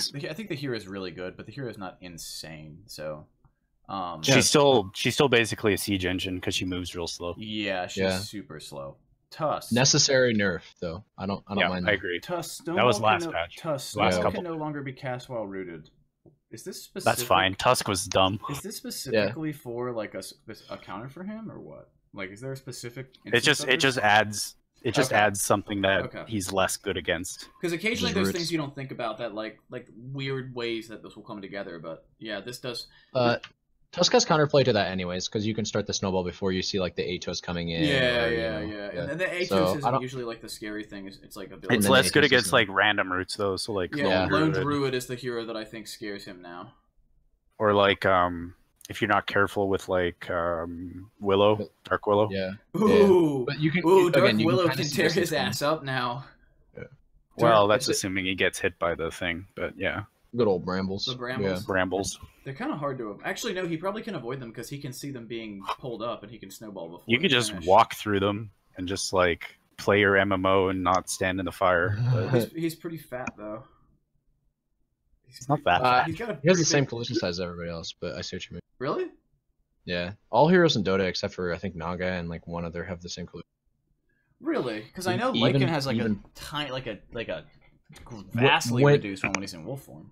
When he uses his ulti, yes. Yeah. It's also hard to click on because he's so fucking fast. Yeah. I love it.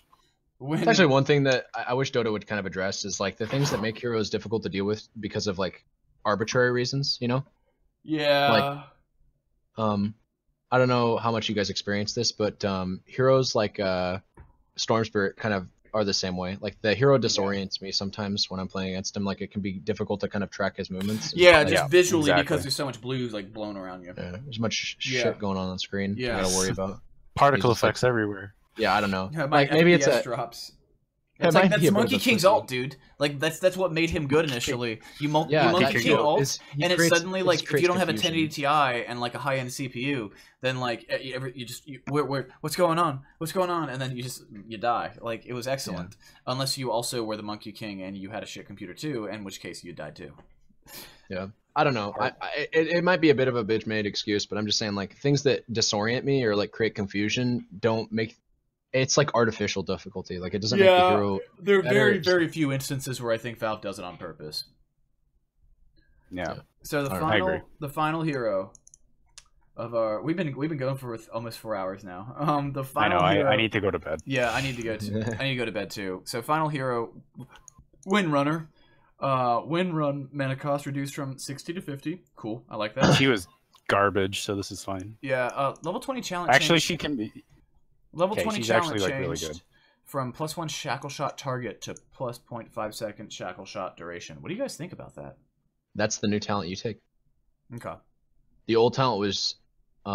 Is that if it latches or not? No, it's success duration. The wiki clarifies that. Okay. So Windrunner grants invisibility is a really good talent too. It might seem like a toss up at first. I don't know. Actually, it might still be a toss up. I'm just saying like hitting a literal like an RP in a extra half second is just so powerful. Like a 4.3 second potential 2-man stun. So much. That's so long. You just can't pass that up. You know. I don't know how you pass that up. I don't know. Especially in combination with her like where she can run around with her ult now on the target. Like she's just hard to deal with. To be clear, that was a nerf to her ult. Even if it might not seem like it may. I trust me on this. I played her recently. I was like the attack rate, like the bonus attack rate, got nerfed so heavily. Like it's no longer really a DPS ulti. Because it used to be that thing that dude, I've been crushed by that. Like it still does so much damage. It's kind of cool that she can like run around and stuff, and it's really cool for like Windrun because it kind of gives the two abilities synergy. But like it's a lot less damage than it used to be, is what I'm saying. The top end of the potential of like before when she had to stand still, but she could stand still and shoot at like 700 attack speed. It was just better DPS. And in the situations where you're going to be on Windrunner, which is where you blink in, get a guaranteed latch, and then all you need to do is stand next to somebody and just DPS them down. In those situations, you would have preferred the old ulti, where you would just have more damage over time. But I do agree that being able to run around is like fun, and it's good in some situations. So basically what these are all culminating in a pot for me to say is that I feel like Windrunner is becoming more of an offlaner like she way used to be.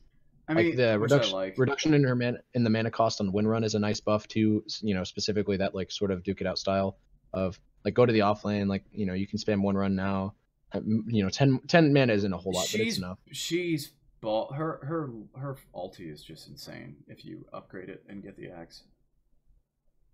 It's just insane. I like going. Like I said, I think she's been moved a little bit to the offlane. Like you go to the offlane and then like you know you can get rush up Blink Dagger or something like that, and you can get some pretty thug nasty stuns. She does decent damage. She's super greedy though. When I think of Windrunner, I think of an offlane hero. She's super greedy. In what way do you think she's greedy? Just the itemization for her, or itemization like build up? I think because I think she's greedy unless you're going for the. Okay, ulti. Let me just say how I think she's greedy. Usually when you have like it really depends on your hero lineup. Obviously, like you need to pick around that, but like generally how we're seeing kind of games flow right now is there's a lot of focus on the mid lane, and there's a lot of focus on like obviously trying to get your carry farm, right? But what do you do at like 10-15 minutes? Like where does your game flow happen? And that traditionally that's with the off lane. Now you're kind of seeing it maybe move with being the mid lane now, but like I just see it as like who initiates fights, who's the one that creates tempo on your team. Like yes, you can have supports heroes that do that, like for example like a Spirit Breaker like is a good example of that, but like not every game has a Spirit Breaker in it, right? So I see it as she needs items, She really does. She needs items, or else she's useless. Yeah. She just tickles people.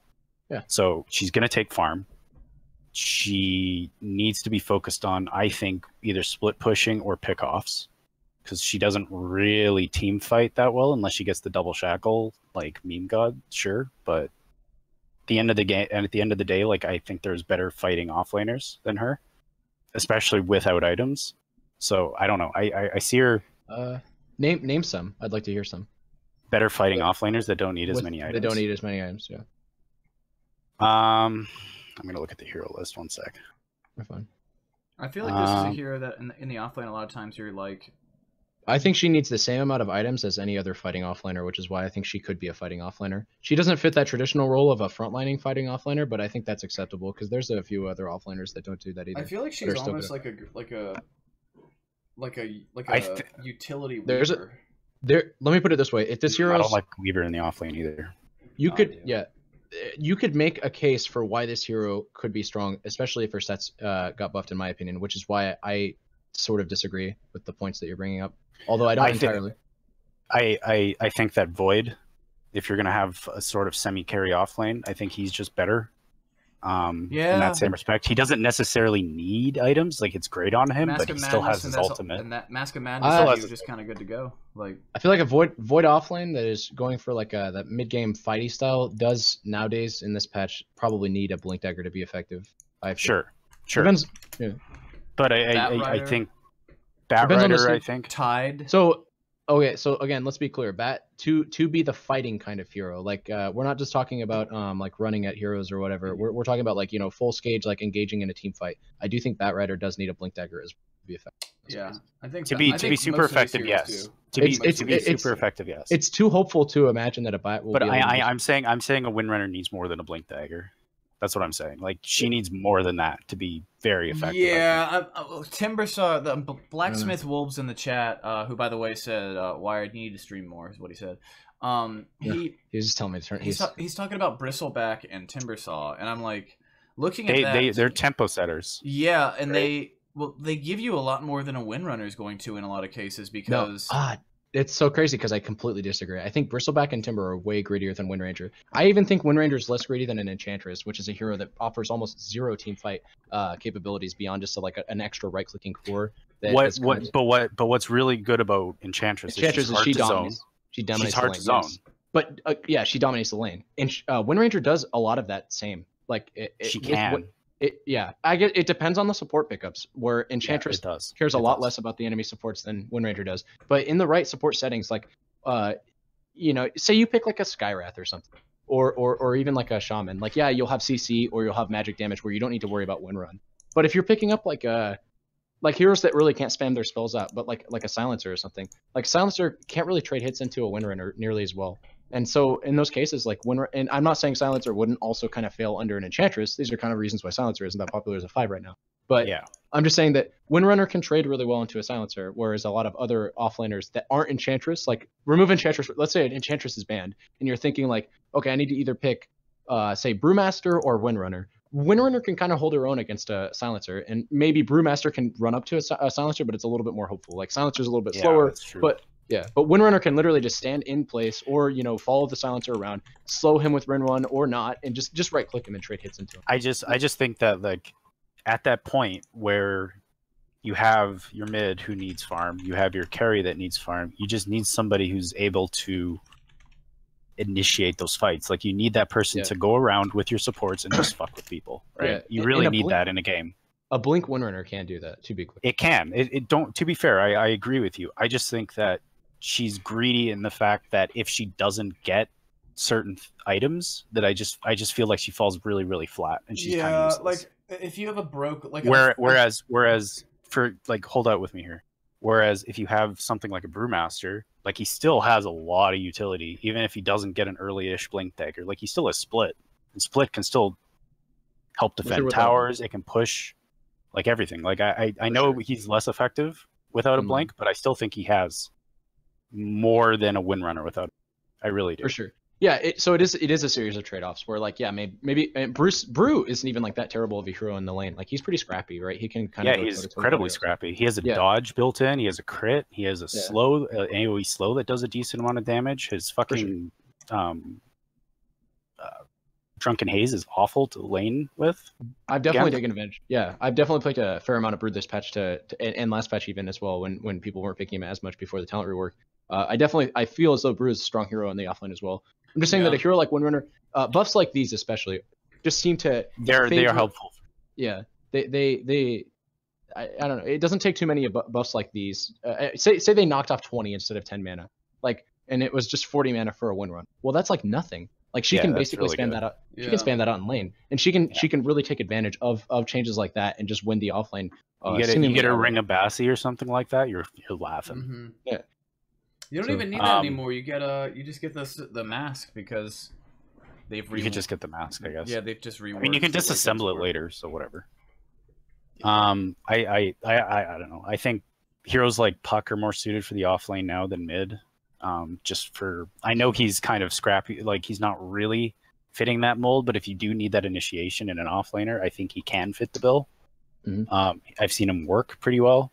Mm-hmm. Like obviously Centaur, he's not necessarily the most popular hero right now, but he does still have utility with his ultimate before he gets his Blink Dagger. He can still run in and stomp people, especially if they don't really have a lot of disengage. And like obviously like Batrider can like mess with the lane a lot more than I think a Windrunner can with like a dedicated support protecting the carry. Like again, it really just depends on what you're facing against, but I see her as having really hard times against popular heroes right now. Like I think she'd have issues against like Shaman. Basically Shaman could create a lot of problems for her. Mostly in the event where you have another support though. Like just a Shaman solo shackling a Windrunner now does nothing. But if a Shaman a Bane causes issues, and he's very popular right now. Whenever she one runs, he just sleeper issues. Like you get sleeper, brain sap, and walk away and stuff. Yeah, exactly. Or even Kunkka, like just X's her when she's running. Like who cares, right? She's just gonna have issues. But I mean, obviously, I'm pointing out like the very specific issues where I would see she would have. But I think the thing that like bothers me most about Windrunner is that as a offlaner is like when you get to the absolute core of an offlaner, like just on equal footing with the enemy's safe lane. The purpose of the offlaner isn't necessarily to get a bunch of money. The purpose of the offlaner is to be someone that can safely get levels and a little bit of money to be a utility hero at some point in the game, or get some item that will allow them to farm to be a utility plus something. The rules changed a bit since that. They did, yes. Now you're trying to drag space. If you can't keep supports in your lane as an offlaner, you're not doing your job, even if you're able to get some farm. You're basically a space creator, and that's where I see. That's basically where I see the offlaner's role needs to be. Like I think even Doom, I think, is really strong right now. Which would reduce as an offlaner. Doom is very. Which to be also clear, reduces Doom is very that. I mean, in some ways, that also reduces that requirement too. In the situations where Doom is strong, yes, but those situations are niche. Doom will usually crack under pressure, really any meaningful pressure from supports will. He's got to get with some camps. Any dedicated three heroes top, he's gonna have issues. He's gonna have some serious issues, yeah. But if you're talking about like let's throw a Jug up there and then like 2 roaming supports, like I love these lanes. I love these lanes so much when it's like okay, 2 people are fighting over 4 because they don't want to pick 5. So you have like an Earth Spirit and like a Tusk, and then they're like, good luck safe laner, and the safe laner's like, I have to pick like a strong safe laning core. Let's pick Jug because Jug is pretty strong here early game. But then you just pick Doom to counter pick it, and you just like get 2 points in your E and you smack him like every 4 seconds. Mm-hmm. It's crazy. Like the damage that Jug is crying, and he can't. What can he do? Like you smack him with your anything. He can't spin. That's like 100 mana just to offset 25. Like that's nothing. Yeah. So yeah. On a much longer cooldown. Exactly. Doom can shine when Doom can shine, but he will crack under some pressure. I'm saying Windrunner fits a very small niche in the offlane where it's like you're under the right amount of pressure. It's like a 4 that's going to roam, but a 5 that isn't as a 5 and a 1 that aren't devastating if they can like keep you CC'd and kill you instantly. Like she can trade hits with some 5s if they're just by themselves. And in those cases, I just hear bad against popular support heroes right now. Yeah, she is in a lot of ways. She is a worse enchantress, so I do acknowledge that 100%. Yeah. And buffs like these do not make her in any way, shape, or form like distinguished from enchantress. Like, so. Yeah, she. I mean, when you think about later on in the game as well, she. Like obviously she can scale really well, like with the proper items, but again, she needs the farm. And Enchantress is going to have an easier way of getting that farm. And Enchantress is also a pretty safe choice in terms of getting killed. Not Wind Ranger does farm faster than Enchantress. She at least has power shot. She does have power shot. But when Enchantress is literally neutral, like enchanting creeps just to get some amount of farm pressure because she can't actually AoE the wave at all. It's kind of funny. Her arm gets tired because literally she just right clicks and throws spears all game. Just throwing spears. Yeah. Just throw spears all game. It's pretty funny. Her arm gets real tired. I guess closing out the discussion, I will say there's some potential here, and I think we should at least acknowledge that. Absolutely, I agree. I don't think it's going to bring her back, but I think it'd be cool to see her back. It's never a hero that I've enjoyed. I feel the same. The emotion I feel when I see Wind Runner. I'm not gonna say that other name. The emotion that I feel when I see that hero picked in a game is the same way I feel kind of like a Puck. I'm like, this hero is. I'm neither thrilled that I have one on my team nor scared that there's one on the enemy team. It's gonna come down to how good that player is, and I get concerned when they go off lane and then at 20 minutes they have like a wand and like a null talisman and phase boots. Oh yeah. That's when I get concerned. I just try not to look at. I try to judge I usually just like pick position 1, look at my own farm, and as long as I only really start looking at everybody else's farm when my farm starts to get sketchy. I'm like, well, my farm's not doing so well this game. I wonder what. Oh, she just got an old talisman, some brown boots, and a wand. Time to dip out. Great. Time to dip out, boys. But I think that's it for the show, because we all need to go to bed because we've been going for 4 hours. The VOD will be public on YouTube tomorrow because it needs to sit for a minute to process. Thank you guys so much for watching, and thank both of y'all for talking about Dota for, like, forever. I love talking about Dota. We fucking nailed the hell out of the patch. So that's the spring cleaning patch. We did not talk about the spring cleaning because it's stupid and it's just shit that should have been fixed years ago anyway. And now we have some features that we used to have years ago. So, like ready checks and mini-map. Oh, did you guys ever try the... And destructible towers. Destructible towers. Just Justin Browder's back in the game. Did... The StarCraft meme. That's an antique meme. Be careful with that. That is. Did you guys check out the last hit trainer thing? I did. It's all right. It's okay. Yeah, it's extraordinarily average. I don't think you should get too fairy fires with it. I don't know. We had wasted that before. We had the old classic Shadow Fiend against nobody and see how many kits you can get in 10 minutes. So it just basically it shortens that to a 3-minute process. It's cool. You could always simulate this before a queue or while you're in a queue before a game, anyways. So it's not like anything. It's not like anything groundbreaking, but I do appreciate it. It's just good practice. I never thought about. They just made it pretty. Yeah, I never thought about using it to simulate last hit training before a game. Because I'm stupid. You could do it like any hero. You could do it on too. You could go to any hero and then just like type in the hero, and you could do this while you're queuing, and then you go to demo hero, and then while the I know. Yeah. Now it's just more streamlined, so that's kind of cool. I never even thought to use it for that. It's prettier. So. It is prettier, and it's and the counts are really good. It's got like little effects, and so it gives you a good percentages of like how many you missed and how many you didn't. So I'm like, well, I'm shit, so I'm normally around like 60 in 10 minutes. And so I can see how that works out in mid. It's also kind of interesting because it forces you into that mid position, and so like my CS is usually better when I'm in the safe lane, regardless of who's there with me for some reason. Just because I don't know, there's some psychology of the terrain there. But I would say 60 minutes under 60 and 10 minutes. Under harass from the offlaner. That's not bad. Yeah. I mean that's. It's not great, but it's not. I know. It's what I shoot for, but it's real bad. It's my average, like typically speaking. Yeah. Like obviously it's not perfect, but yeah, no, it's apart from perfect. I think it's like 84 is like is perfect. I think. Yeah. I think, and that's not including denies though. That this counter actually counts last hits and denies, so technically you could be getting a lot out of it. But that's very difficult to do, especially when you're creep prepping without a quelling blade. So thank you guys so much for watching, and thank y'all again. I am cutting the stream now.